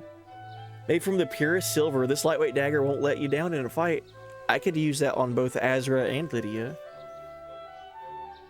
Turban. Leather hats. Okay. Turban, a hardy headcloth that does a decent job of protecting the wearer. And leather hat keeps the sun off the wearer's head and not much else. Oh, I've got money to spend here. I need to come back with money. I once had this martial artist friend who refused to go into battle without his trusty pair of claws. Always said he felt weak without them. They're a bit hard to get your hands on, though, if you'll pardon the pun. Don't you dare, game. Don't for 1 second apologize for being filled with puns. Say, have you ever heard of the Thief's Key? I heard some old bloke in the Dreamer's Tower looks after it, all on his lonesome on that tiny isle west of Alian. You know, there's actually a hidden passage in the woods south of here that leads right to the tower. I've always wanted to take a look at it myself, but the forest is oh so dark, and well, I'm not exactly the bravest man you'll ever meet. Diary of a Hard Man. I'm assuming that would help change my personality trait. I'm not that much of a brave man, if you catch my drift. Okay, well, let's see if that's all there is to explore in Reeve. Is this another part of the town, or is this the exit? No, it's the exit. Okay. Okay, how much money do I need to drum up to get this divine dagger and these turbans and leather hats for my crew? So I have 91 gold. So 240. I'm already looking at 130 for the weapon. Jeez, 2 turbans, that would be another basically 200 a piece right there. Okay. So I'd need 130, and then let's round up to 200. So that'd be 230, so 330, 530.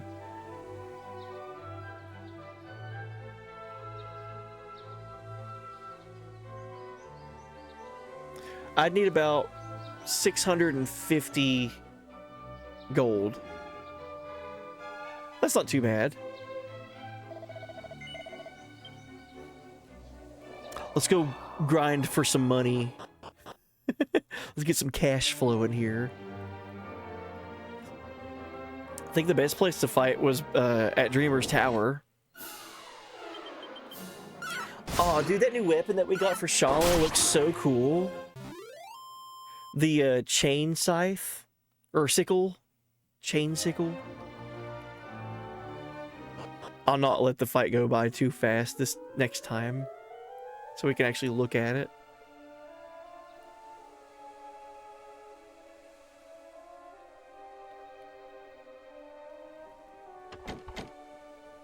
Oh, I don't have the key for this.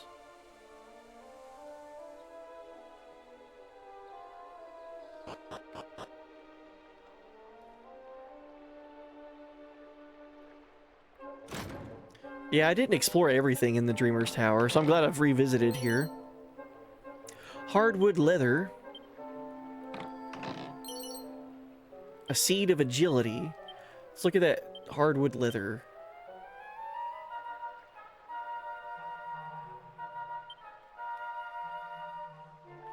This helm doesn't just resemble a tree trunk, it's made from one too. Alright.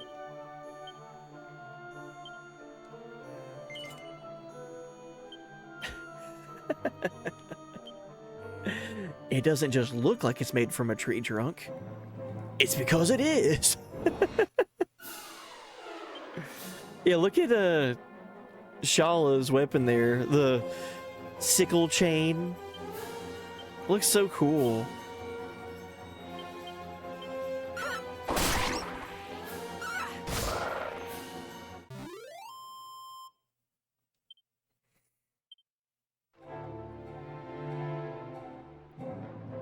Wonder if there's more places that I can unlock with my thieves key.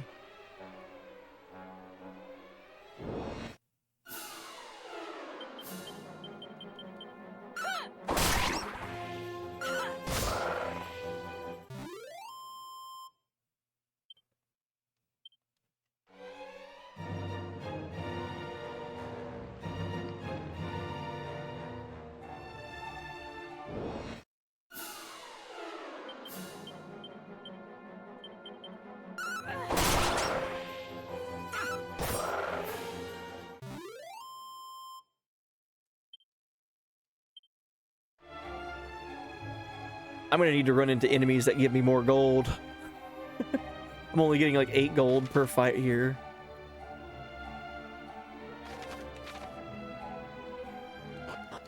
I think it gets more the higher that we climb.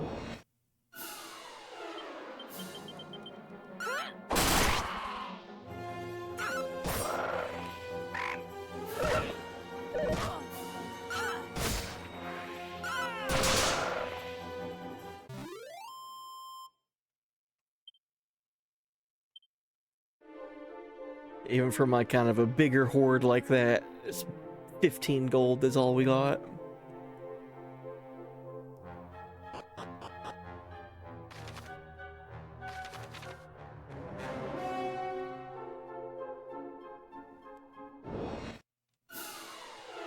The song that's playing here in Dreamer's Tower, not the battle music, but like what was playing when you're like exploring around.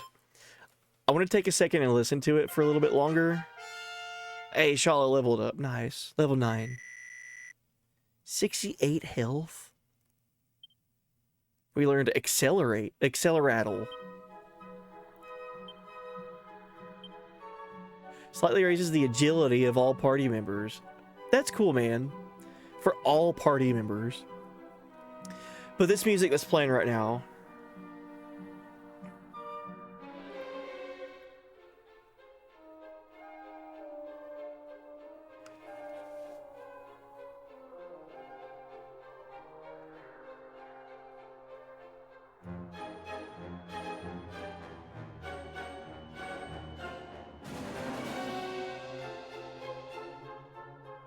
This reminds me of old original trilogy Star Wars music. Like if you were to close your eyes,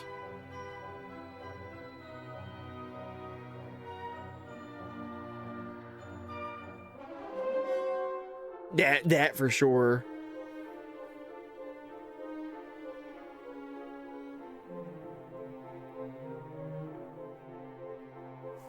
Luke is sneaking around the Death Star and like stormtroopers around the corner and they don't know he's there and he's being like all sneaky. That's what this makes me think of.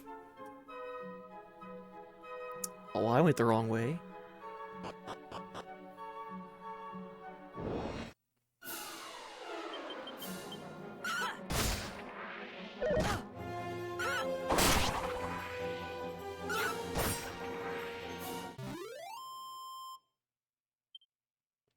Yeah, I wonder if there's enemies that we can find here that are specifically meant for grinding for money.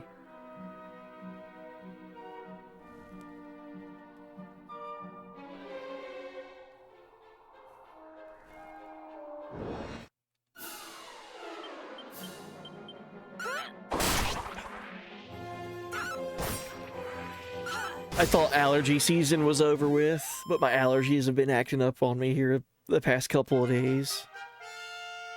It's been getting me and my whole family.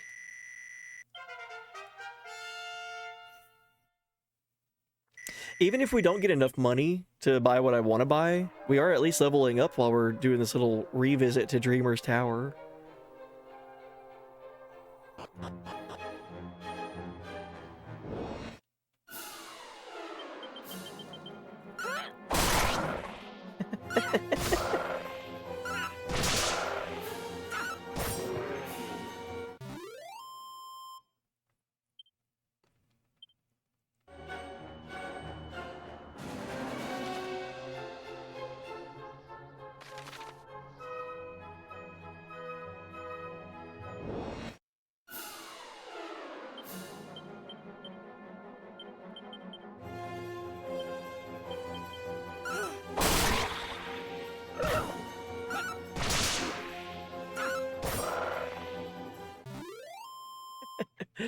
I really like how snappy the combat is in this game.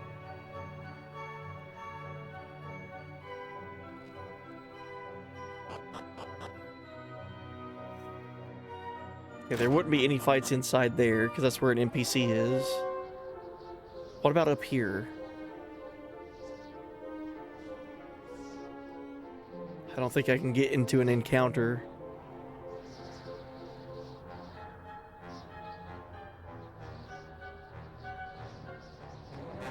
It doesn't look like it. Okay. So I've got 195G, and I was saying that I need like 600. That might not happen.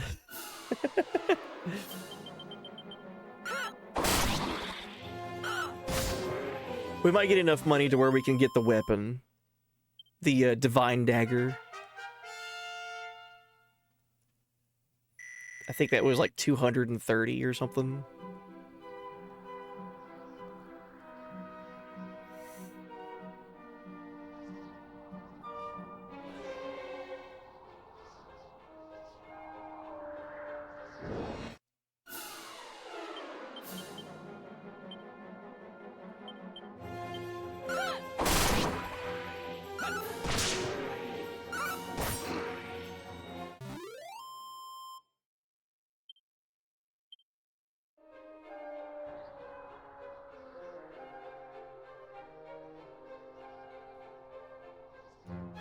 Can you steal?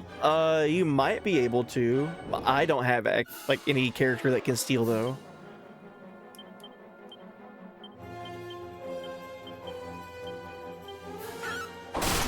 There's multiple different like types of jobs that your characters can have. Right now I have Bobby Corwin, who's the main hero, right? That's his job. He's a hero. Azra is like a master, like a monster master, like learn moves from enemies. Shala is my priest, so she's more about like healing. And Lydia is my mage. But everyone's kind of so... Uh-oh. I think I got ambushed here. Everyone's so kind of high level right now to where we don't really have to worry about like strategy for these fights.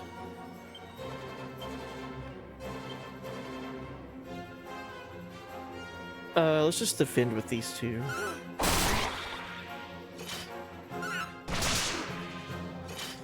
Did you move the boulder in Reeves? No, I've not done anything like that yet. Okay, Dazzle is kind of like blind.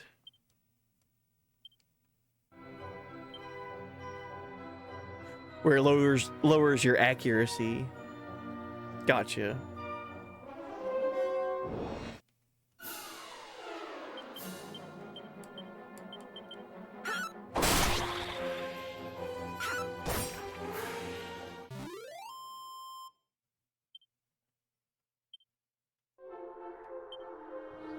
$252. I think it was 230 gil or gold. I'm gonna go up to 300 gold just to be sure. Because if it wasn't 230, it was 330 for the Divine Dagger.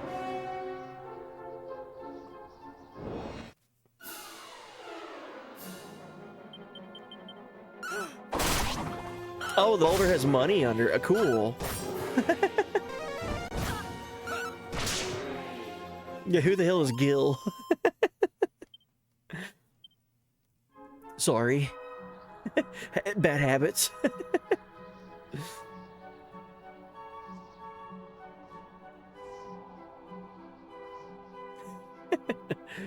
Where are all my potions and Phoenix Downs at?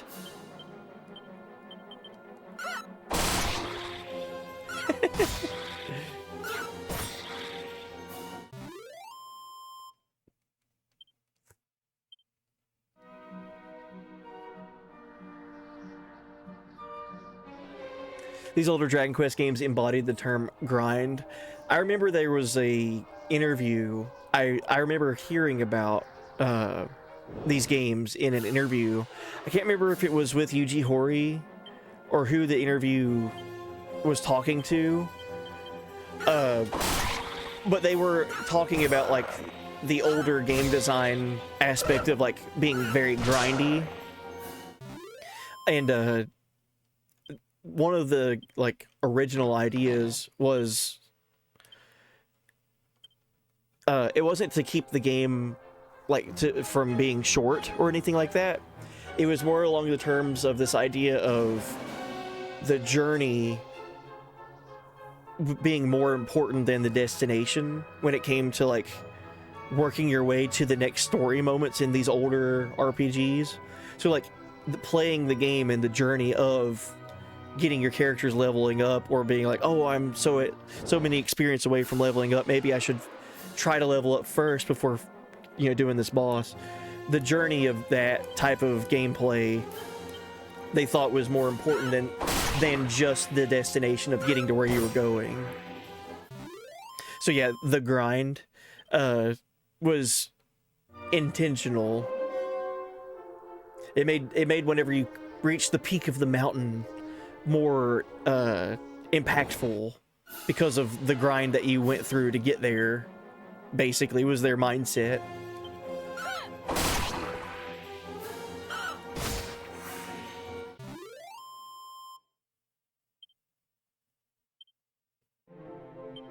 Okay, I'm at 300. Let's go ahead and use one of our Chimera Wings.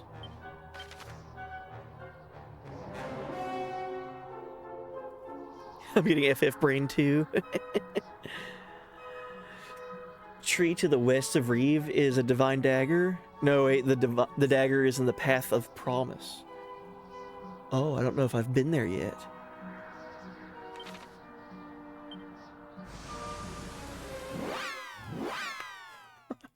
I love reading all the descriptions for these weapons and everything too. Let's go see if we can move that rock. Because if that gives me money, it'd be well worth it. Think it was here? It's no good, it won't budge. Oh, okay. Blimey, what kind of strength? Or with that kind of strength, you'll go far in this world. 210 gold coins. Wow. I guess I just didn't move the rock in that direction. That's crazy.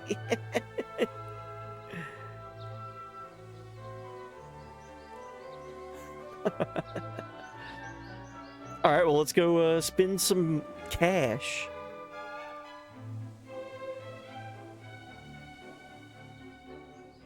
Ba-da-da-ba, ba-da-da. Well, I'm glad that I revisited Dreamer's Tower anyway, because I found a new headgear for Bobby Corwin. So let's give...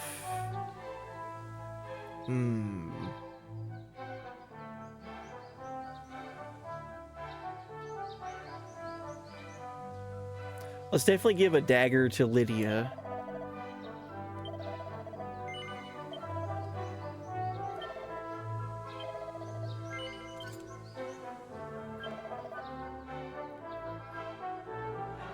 I don't feel like spending 240 gold to get +1 to Azra's attack.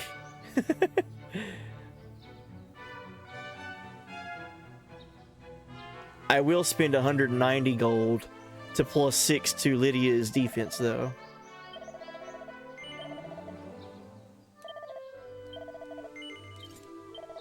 And I feel like I'm set after that. That's fine.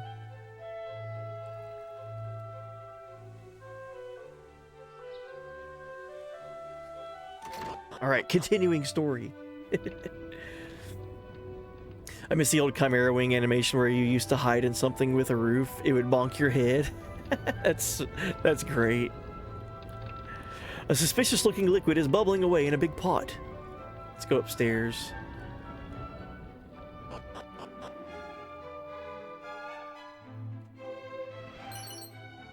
Hey, I found a leather hat.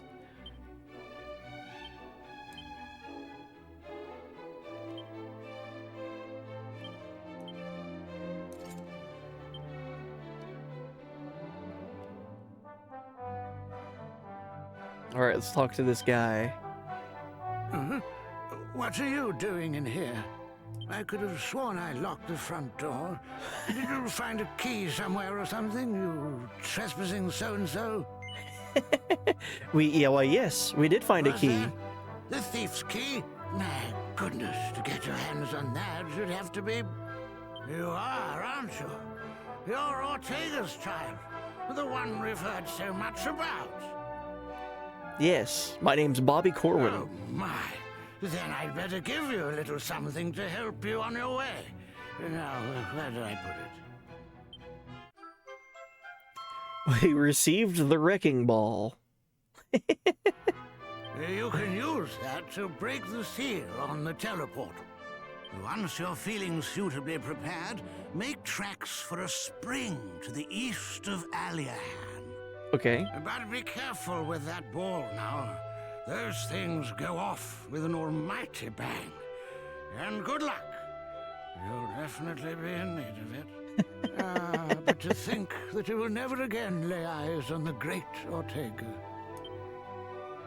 Your mother puts up a strong front, but deep down she's sorely racked with grief. Be sure to head home from time to time and show her that all is well.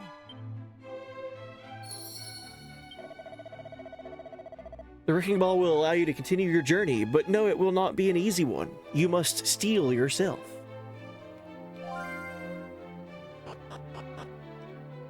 All right.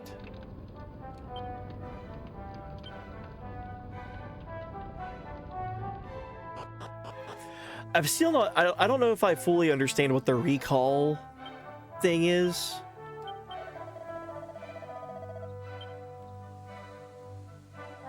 Is this like a certain amount of information that I could just keep with me? Yeah, like I don't need to keep this information from this merchant. Customers, after all this time, I can't tell you how happy I am to see you. That's just like remembering certain dialogue that NPCs say to you.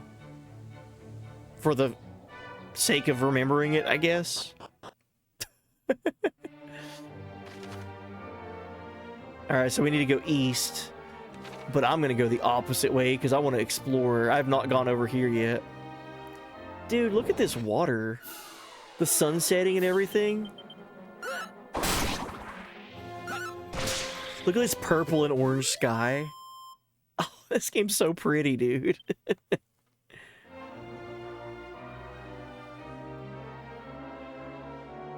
Ooh.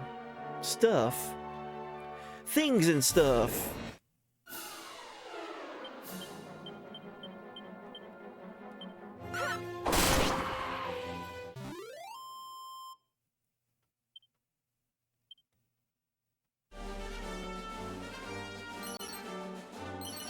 Chimera wing, and some strong medicine. 2 seeds of luck. Nice.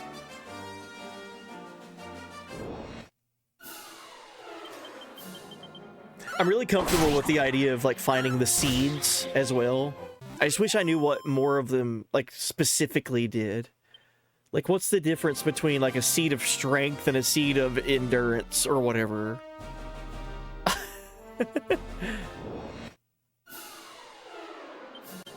But that very much reminds me of like power tabs from Chrono Trigger. Like, hey, you found this random thing that permanently increases your stat once you use it. Good for you.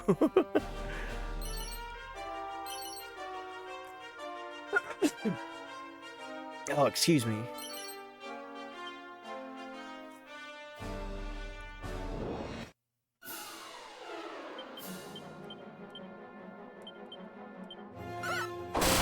Thank you for the blessing. I try not to sneeze or like do a lot of coughing, especially directly into a microphone. Sometimes they just sneak up on you though, you just gotta let it fly.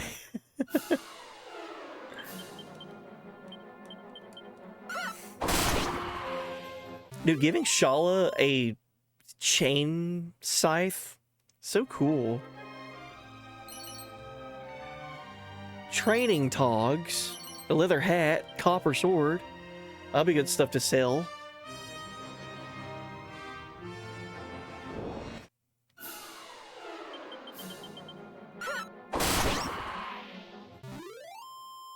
That's such a crazy weapon, dude. The boomerang is so good starting out. Okay, I think I've picked up everything down here. Like, look at that. Just one turn and they're done.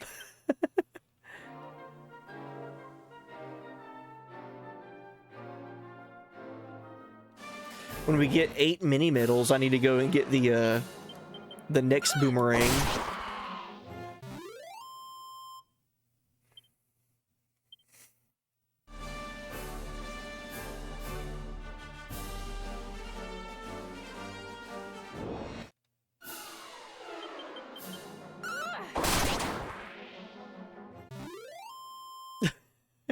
Just steamrolling through all these things, man. It's not even fair.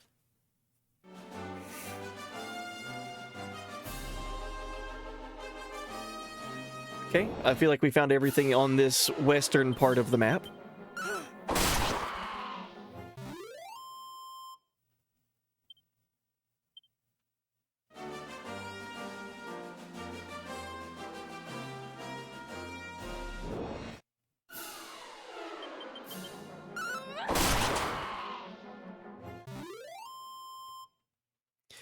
Is this substantial experience? No, it's not.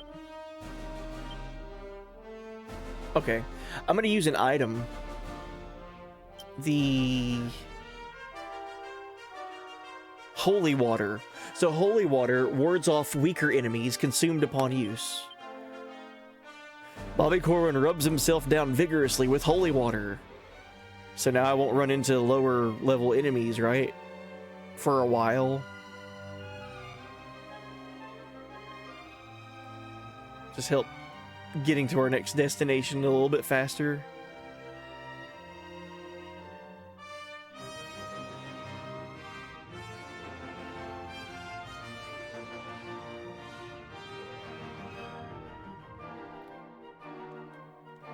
Oops. Shortcuts. Just pressing buttons on the world map here. No shortcut command has been assigned yet. Would you like to assign some? Sure. You can assign items, spells, and abilities you find yourself using often as shortcut commands. Simply press R1 while on the go to open the shortcut command menu.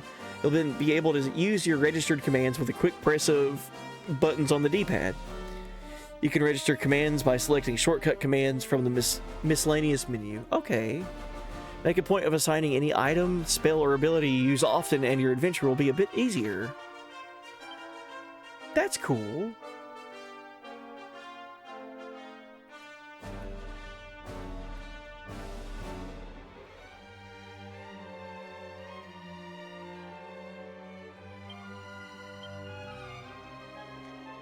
Oh, is this only from Bobby Corwin's menu?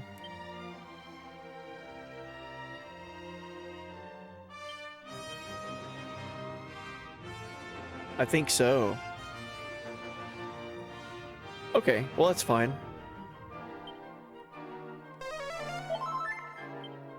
Yeah, that's really helpful. That's cool. I like that menu.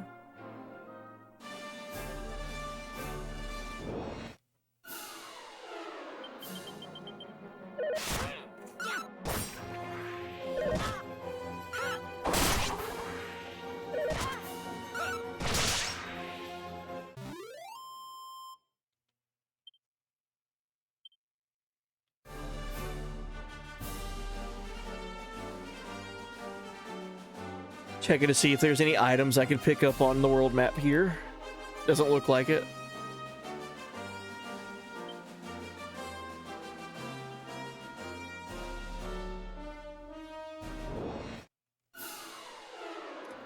Oh, this little dude.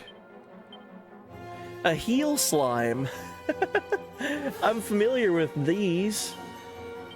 They're in Dragon Quest Heroes. Well, there's one of them that's kind of like a main character.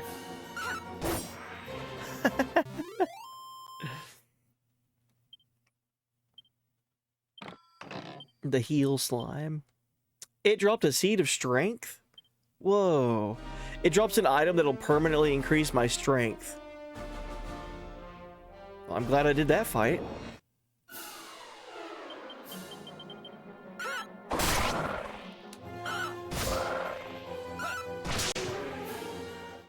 That's a rare drop. It seems like it, for sure. Not every day that an enemy drops like a power tab, right? Bobby Corwin obtains a pouch of coagulant and a chimera wing. Okay. Let's go ahead and use these seeds.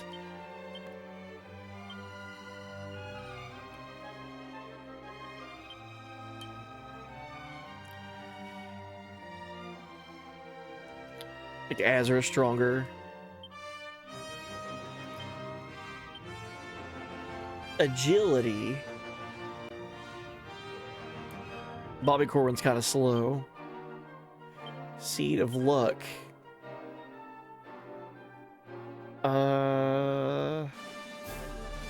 We'll give that to Bobby Corwin as well.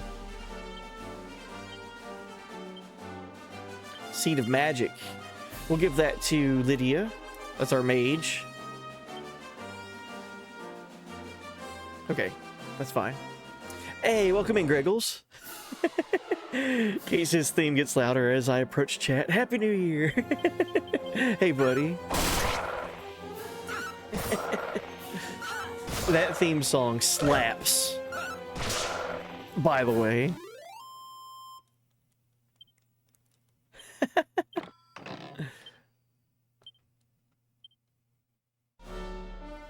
I remember, oh man, Kate Sith's, anytime I hear Kate Sith's theme from FF7, it reminds me of something that I had on my PSP back in the day.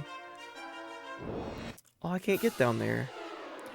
I had the whole soundtrack of FF7 saved on the memory stick that I had in my PSP, and I would constantly listen to that from front to back.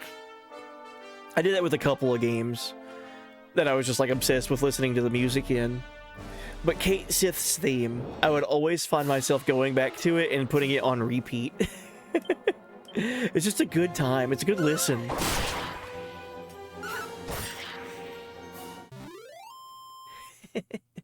Going for a fourth wall joke. I got you. I like it. Are we close to that spring? Eh, we're getting there.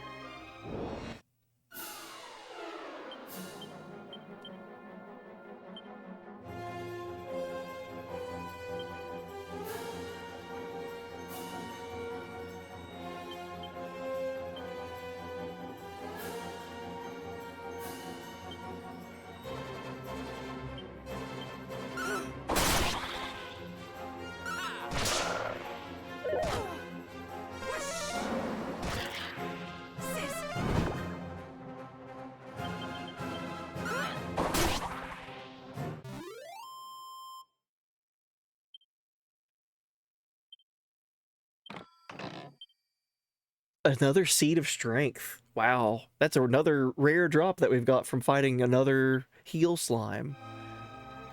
I'm going to try to run into those as many times as possible.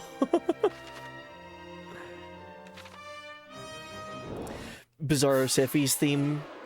One Winged Angel's lost its luster for me. Really?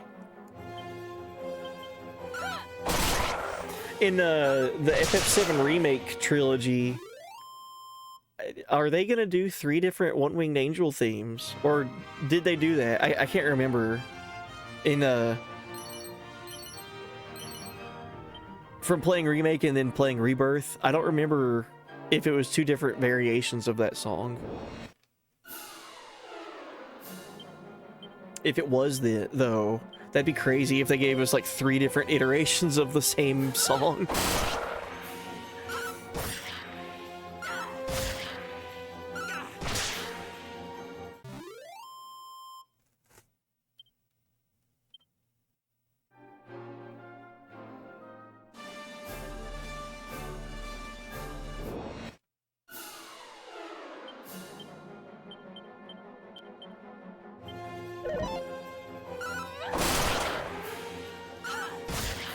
Dude, this boomerang attack is so crazy. Just giving your heroes an attack that hits every enemy on the screen at once this early on in the game.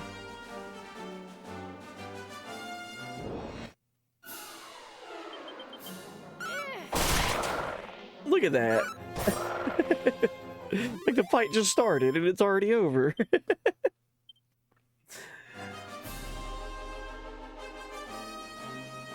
Oh. Tangle Web? I don't know what that is. Reduces a group of enemies' agility. Okay. Yeah, the submarine music in FF7's really chill.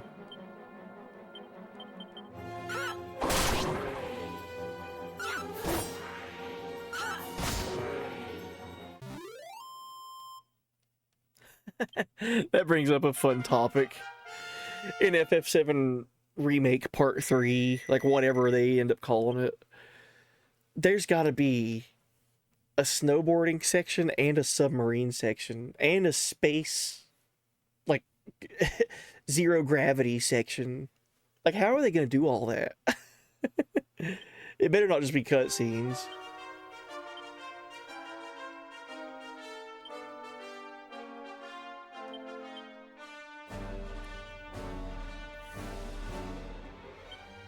I'll keep making Azra super buff.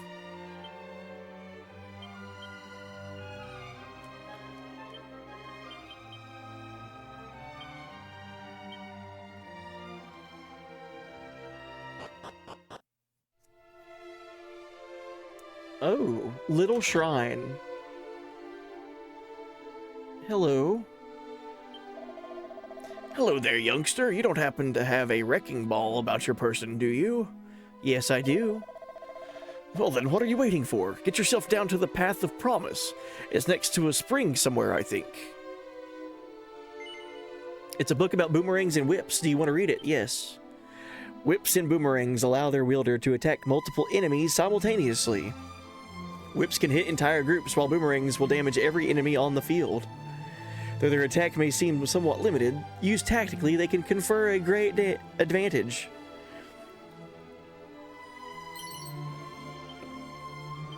I'll have to keep that in mind. Hey, we found a mini medal. I better get my hands on a whip and a boomerang. Seems really useful.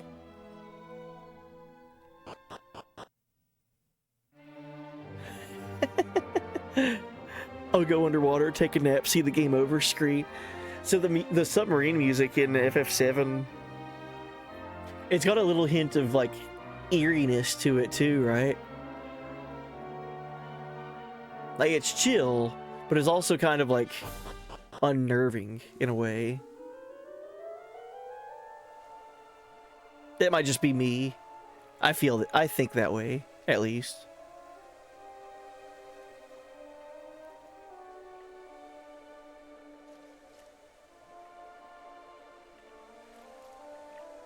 Can I go into the water? No.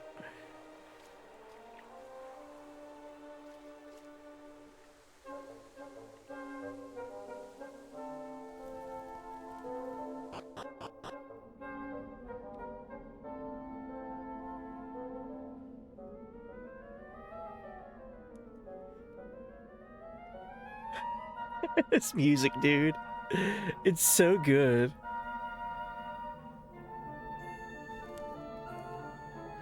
Whoa. Is the guy just down here hanging out, waiting for us? This dude is so chill.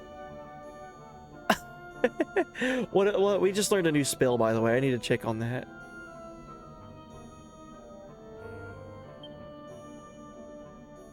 Zin sometimes resurrects a fallen ally at 1 HP. Wow. That's cool. I didn't know that was a thing in this game. Welcome to the Path of Promise, youngster.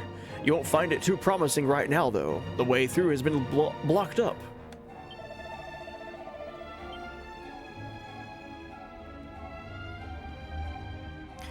Bobby Corrin puts the wrecking ball gingerly in place and stands back.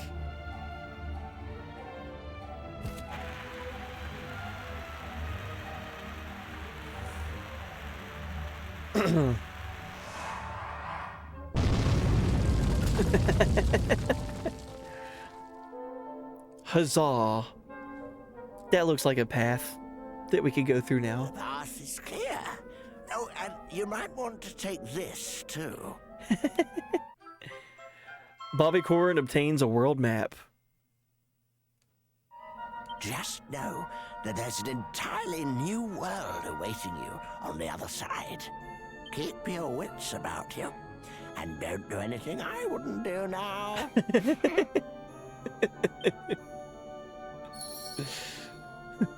I don't even know you. All right.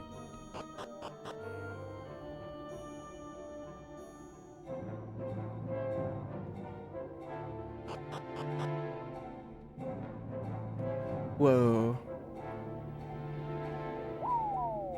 I keep thinking...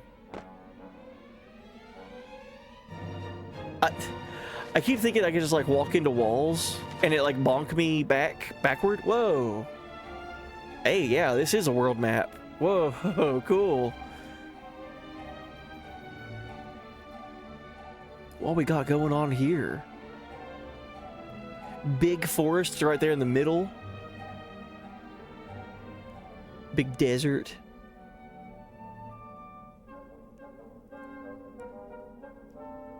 Is that Australia? Down there in the middle? Like, bottom middle? The other island beside of the island that we're on? It looks pretty identical to Australia. Look at that. It's also mostly, like, sandy, dangerous area, too. The outback. Okay, I keep falling into areas that I don't mean to fall into.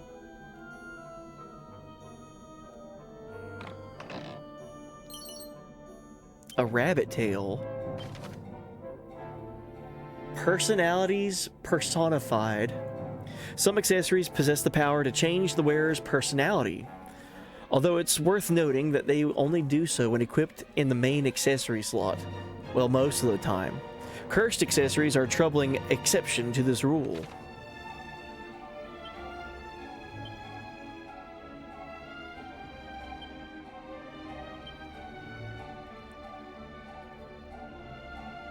Pop this on and hop away to become a happy camper in no time at all. Luck plus 8. Really? So her personality now is happy camper.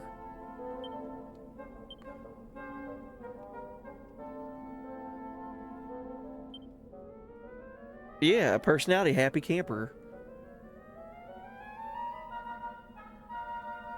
Wonder what that does.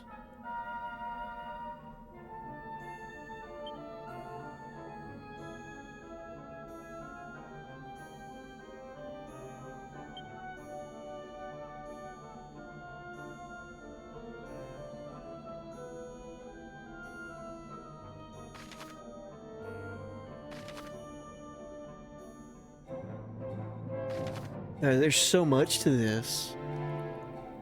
It's crazy, man. I never knew this game had like this much detail with all these different like personality things. Happy camper.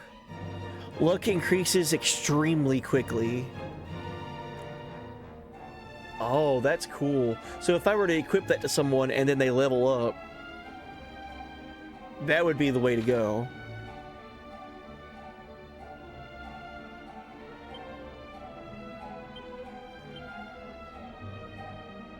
Okay, yeah, if I were to give that to Bobby Corwin and then he level up, his luck would go up when he levels up.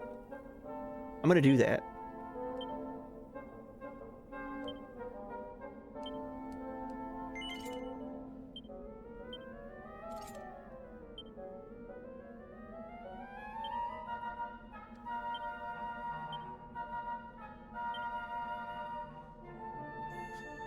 How did I check that?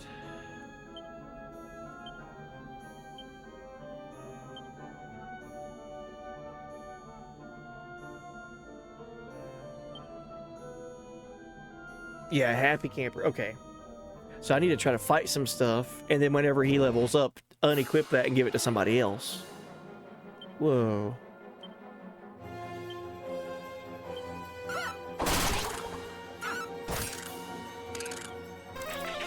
Killer pillar.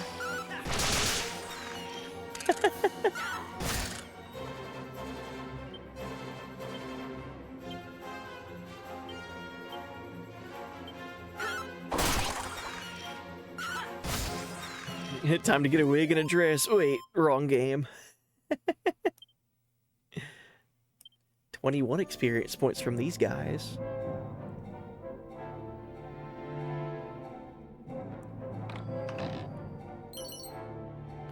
A rousing ring.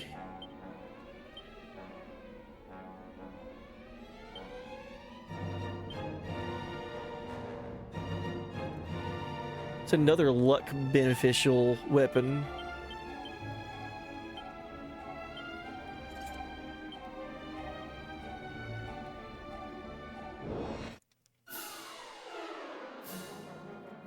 Yeah, the killer pillar looked interesting.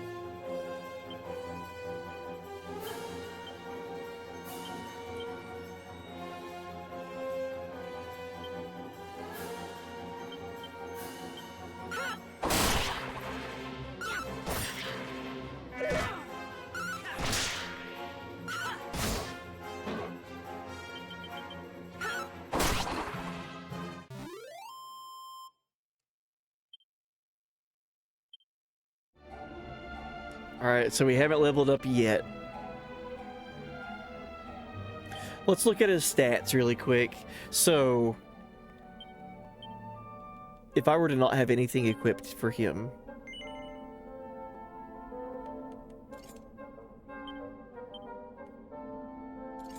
we're doing some science here. So stats for Bobby Corwin. Right now his luck is at 21. So obviously, if I were to equip the rousing ring, his luck would go up to 28.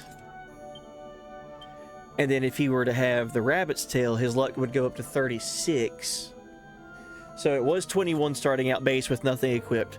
Let's kill something, he'll level up, and then we'll see what his base luck is now.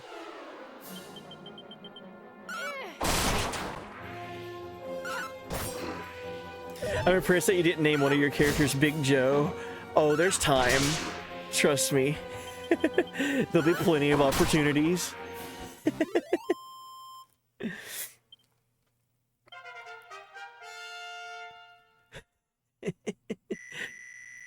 We do have Josephine on in our reserves. So Josephine Highwind. So his luck went up by 3. And we learned Flame Slash. Cool. Yeah, Bobby Corwin.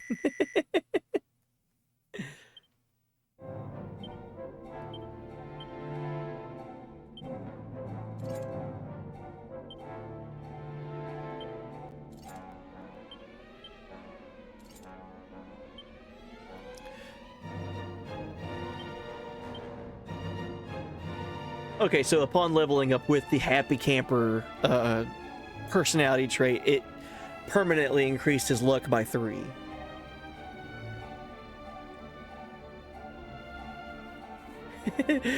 Yeah, whenever we started the game up, it was like, please name your hero. And I was like, oh no. Do I go boring with it or do I go funny with it? Usually whenever it's a game where it lets me name the character, I just like name them Hero or something like that. But not this time. We looked at how much space we had to work with, and Bobby Corwin fit perfectly. So there you go. Bobby Corwin. Dude, I love all the sprite work in this.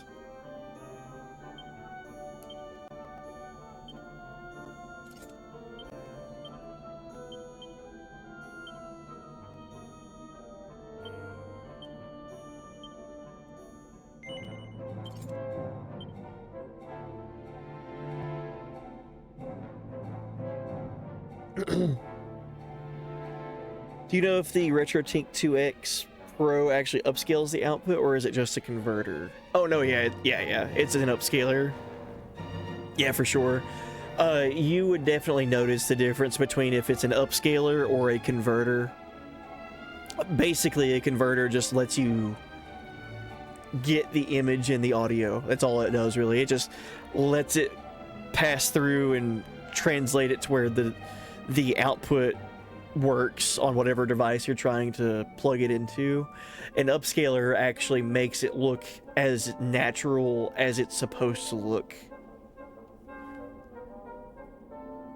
Yeah, a converter is basically there just to let your device work. It just lets you plug it in and you can go, but it's not going to look the best or have like the quality that an upscaler would give you. Yeah. 1 foot wrong and I know I'm going to fall to my doom. 1 foot wrong and I'm going to fall to my doom. Oh geez. Whoa.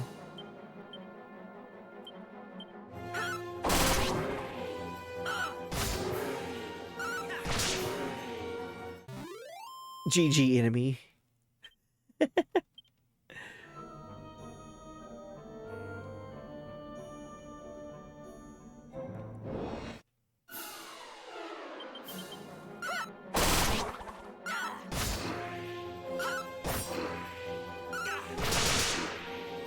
And yeah, RetroTink, that's the type of upscaler that I have too.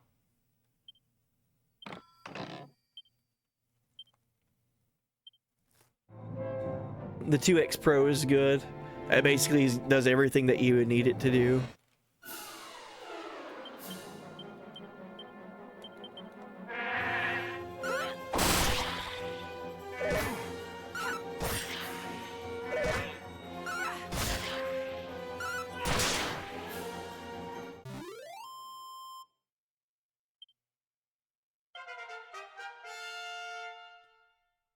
Oh, does it? Does it have difficulty with fast switching between different formats? Like 240p to 240i, for example. That's what that was what the issue was with Chrono Cross for me.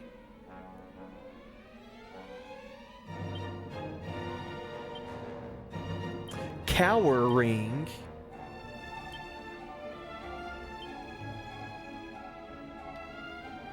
A cursed accessory that will have the wearer feeling like a big wimp soon enough. Agility plus 12? Oh man, it's cursed. I don't know about that one. I might hold off on that. That agility seems nice and everything, but I don't know about this wimp personality thing.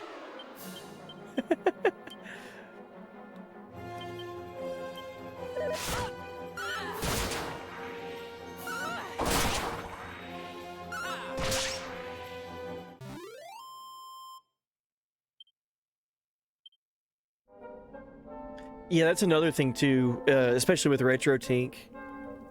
That's a constant updates that they do for that, like the software.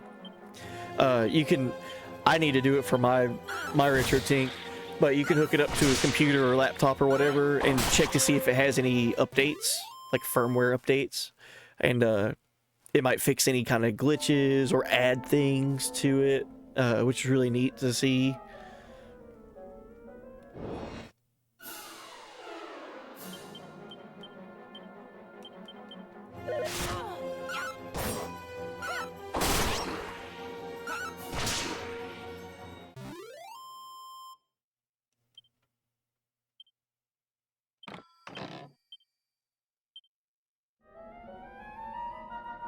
Trying to explore everything on this base floor first before I start diving into any divots.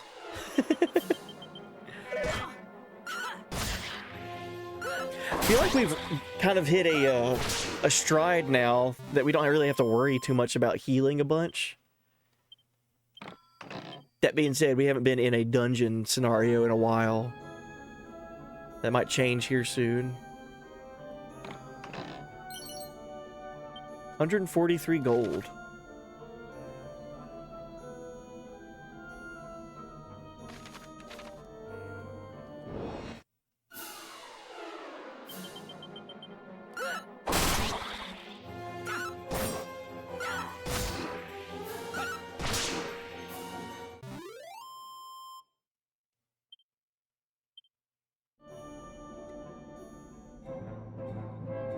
Ah. Stairway. Then also, I don't know if I checked up here yet. Ugh. Let's continue. See where this staircase takes me.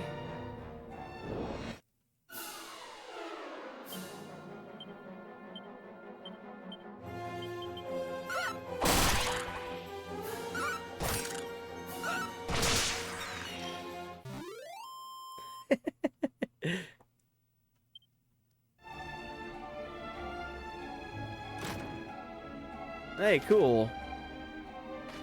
Okay, I'm heading in the correct direction, which means classic RPG style. If we're going the right way, we're gonna turn around and backtrack. That way we don't miss out on anything.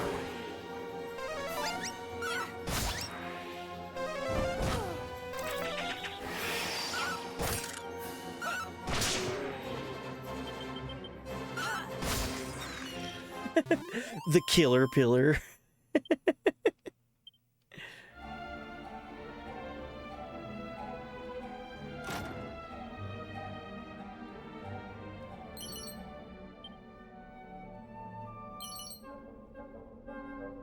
Seed of Wisdom. Nice.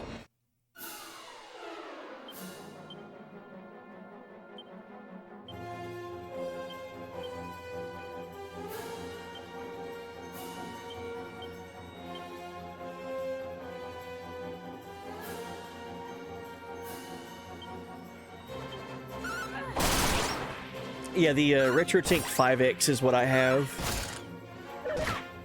So I can speak to it being an excellent product. Like what it does.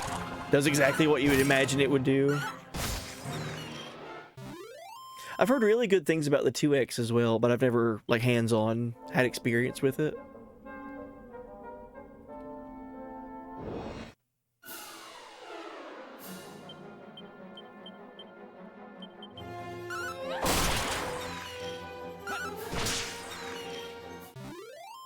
It'd be awesome if you could plant the seed of wisdom to get a fruit of wisdom, and another seed of wisdom for more plants. Infinite wisdom.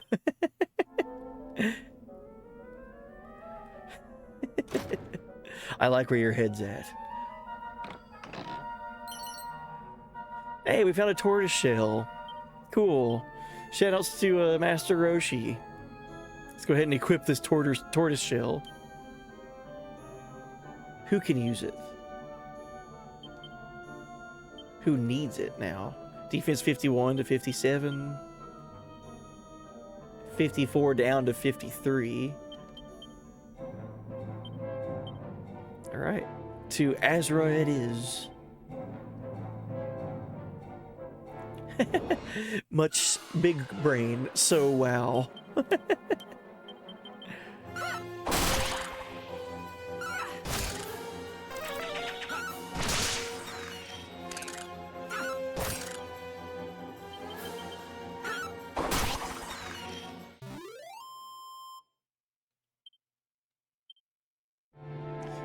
I'm getting so much money from this place. Enemies dropping 20 gold each fight, pretty much. Before we continue, I'm gonna backtrack and see, make sure that I didn't miss out on anything.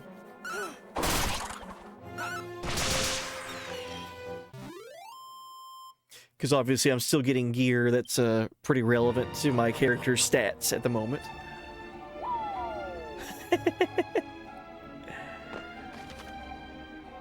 Yeah, I've not explored down here hardly at all.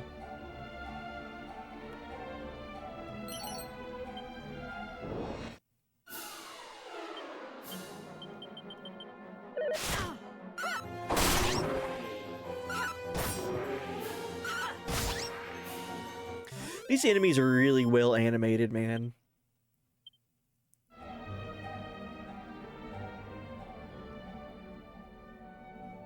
Okay, nothing over there.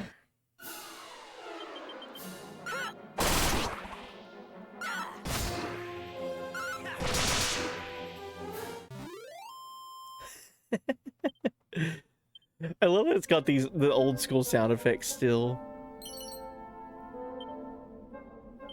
I wonder if that's how it is with every Dragon Quest.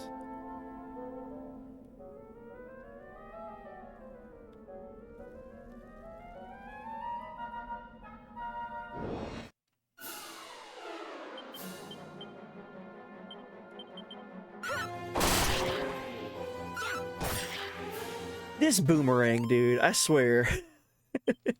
It's a little nutty.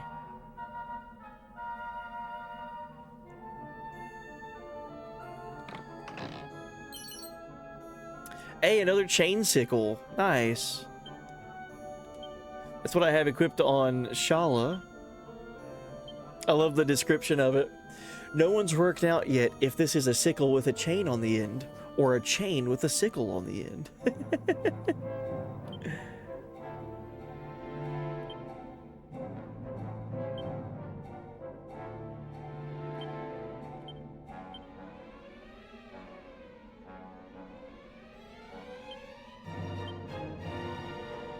Okay, I'm glad I found that.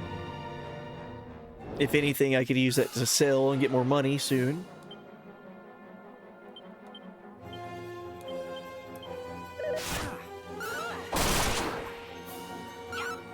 Say, how about we play Sea of Stars again?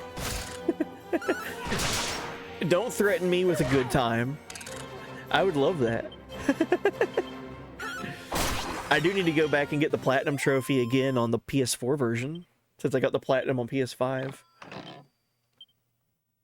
I got another seed weapon, or a seed item. I'm getting really lucky with these item drops, man. Seed of Wisdom, we'll give that to Lydia. And Seed of Defense, we'll give that to Bobby Corwin.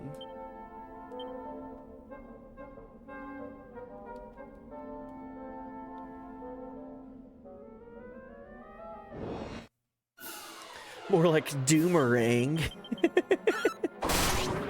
Just look how ridiculous this is, man. It's like the fight just started and everything's dead. And this is just like the basic boomerang weapon. Like I haven't even gotten like a better version of the boomerang yet.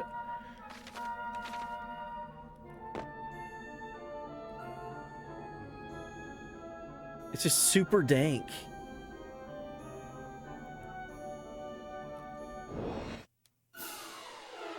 Yeah, we're racking up the money here in this place. I like it.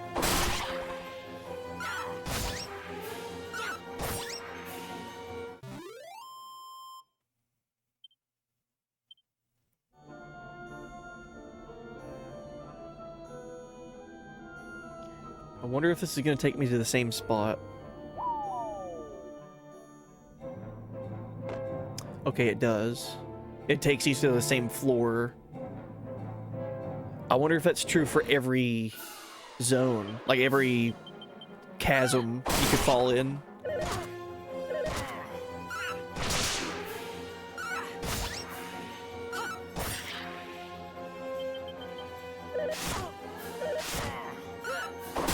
Hey buddy, would you be interested in a randomizer?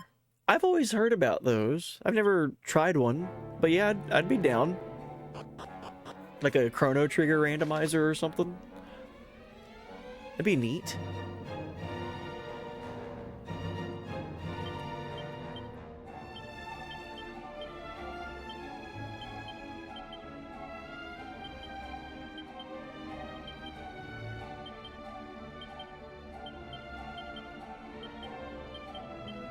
Okay, yeah, I'm gonna say each one of these holes that you fall in the ground here takes you to a different spot in that same area.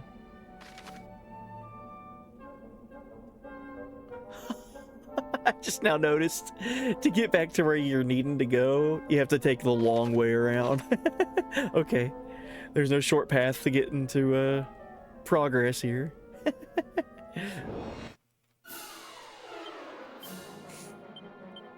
But yeah, I'd be down to do like a Chrono Trigger randomizer or something like that.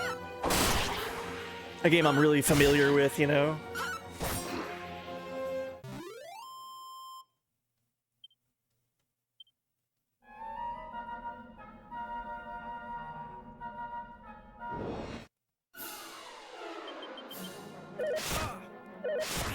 That's a lot of bunnies.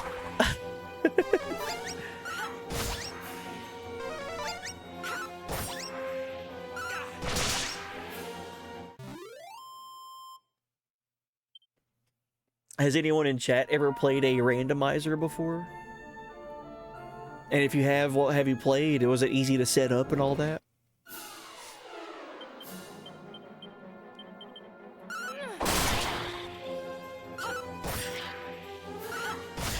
You've tried one, Dark Arachno? Nice.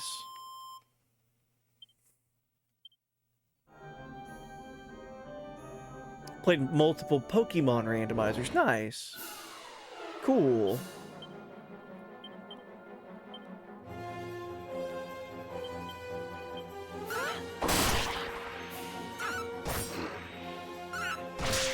It was easy to set up as well. Cool. Yeah, that'd be something I'd be interested in for sure. I've seen a couple of Zelda randomizers. I've seen a Super Metroid one. And I know the Chrono Trigger one exists. I just haven't, you know, tried. I've never done any mods to any game ever. Are you kidding me with this? I can't believe I fell down right there. I swear. Anyway, yeah, Chrono Trigger randomizer. I'd try that out. I think that'd be fun. I've never modded anything before, so I'd have to have like a how to mod for dummies thing.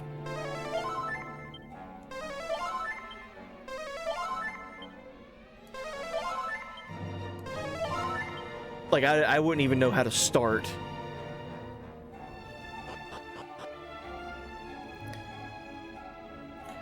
I haven't, but I'm tempted to play an archipelago randomizer. It's like a randomizer across several games. Oh, cool.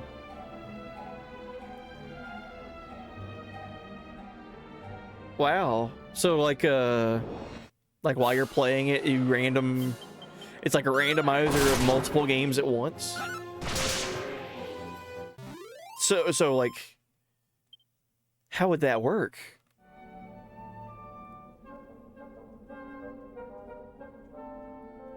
Oh, I think I know what you're talking about. I think I watched a video on that before, where it was like a randomizer of Super Metroid and A Link to the Past at the same time. So yeah, I think what it was, I think I watched that where they were playing A Link to the Past and they opened a treasure chest in A Link to the Past. But inside the treasure chest, it was an item in Super Metroid to use. So they were playing Zelda at the moment, but they got a Metroid weapon. So whenever they switched over to Metroid somehow, like however that works, they had the item that they picked up from the Zelda world, and then vice versa.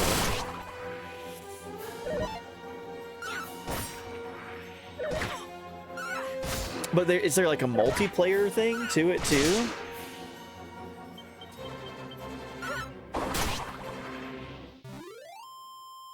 I could find an item which you need and it sends you the item. Wow.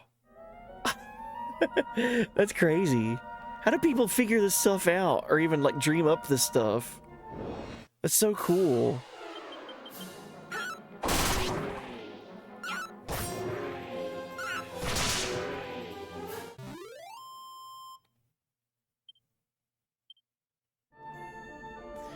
All right, we're back to progress.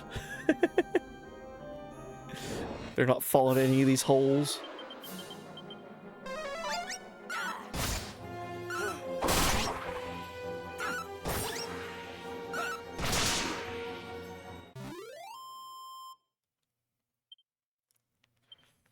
Yeah, I think what I've seen was it was like a speedrun scenario where they were speedrunning a randomizer of A Link to the Past and Super Metroid at the same time.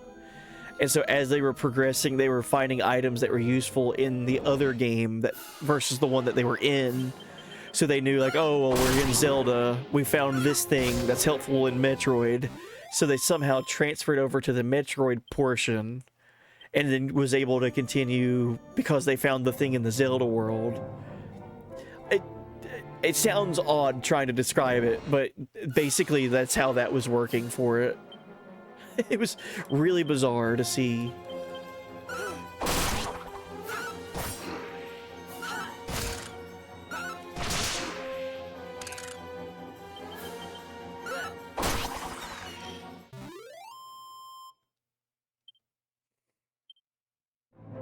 All right, here we go. We are now into New Zone. Whoa. This looks welcoming.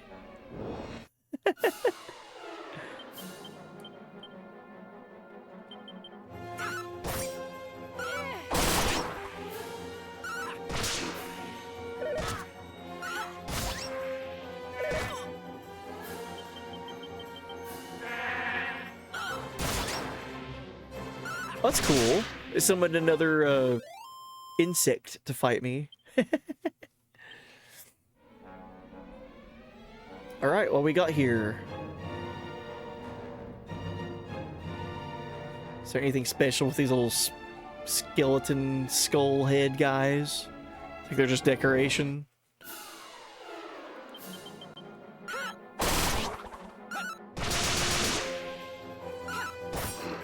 I don't want to lean out too much, but it does seem Archipelago does support Chrono Trigger. So you can play Chrono Trigger rando with us. Characters are locked and randomized too. Oh, wow. Stupid chilly dungeon. I should have went drinking with the bunny girls instead. Definitely something to run with a game you know. Oh yeah, for sure. Any kind of rando, I feel like you would benefit from playing a game you've played before or multiple times before. Shalazi learns a new spell, cock-a-doodle-doo. I bet that wakes up your party member. Cures all party members of the effects of sleep. Alright. Fun.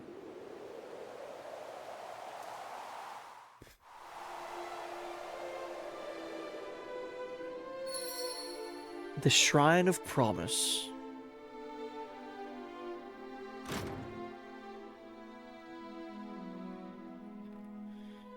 Are we off of our main continent? Our island, I mean. And we're on to the main continent? Did the world just grow like 10 times bigger?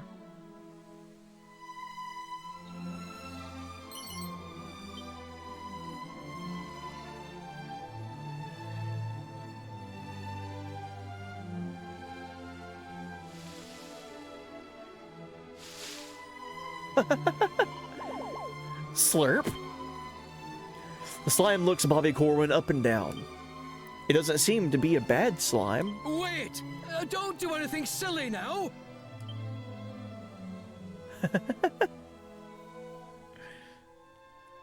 Oh, thank heavens! I made it just in time. Most would have attacked this defenseless slime by now.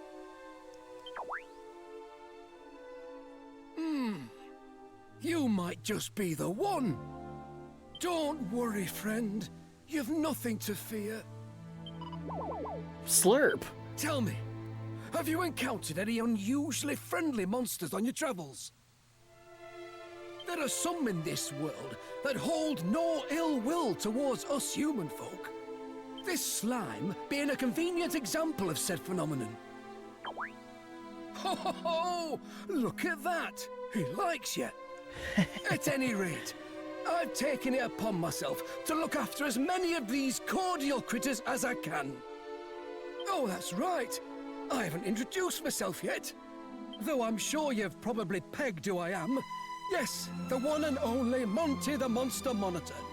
You do know me, right? This game loves its alliteration. Sorry, Monty the Monster Monitor. I don't know you. No need to play coy now. Frankly, it happens to me all the time. Many freeze up around celebrities, after all. Listen, would you mind if I asked a favour of you? Should you happen to find any friendly monsters on your travels, could you send them my way? Cool. I don't have much, but I'm sure I can find some way to compensate you for the trouble. Okay. So As collect friendly monsters. Arena in the nearby town of Romeria. There, critters of a calmer persuasion test their might against one another. Do stop by if you have the time. You'll likely find me there as well. Cool idea. Now farewell, kindred soul. May this not be the last time our paths cross. Slurp. Okay, cool. Monster Wrangling for Beginners Part 1. Friendly monsters sometimes decide to settle down in towns and dungeons. These creatures can be rescued if you can find them. However, some monsters are a bit jittery and will scarper if you get too close. Should you come across any critters like this, try using items or abilities that might make you stand out less. Monster Wrangling for Beginners Part 2. Monty, the Monster Monitor, will reward you each time you hit a new milestone for monsters recruited. Try checking in on him from time to time to see if he's got any gifts for you. It's also worth noting the more monsters you send Monty's way, the more abilities your Monster Wranglers will learn. Oh. That's important because we have one of those characters. We have a Monster Wrangler. Okay. Ah, I get you. That's fun. Yeah, welcome in, Moss. Hey, buddy. Yeah, welcome in. Hope you're having a good week, good weekend. And I hope the start of the new year has been good for you, too. We're playing Dragon Quest III for the first time. I've never played this game. I've only ever played the spin-off games for Dragon Quest, like Dragon Quest Heroes and Dragon Quest Builders. And then back at launch, I played Dragon Quest VIII with my brother, and so that's like 20 years ago or something. So it's been a while since I've done anything Dragon Quest-y. Feels like the stars aligned for me to start playing Dragon Quest III. It's been a wonderful time so far. This game's really fun.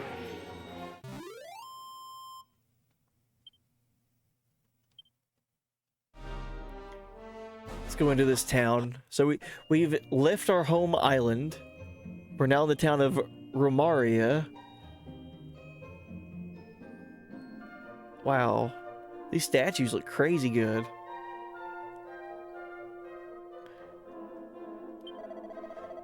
Shall we welcome. Hello and welcome to Romaria, friend.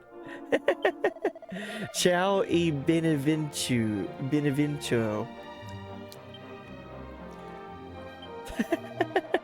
Sorry, I don't speak Italian. It is no more than a rumor, but the people say they speak of a great hero from a place called Aliana. They say this hero will save us from the evil archfiend. Can it be true? That's what we're gonna try to do. Bobby Corwin peeks inside the pot, finds 43 gold coins. Same here, never played the older games. The remake looks nice, and the voice acting is great. Beautiful game. I've been having so much fun. I had no idea of the voice acting. I only knew about like the visuals being like very different and pretty. So what is this place? Greetings, if you're looking for items, you're in luck. Now how can I serve you? Iron Apron? Oh my god. Oh, Hans, thank you for blessing the stream and for the radical lurk. Thank you very much. Time for bed. Happy New Year's again. Absolutely. Hey, I'll be back on all weekend. So tomorrow night and Sunday night. Probably more just continuing with Dragon Quest more than likely. But yeah, get you some rest. Thank you for the radical lurk. So stuff is getting expensive now, by the way. What are these? Moonwort bulbs. Here's a single ally of paralysis.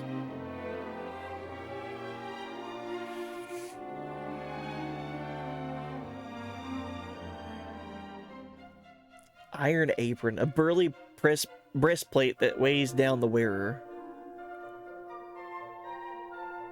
Leather cape. A leather cape would be worth it for Shala, the priest.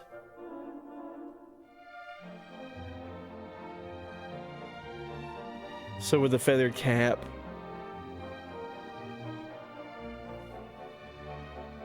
Yeah, I think I'll get the feathered cap and the leather cape for Shala.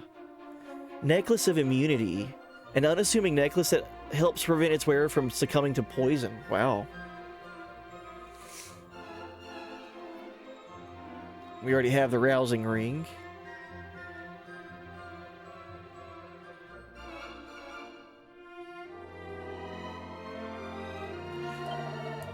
Yeah, I'll get the cap and the cape.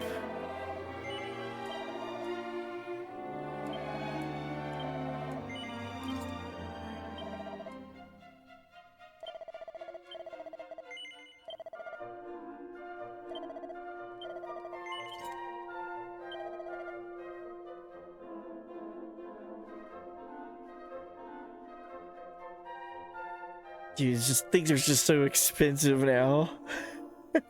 We'll hold off.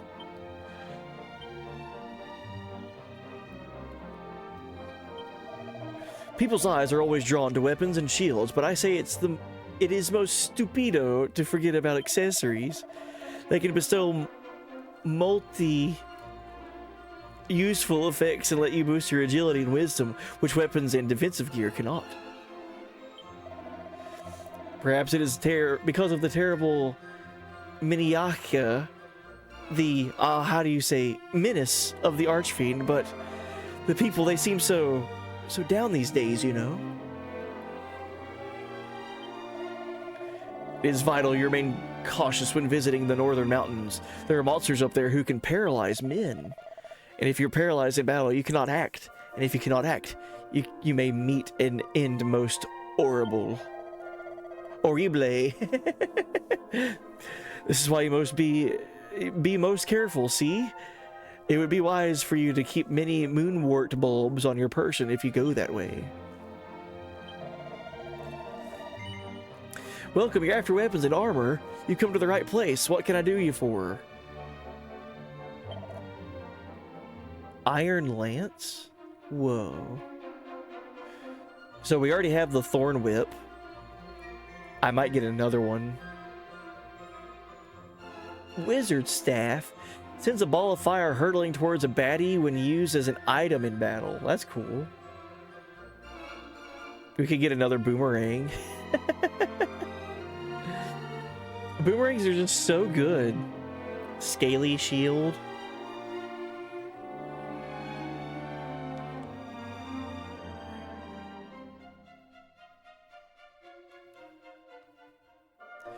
Protective plate adorned with some solid scales. That sounds cool. We'll give that to Bobby Corwin.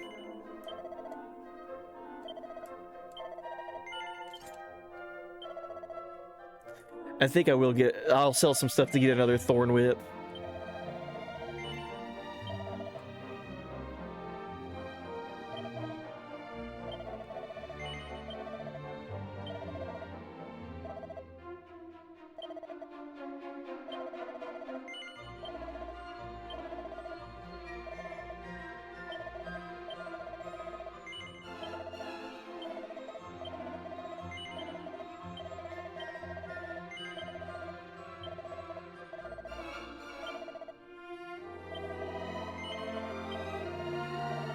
Should be enough right there.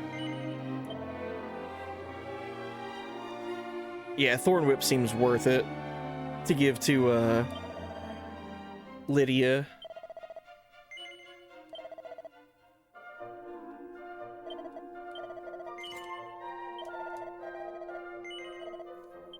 Alright, I didn't buy any of the Moonwort bulbs.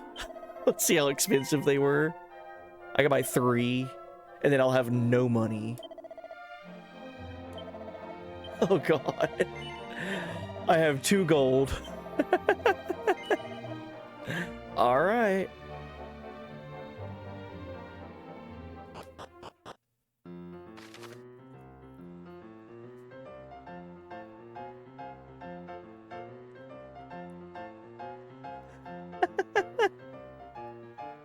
Monster arenas. You'll find monster arenas where creatures engage each other in friendly fisticuffs all over the world. Piles of prizes and gold coins galore are yours for the taking if you can best your fellow competitors. Should you want anything cleared up, then simply ask the girl by the arena to find out more. You can also learn by doing if you like. Why not try your hand at a tournament in Romaria?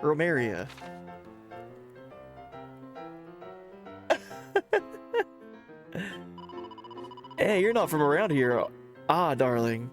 I hope you have a wonderful time in our beautiful city of Romaria. Do enjoy the monster arena as well. Let's save. I must admit, in my weaker moments, I am tempted to abandon my duties and indulge in the same pastimes as everyone else. However, I cannot forsake the goddess. Tell me, how may I be of service? I need to save. There are bunny girls here.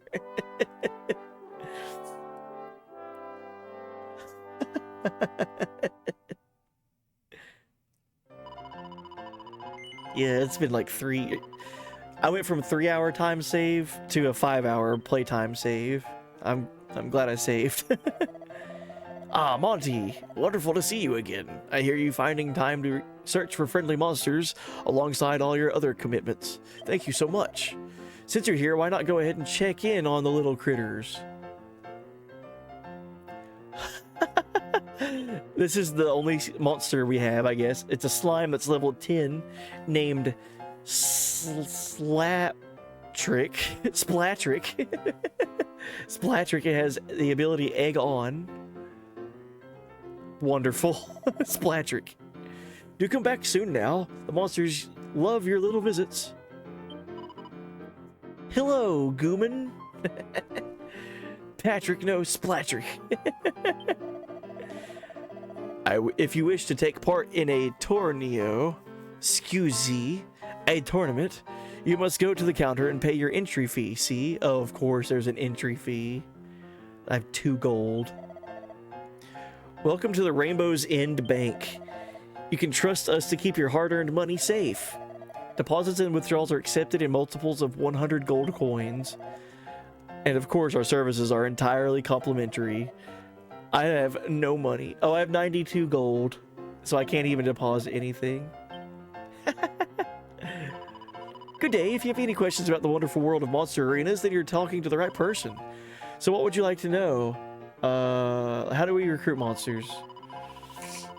Fairly simple. If you see a mild-mannered critter that stays still long enough for you to pet it, it can be rescued.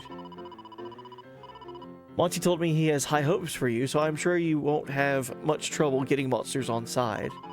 Just remember, you can get as close as you like to friendly creatures. They won't budge an inch. They love making new acquaintances, so be sure to rescue any you bump into on your travels. What would you like to know? For monsters that run away. Ah yes, there are some monsters out there that can be a bit shy like that. They'll scarper the second they get a whiff of a human, or hear footsteps. Your best bet is to work out how to tread a bit more softly, or find a scent that the critters like. You know, I often wonder how thieves manage to stay so quiet once they're trying to pinch things. Bet they'll be able to rescue plenty of monsters. Oh, so have a thief? What would you like to know? So if you have a thief in your team, maybe that's your way of recruiting some monsters that you can't get normally.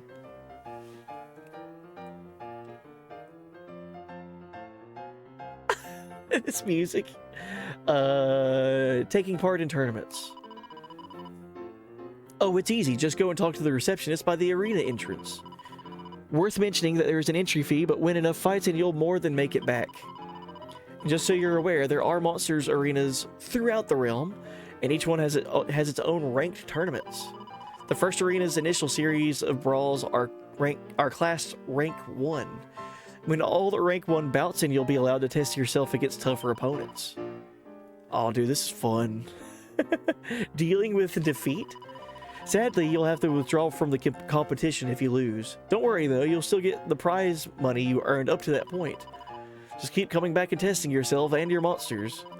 After losing, you'll be taken back to the registration area, and your prized critters will be right as rain to boot. You've got nothing to lose, except for the entry fee, I suppose. So we don't fight. It's the monsters that we recruited that fight, right? I'm confused.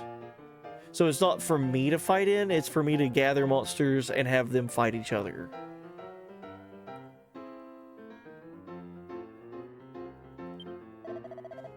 Well, hey, things are about to get started. Now remember, killer pillars use Kabuff frequentemente. If you cannot beat one, use a monster that knows many incantissime, many spells. The higher the rank of the torneo, the more spells and abilities will be used by your opponents. The experience will be molto bene for you and your monsters. Oh, you don't control the monsters. Think of the arena in 6. Oh, okay. Okay. That sums it up pretty nicely for me. Basta, vada via, eh? Leave me alone. I must not be distracted. Sorry. What's the entry fee? Thank you for visiting our monster arena. Here we all subscribe to the notion that a bit of friendly competition, as well as some fighting, can create bonds that last a lifetime. Worth noting, though, that it's your monsters that do battle, not you yourself. Have you come to measure your monster's might by taking part in a tournament? Oh. So I don't have enough money, but I could go get enough. I could win strong medicine, magic water, and a bronze shield. Rank 2, I could win Seed of Strength, Stamina, and a Cloak of Evasion. Prize money, dang. Let's try this. I like that they give me a save point in that room too. Let's sell, I don't know.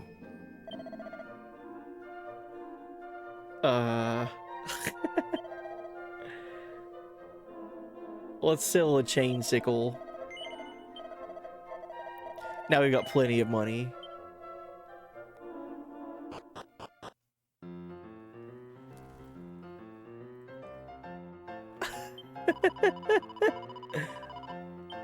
I love the piano, dude.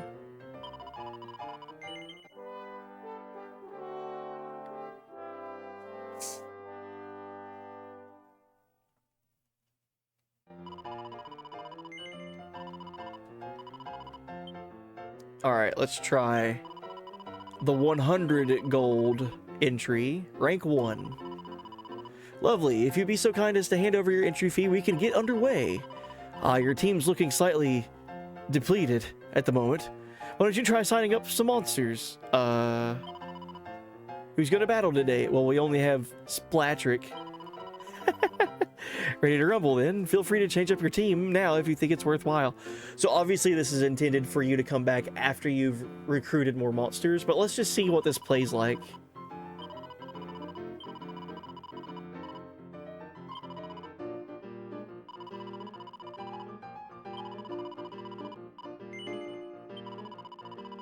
The rank 1 tournament will begin in no time. Contestants, please make your way to the arena. Let's see how this goes.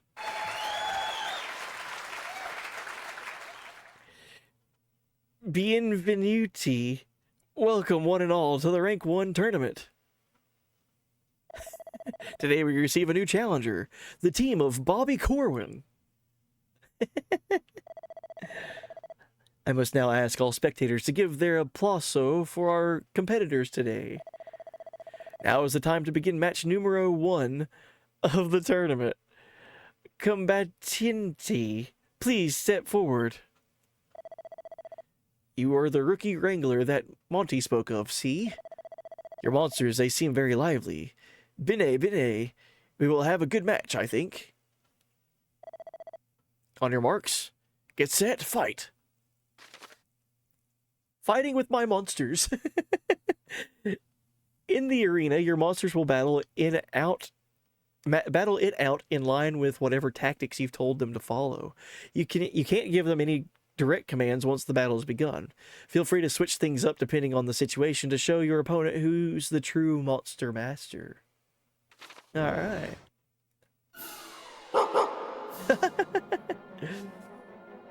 Yeah, welcome in, Renvello. Hey, buddy. Happy New Year. Yeah, welcome. We need to fight Splatrick. Splatrick attacks. Dang, one shot, one kill. The slime is defeated. Oh, we got this. Come on, Splatrick.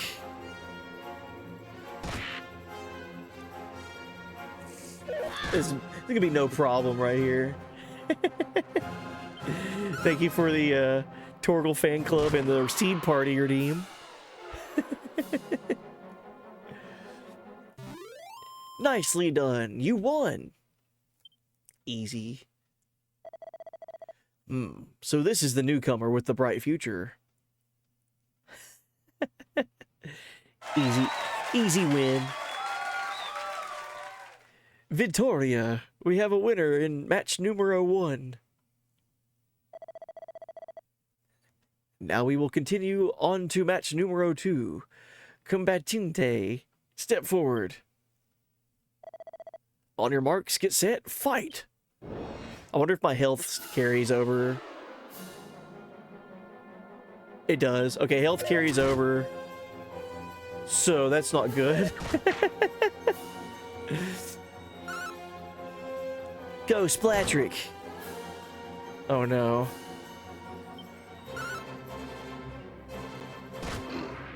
Alright, well, we might get past this round. Maybe. Can you heal?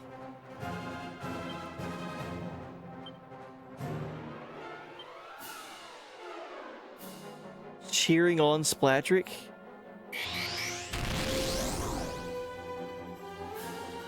Splatric feels like it could take on anyone. That didn't do any healing. Okay.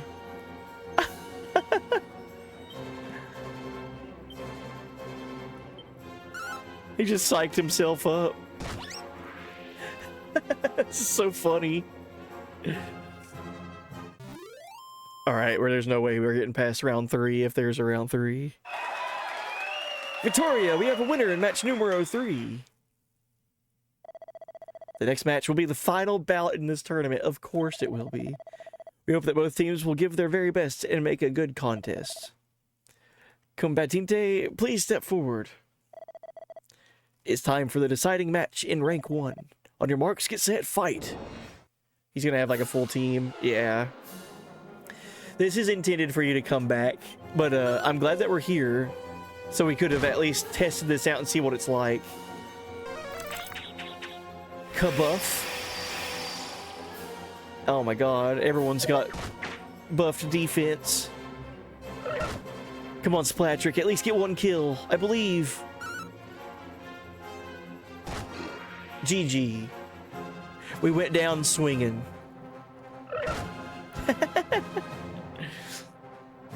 Oh no, Splatric's dead. he's just dead. Sento Silo, good heavens, the challenger lost. The team of Bobby Corwin is knocked down in the match numero 3 and fails to win the rank 1 tournament. Well fought. Alas, your team wasn't quite up to the challenge. You were victorious in 2 bouts, which means you've won 160 gold coins. Do come back soon. Alright, so Splatric almost soloed that whole tournament. Were you not worried about my mini monsters, were you? Fret not, they're doing splendidly. Since you're here, why don't you go and check in on the little critters? Okay, so he's not dead to where he's like gone forever. He's just, he lost the fight. Okay. Well, that was fun. I look forward to recruiting many more monsters and doing all of that. That's just a silly, fun time. And it's worth it, too, because you get rewarded.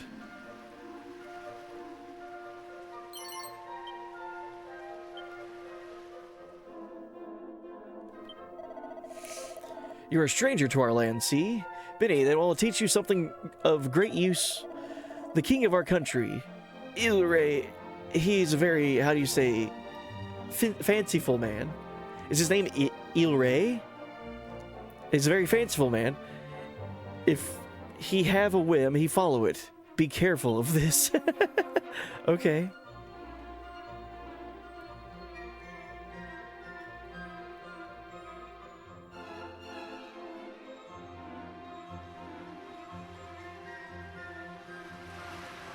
Hey, cool fountain. Oh, you're from Alian, right? I knew as soon as I saw your clothes. They're so plain. We equipped what we bought from here. What are you talking about?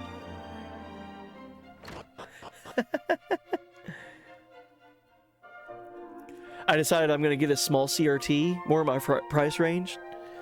CRTs are nice, man. If you can find a good one, for sure. I miss having a CRT.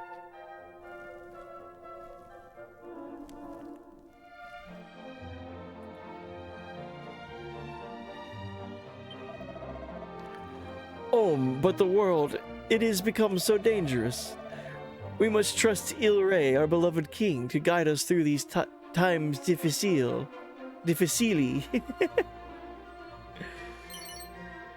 Hey, I found a mini medal. Cool, how many is that now? 7. I think I need 8 to get a new weapon. If the castle guards come looking for me, tell them this ain't an underground gambling parlor, it's a social club. It's not an underground monster arena. We're just having fun hanging out.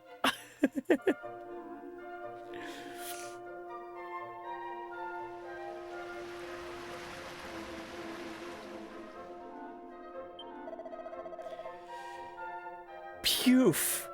Poof. Oofa is no good. I'm a terrible I am a whistler terribly. Terrible. Hey, Berto. Dove say, where are you? I go now to home. I leave you. How you like that, I'm a terrible whistler. I'm going to leave you now. That's my kind of NPC, man. How you like that? I leave now. Oh, here's his dog, Berto. Bow, bow, bow, slobber. Oh, can I get you to follow me? Oh, come on, man. You. This way. I go home now. I leave you. Oh, I get it now. He's not some crazy old man talking to us. He's looking for his dog. I still like the idea of him just being like a crazy guy. Being like, I'm gonna leave you alone.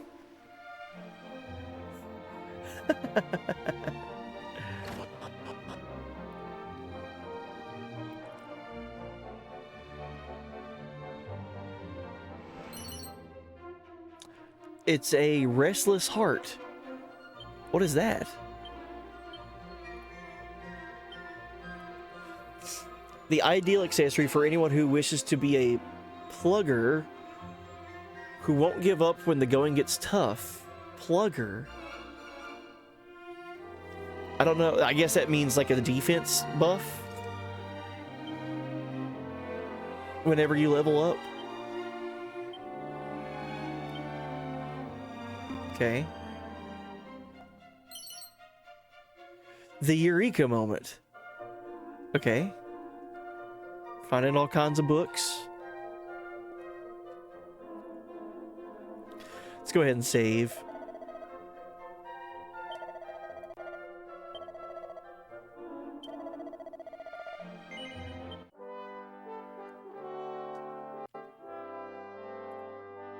Oh, I just now saw, I think ads are playing. My bad. All we did was save anyway. Many leagues to the north there lies a village of Korev. It is most beautiful, but it is quite the walk to get there. Korev?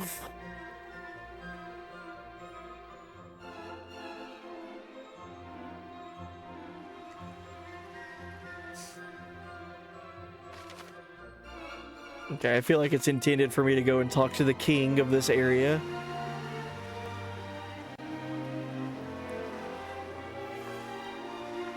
Very lavish fountains out here.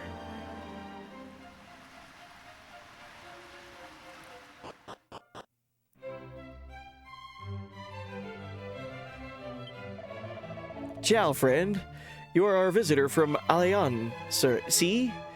Perfetto. We have been awaiting you.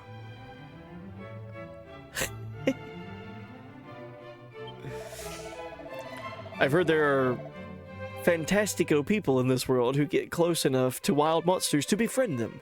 Every time I go near one, they just run off. Honestly, I wanted to pet a soft little bunny corn ever since I was a bambino.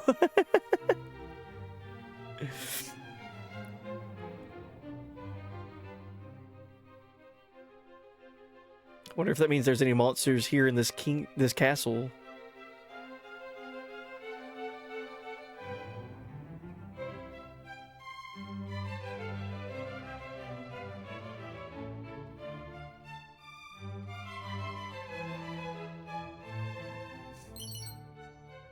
$52 gold coins.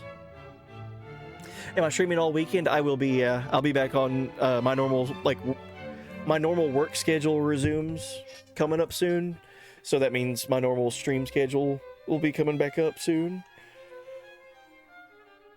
We had like a 2-week layoff this week and last week, and that along with the holidays and everything changed my sleep schedule and everything.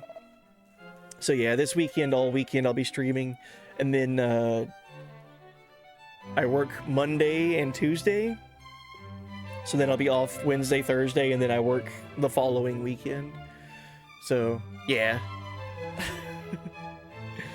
I traveled here from village of Korive in How do we say in that? How do we say that village name? Korive in north, but monsters aggress me and I run, leaving stocks behind. Now I am without goods and incapable of profiting even minimally.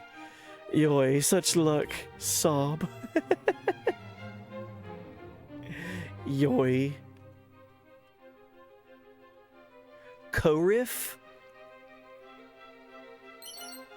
I'll have to look at it again. I would say like Korif. Are you ever troubled by paralysis, friend? Time heals all, paralysis included, but if you wish to be cured immediatamente, you must use a moonwort bulb.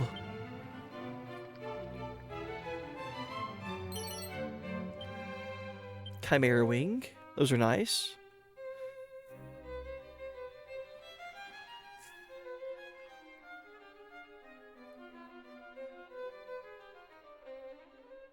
Dude, this place is fancy looking. Fit for a king.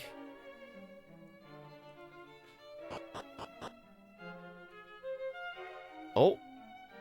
Well met, traveler. Tell me, what brings you to fairest Roma? He recognize us?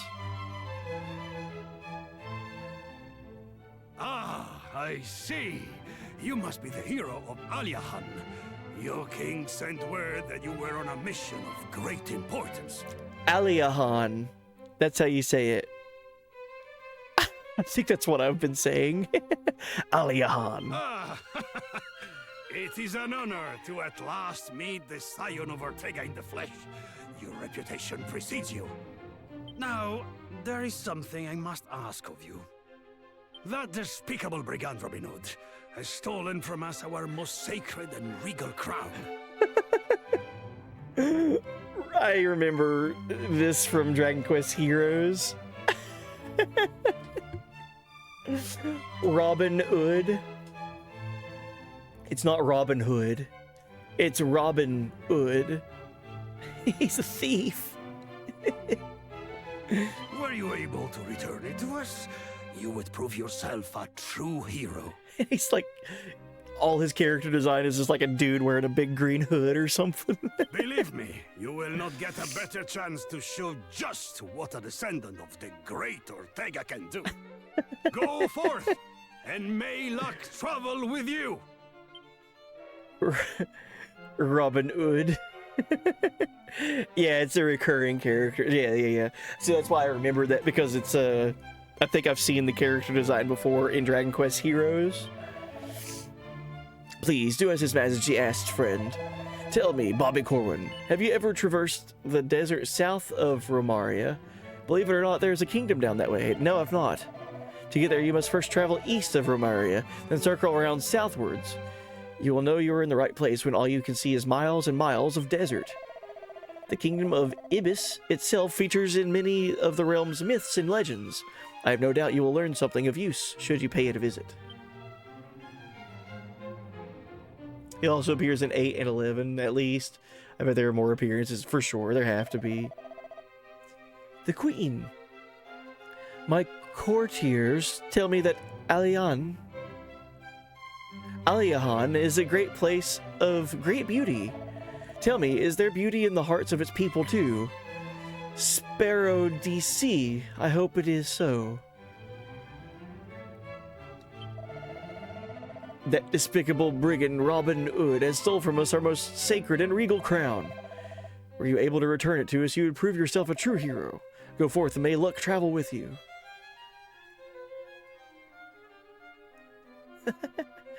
Dude, the artwork in this entire room, like, look at the paintings on the floors.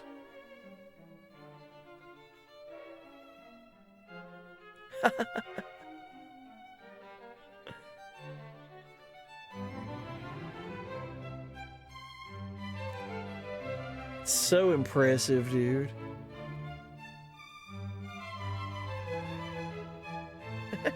Yeah, my dear young lad, you look like the protagonist of our story. Please be the protagonist of our story.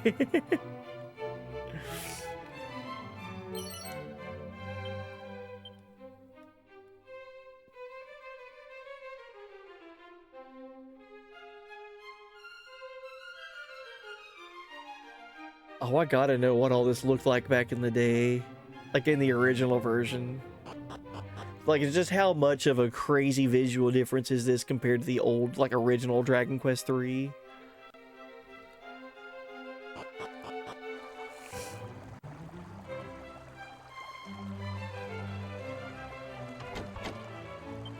Ah.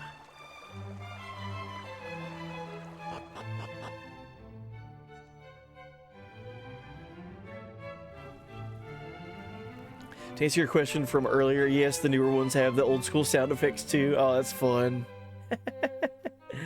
I feel like there's a lot of charm in that.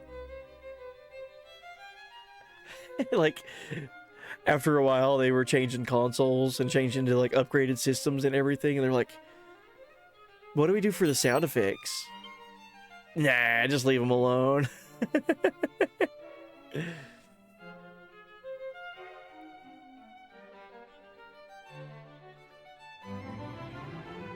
Yakuza has it too. Oh, wow.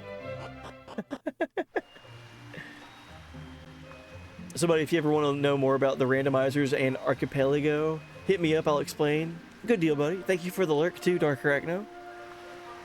Yeah, it sounds like a fun time. If I could get something going for Chrono Trigger, I'd be down.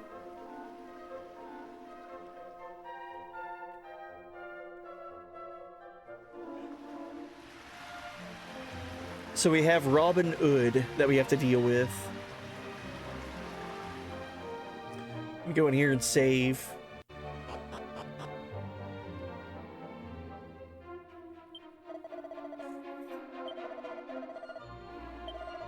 I'd like to find at least like one or two like friendly monsters to recruit and then try that tournament again.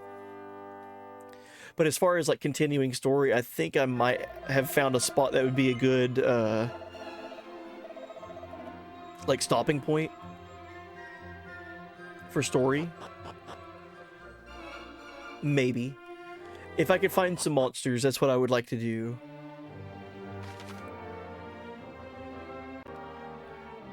Oh my gosh. That's where we are.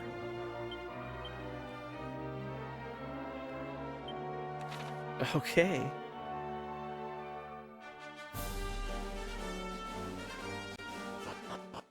Uh-oh, it's nighttime. Nighttime usually means stronger monsters come out and it's more dangerous.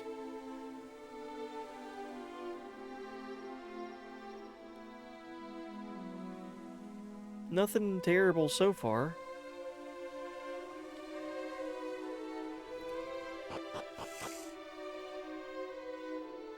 World map reminded you of our world? I joked about saying that this down here was Australia. Look at that. That's just Australia. Down there in the middle. Look at that. That's just straight up Australia.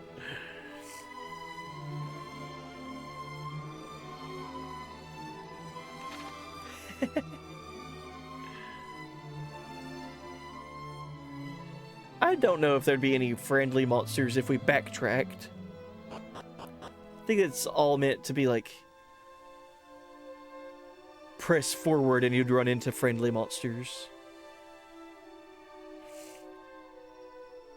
Oh, is Africa on there too? Yeah, I see it. Europe above it. Yeah.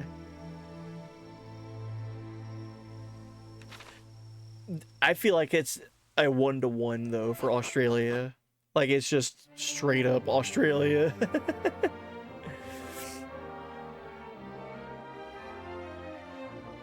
Unapologetic.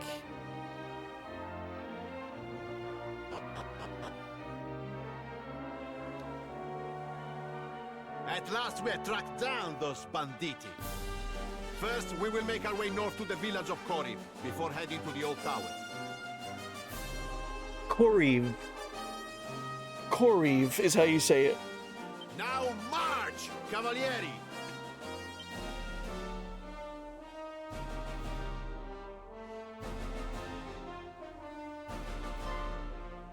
Ah, scusi. By any chance, would you happen to have come from Aliahan?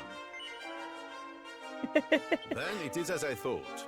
We recently received a letter from the king of your nation. He mentioned sending a warrior off on a great quest. You are exactly as he described. I had hoped for some help tracking down our king's crown. You see, it was recently stolen. As a result, the outpost that leads to Portoga is closed until further notice. That seems like such a funny thing to steal from a kingdom. You stole the king's crown? How? Was it while he was asleep and he just puts the crown like on his nightstand or something? Like, it's such a goofy thing to steal, I feel like. Like, I get it, it's valuable and it's gonna be like lead to riches and everything, but it's like, how did you even get that? Mi dispiace for the trouble. I am truly sorry. I know this will not help your journey. However, the outpost will be open soon enough. We believe we have found the hideout of the thieves. The crown will be returned in due course. Viva il Re! Sounds like those ruffians are in the tower to the northwest. The one that's just over the mountains. See, I saw it once when I made the journey to the western coast. It is quite a trek, let me tell you. Unfortunately, they've had to close the outpost on the way there, thanks to some undesirable gang of hoodlums. Honestly. Oh, how I long for a glimpse of Ilray. He is so fascinating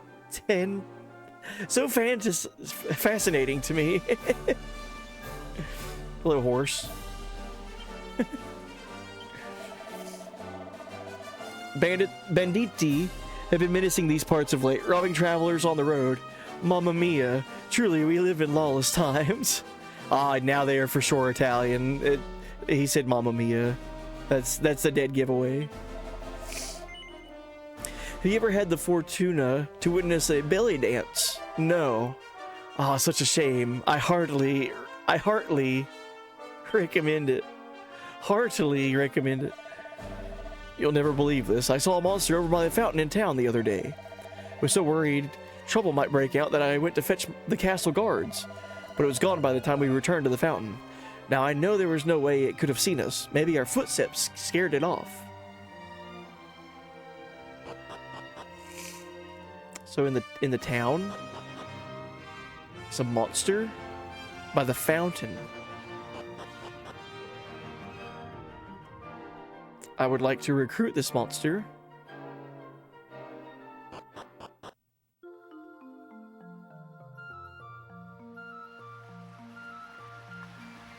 I see no monster.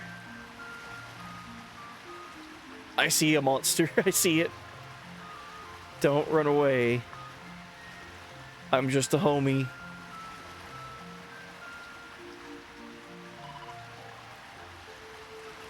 Aw, chat, look, this monster recognizes you. Twitch. Bobby Corn calms the monster with a soothing voice and tells it about Monty's monster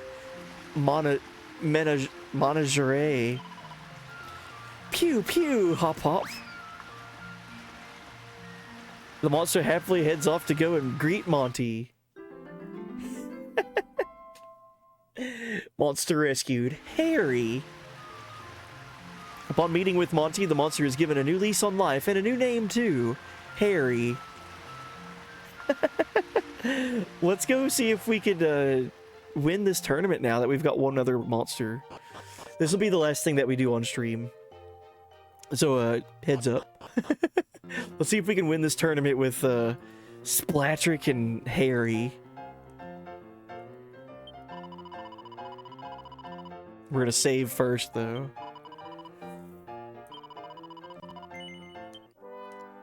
This game's very, very fun, by the way. I'm so happy that I'm here and playing this.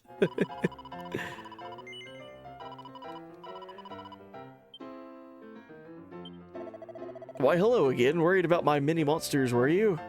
Fret not, they're doing splendidly. Since you're here, why don't you go ahead and check in on the little critters?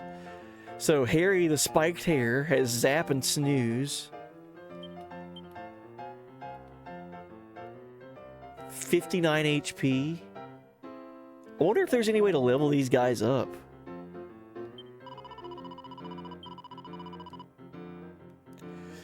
Alright, we're gonna try to win rank 1.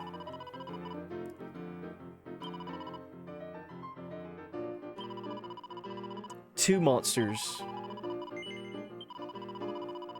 We got this. The first time we got all the way to the final bout. We could do this. I believe in Splatrick and Harry.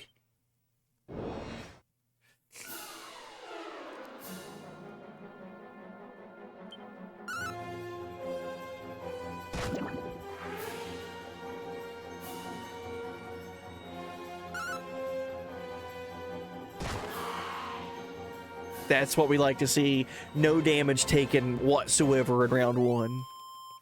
Nicely done. You won.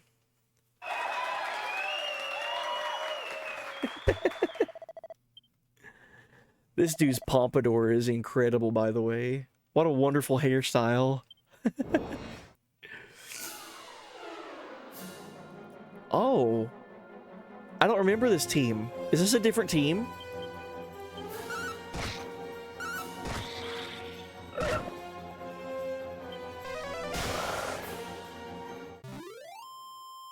We're doing good. We're going into round 3. Pretty much unscathed.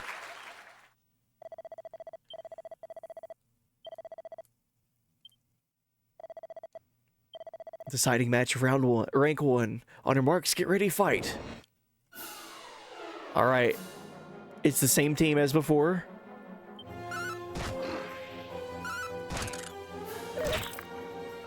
Oh, we got this. Oh, it's over. It's over. Harry coming in clutch. This game is so funny, dude.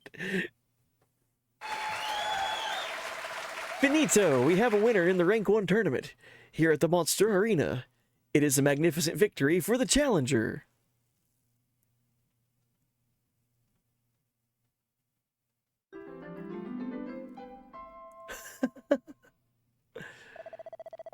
As we all know, winners in Rank 1 earn the right to fight in Rank 2 next.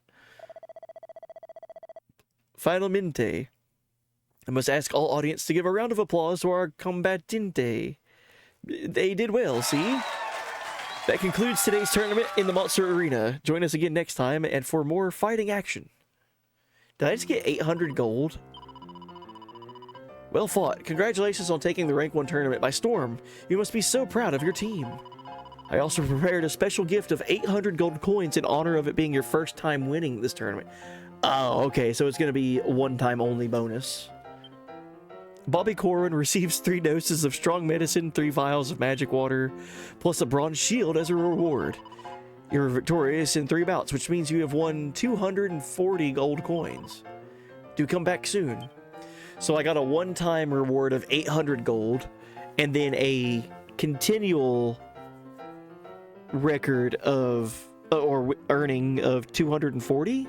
So if I did this 10 times, it would cost me 1,000 gold over the course of 10 tournaments, but I would win 2,400 gold. So I would net 1,400 gold by doing it 10 times. That's what I'm picking up on that. Like, you could farm gold this way. It would take a while, but that's pretty substantial. I mean, that's not bad for the time investment. Is that bronze shield worth it? It's very worth it. The scale shield was what I had. Bronze shield. Not the flashiest of shields, but it won't let you down in a fight. I like that.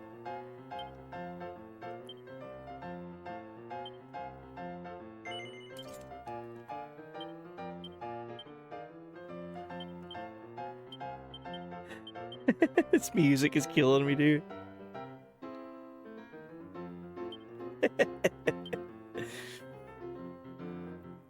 All right. We'll save, and that'll be the end of stream. We'll find somewhere to raid after this.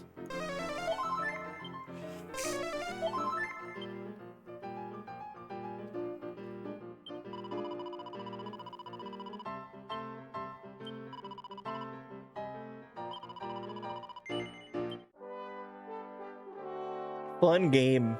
Oh, I can't wait to continue this tomorrow. Very enjoyable experience. Do you plan to continue your adventure at this point? No. I call upon those who guard and guide us to allow this faithful lamb to rest in peace a while. Press the X button to return to the title menu. Nice. 1 waifu slots for the road. Good luck. Good luck on your waifu slots up there. Let's see who you get.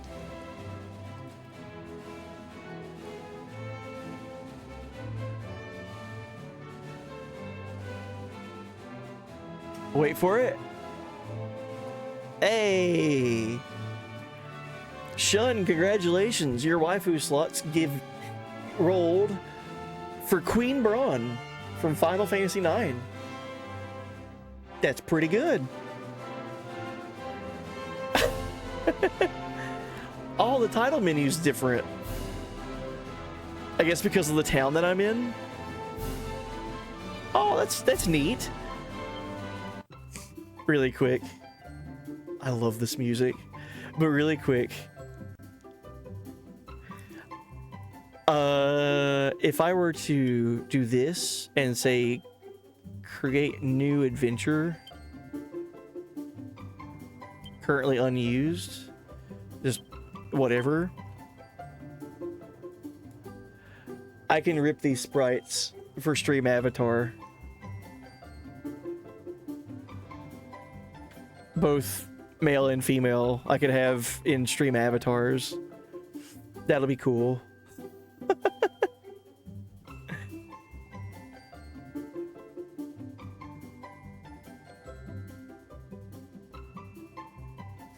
They animate so good. Oh, and Greggles, congratulations on your waifu slots as well. It seems like you also got Queen Braun.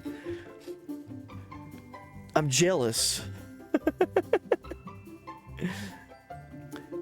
Yeah, if these aren't available online somewhere already with just like a GIF or an animation or whatever, I'll be able to pull these from the game and use them to make stream avatars. Speaking of, the last stream that I did, we were making some avatar stuff for fun, and on stream I didn't get to complete Nier Brother, but off stream between last stream and tonight's, I was able to go in and complete that. So Nier Brother was completed. Pretty cool. We've now had 2B from Nier Automata and Nier Brother from just Nier. What is it, Replicant, I think? I've not played that one, but I've played Automata. Wonderful game.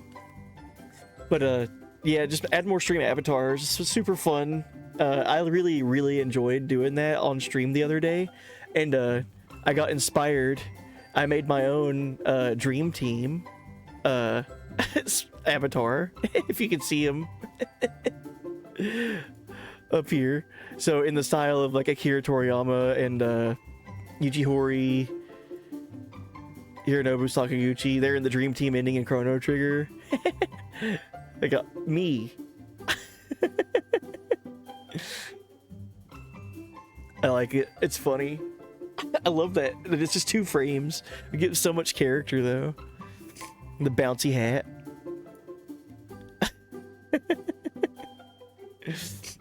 Yeah, I had a lot of fun making that. So yeah, I expect to add in a bunch of Dragon Quest stuff into stream avatars now too. That'll be fun.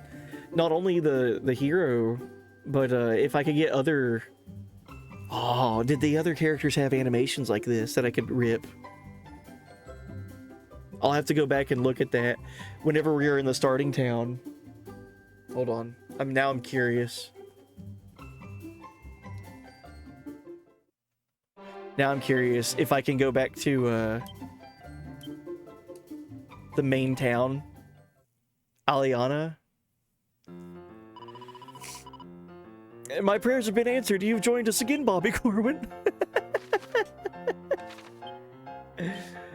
If I could use Chimera Wing to get back to Aliana, could I try to go and make a character to recruit?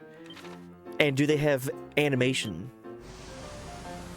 Because if they do, oh boy, oh brother, I will be creating so many avatars. Let's see. Oh yeah, I had Sakaguchi. I was planning on using all of the Dream Team, and then I made my own for funsies.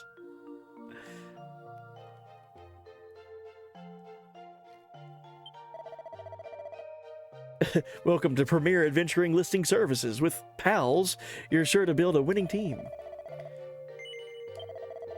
What kind of person are you looking for exactly? I'll actually make this a legit character too. So we've had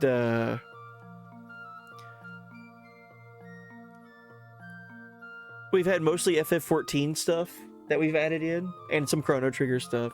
We could add in more Chrono Trigger just for fun.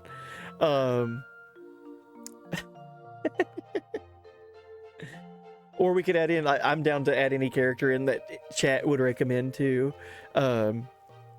Azra was Reap, his FF14 character. I have added Josephine Highwind in, which is my FF14 character. And then Earth to Patrick, his character Lydia Highwind, we've added in. And then the other character we made was from Chrono Trigger, was Shala. We needed a healer, so we made her my priest. So I'm down to make any character names here for characters that we can recruit. Kate Spliff. Would that work? Would that fit? I think it will. Wait.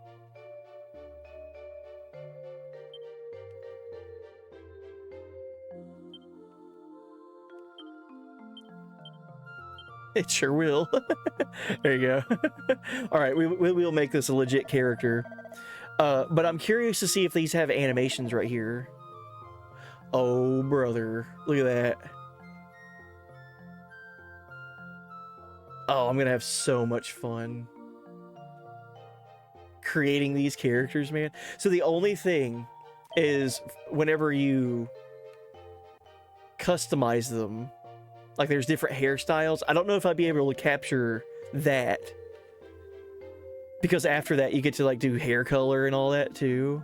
There's a lot of customization to this. It's really, really rad. I really enjoy this. So, but at least like the default, like right here, because I have a forward like walking, and then like the side walking, which is 95% of stream avatars, if you haven't noticed. They're just over here just like standing still or walking to the side. So like for here, I don't have them walking to the side, which is a big thing for the avatars. But look at all these appearances. Warrior, martial artist. So that's all being said, if there's not rips of these online already, which I bet there probably is.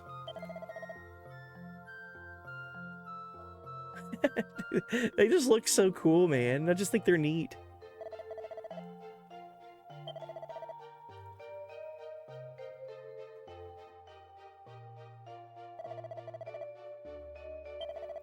Yeah, what does the merchant look like? Oh, cool. Oh, the female merchant looks really rad. I like their hair design. What are all the other designs for it? This one right here that I'm selecting right now gives me some FF5 vibes.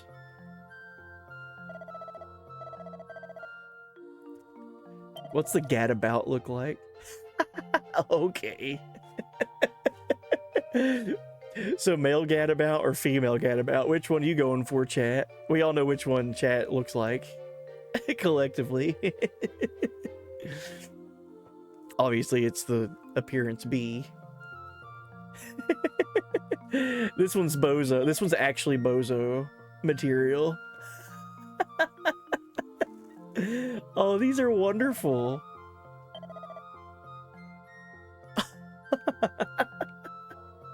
So the gadabout is a class, by the way, of basically they just do whatever. The life of the party, gadabouts can cause all sorts of things to happen with their wild hijinks. They have a high probability of not doing what you tell them to do, but also on the low probability of them doing what you want them to do. They have all kinds of like different mechanics to what they can do, from my understanding. Thieves. Oh wow. In my head, for some reason, I was thinking the thief from like FF1. Oh, that's a cool thief. Like hair design.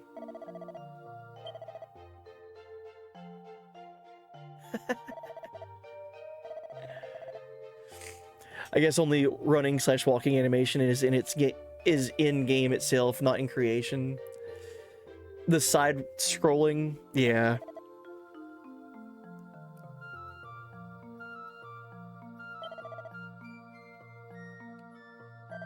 Monster Wrangler looks really cool, by the way. Whoa. Oh, it's like his hair being like tied back. That looks really cool. All right, for Kate Spliff though, since we are making Kate Spliff for Greggles here, I think we need a thief. I think Kate Spliff would be a good thief, right? We already have a martial artist, mage, priest, and monster wrangler. So we're going to go with thief, and we're going to keep going with the all-female cast. So this one. So Kate Spliff. They all look really cool. I would either rock with the mask or the bandana.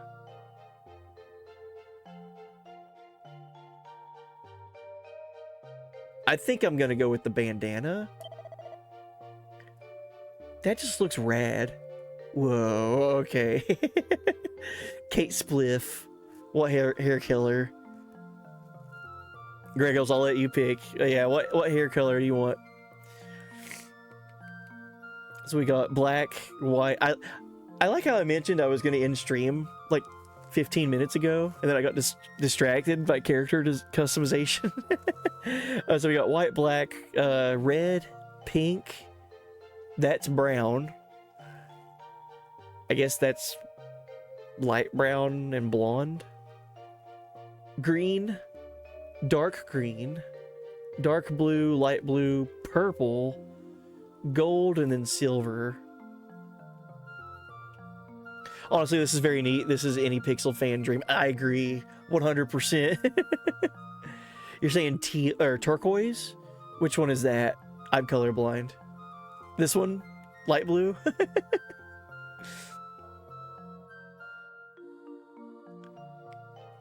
We're going for the light blue for Kate Spliff. Not the 420 green? You're not going to go for the 420 green?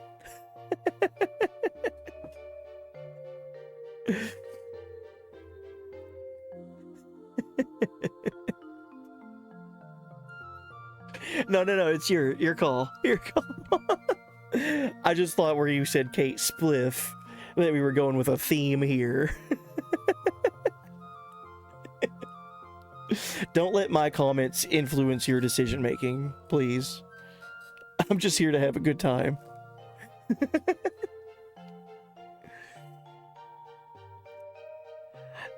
I don't think you can go back and change this stuff though.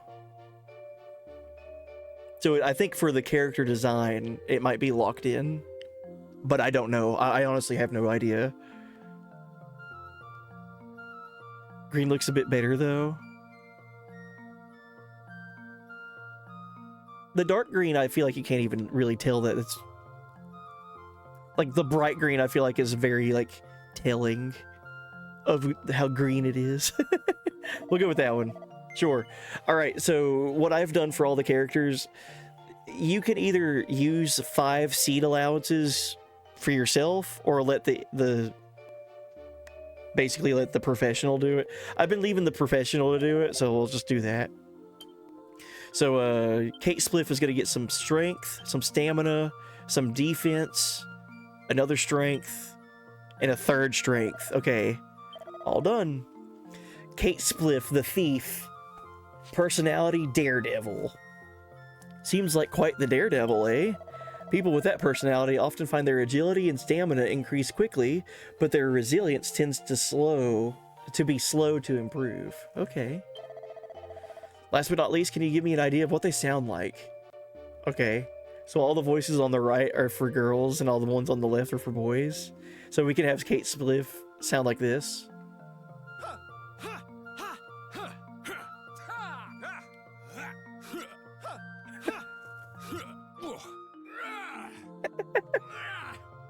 Which to me I don't feel like makes sense. So we'll go with this.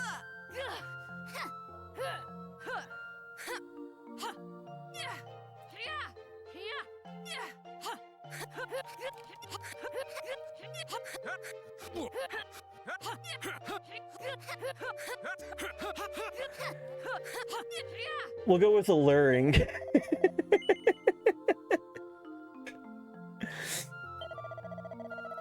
Well, that's taken care of. Will you be taking Kate Spliff with you today? No. Lovely. Kate Spliff ought to be waiting for you downstairs. Will you be looking to recruit anybody else today? No. Okay, now that I know that I can come up here and just, like, get character sprite animations, it's awesome. Where is Kate Spliff? And Josephine? I thought you said they were down here. Welcome to Patty's Party Planning Place. If you find new party members, this is the place to be. Same goes if you want to ditch them, for that matter. How can I help you today? Oh, they're here. Yeah.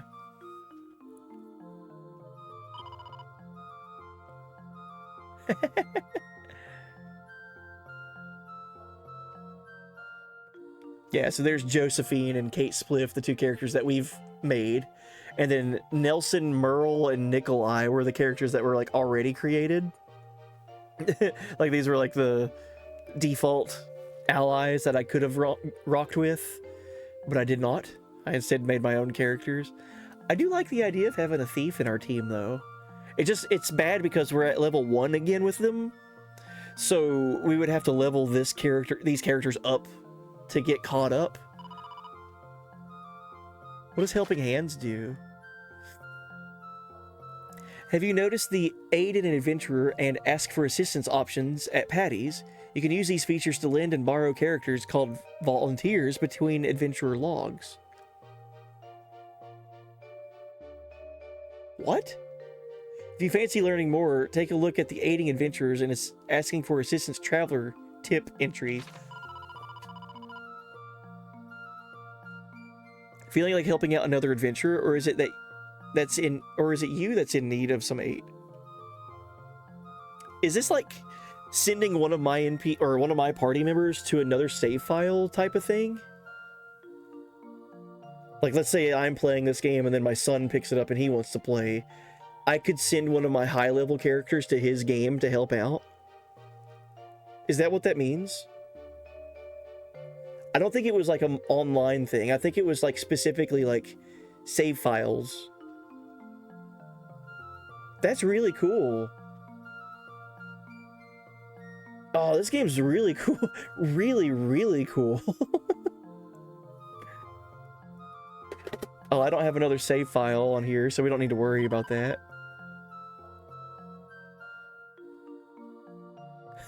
Bobby Corwin. Yeah, that's what I took from that.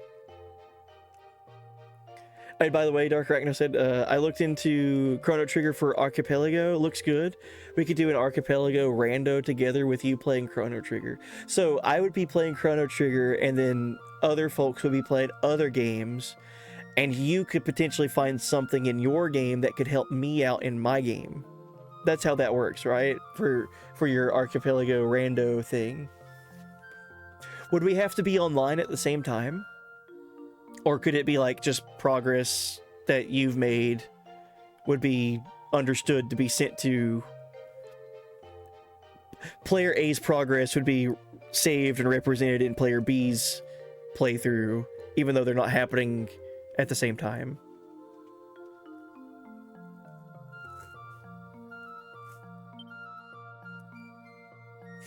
That's cool.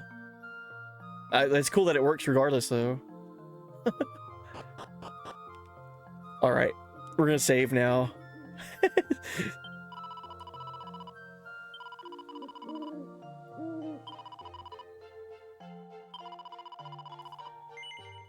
Spent 20 more minutes creating a character and having fun looking at sprites. We could do it online together or synced or asynced. I'd prefer to do it synced. Right. So doing it at the same time. That's cool. Oops. I didn't mean to continue. Here, we'll save again.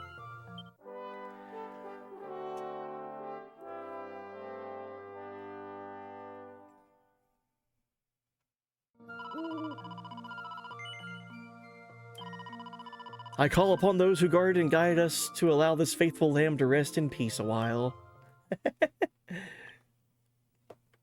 Alright, cool, man. I'm super happy to be playing this game. Dragon Quest 3, dude. What a fun playthrough already. And we just started.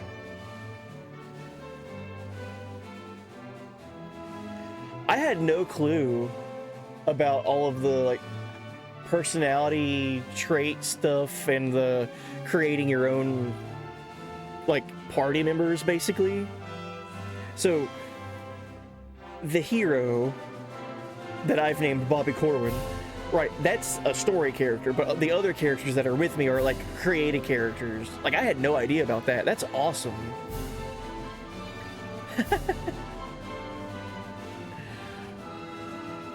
You playing more of this later today or 14? I'll be playing Dragon Quest until we beat it. This is going to be my main thing that I play until we complete it. The thing with 14 right now for me, I very much want to keep playing 14. It's just my subscription ran out, so in order to play the MMO, I would need to resubscribe to it, and money's a little tight right now because of the holidays. That's all it is. And then also I got these games as gifts from my family, so I feel like I would be doing a disservice to not play them right now. But I'm not done with 14 or anything. It's just I need to resub, and then it wouldn't make sense to keep playing that when I've got other new stuff to come in right now. Yeah, I did get 1 and 2. I'll show it off one more time. So I got Dragon Quest 3 as a gift, and then the other day when we were out, me and my family were out, we stopped at a local store, and they had 1 and 2. So I was like, oh, well, I got 3. So if I go ahead and get 1 and 2, I'd have all of it, and that'd be awesome. I've been wanting to play these games for so long. So now it's just like, I feel like it's just the stars aligning type of situation. That coupled with the fact that this is the 40-year anniversary of Dragon Quest, like, now is the time. Like, too much time has gone by for me to not have played these games. So 40 years, like, jeez, man. Yeah, 40 years. That's older than 39 years. Not quite as long as 41. But yeah, expect some stream avatar updates with some of these characters from this game added in. At least the hero. Yeah, right? Like, I can easily rip the the main character, both male or female version, be easy. Bobby Corwin, yes. That'd be very easy for me to rip. And then maybe we'll see how it goes with getting the other jobs or the other character NPC, like created characters. We'll see how that goes. But yeah, I'm excited to have some Dragon Quest inclusion in stream avatars, and not just characters either. Like, I look forward to getting like monsters in there, like the slime. Like, come on, the slime is like iconic. Like, it needs to be in with the avatars over there. Like, come on. So look forward to that. Another stream tomorrow and Sunday night as well. So next stream will be in about what, 15 hours or something. What is it? 16 or 17 hours from now. That's when next stream will be. Yeah, midnight Eastern Standard. So we'll be continuing the playthrough with Dragon Quest 3. And then, yeah, hopefully between now and then I can get some avatars added in. And if I can't get much avatars added in, we might do some stream time of adding avatars in. I think that would be worth it too, to show off that whole process again. Because I really had a lot of fun with that the other day. Alright, let's see who's on.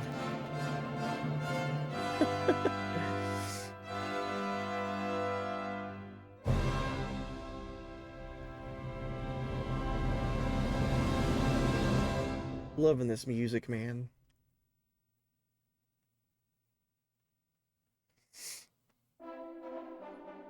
Hold on, I want to hear the the startup game sound. This music.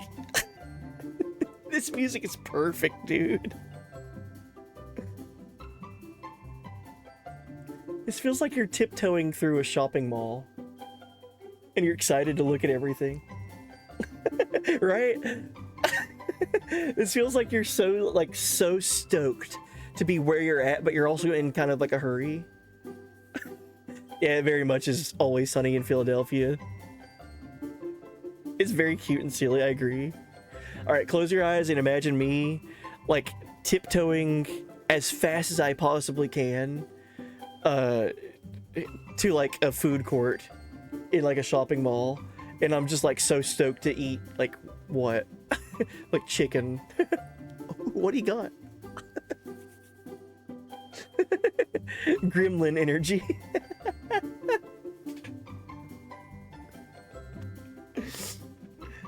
This is the song that plays through every single dog's head whenever you have a tennis ball in your hand and you're getting ready to throw it, but you haven't thrown it yet.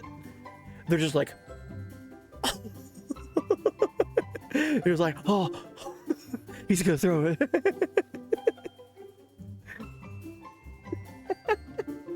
All right, I needed to find a place to raid out to.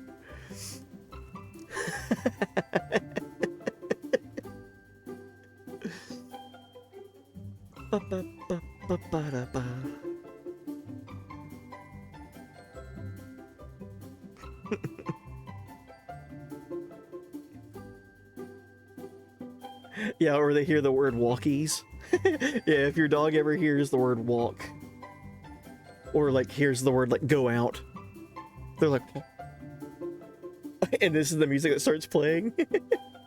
It's a very short loop too. It's very short and effective of a song.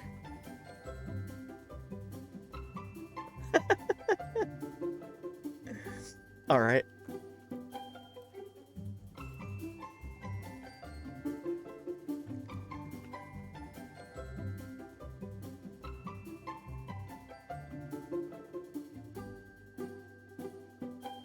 Alrighty.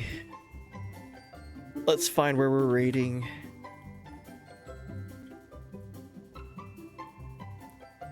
Buddy is fully in his element. Funky music is playing. What genre would you label this song under? I wouldn't put this as funk. I would put this as like jazz.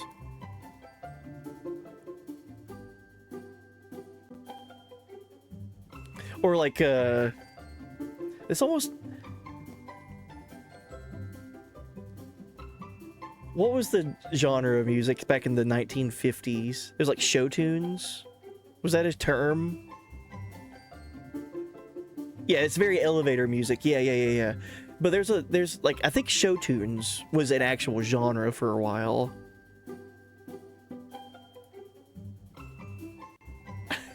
It's just so good, dude.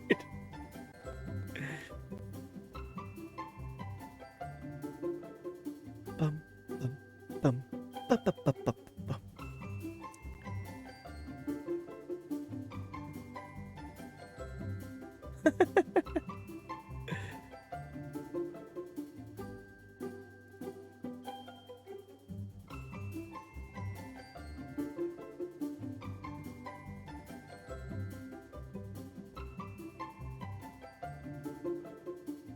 All right.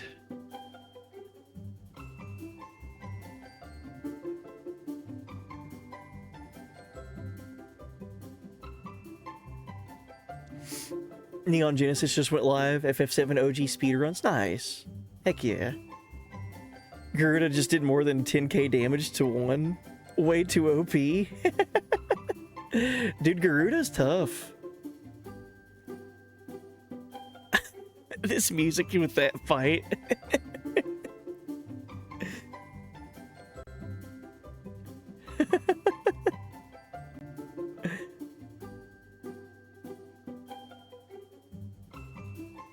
Well, thank you guys. Before I raid out, thank you guys for hanging out with me during my first session, first playthrough of Dragon Quest III. It's been a absolute blast.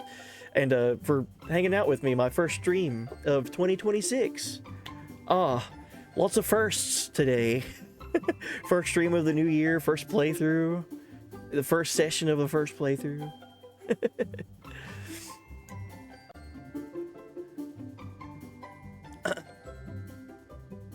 I so badly wish that the Bob Ross channel would let you raid over to Bob Ross. I understand why you can't, but still. Shout out, go check out the Bob Ross channel on Twitch. It's like one of the best channels on the entire internet. We'll go raid over to... I can't find Neon Genesis.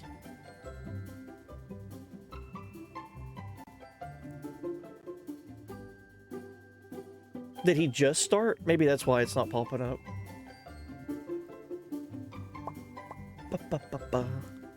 His song's so good.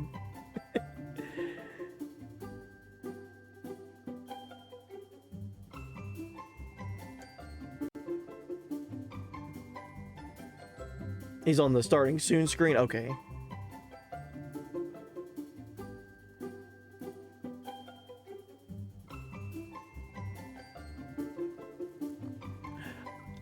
We'll go ahead and do this because I am over on time. I should have ended 20 minutes ago. We'll go ahead and raid over to Max, just because he's the first thing that I see right here. Maximilian dude, he just recently beat Chrono Trigger for the first time, and it was really cool to watch. And it looks like right now he's doing some Tekken 8, but before that it looked like he was doing some Dragon Ball Fighter Z. There was a Yu-Gi-Oh mod in Dragon Ball Fighter Z. I don't know if you guys saw that or not. Someone put Yu-Gi-Oh and Dark Magician from Yu-Gi-Oh into the Dragon Ball fighting game made by Arc System Works. So that looked really cool. So it looks like he's just doing like some Tekken 8 ranked stuff. Max is always just fun to hang out with and watch. So let's go ahead and get the raid started. I still didn't see Neon Genesis, his channel, saying he was on. I would have raided over there.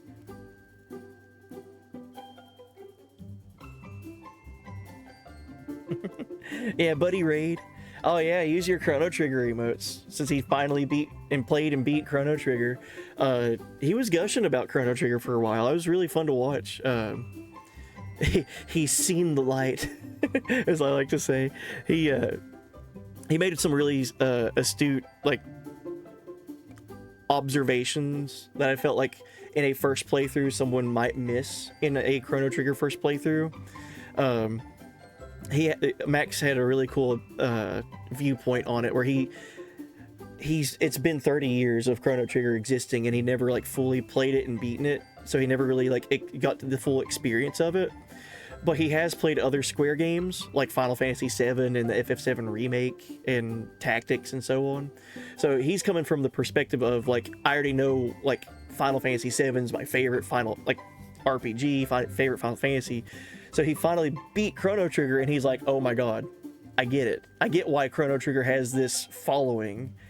FF7 and Chrono Trigger are kind of like brother and sister when it comes to like Square games. I really like that comparison. So anyway, it looks like Raid's going. I'll be back on later today. Take care.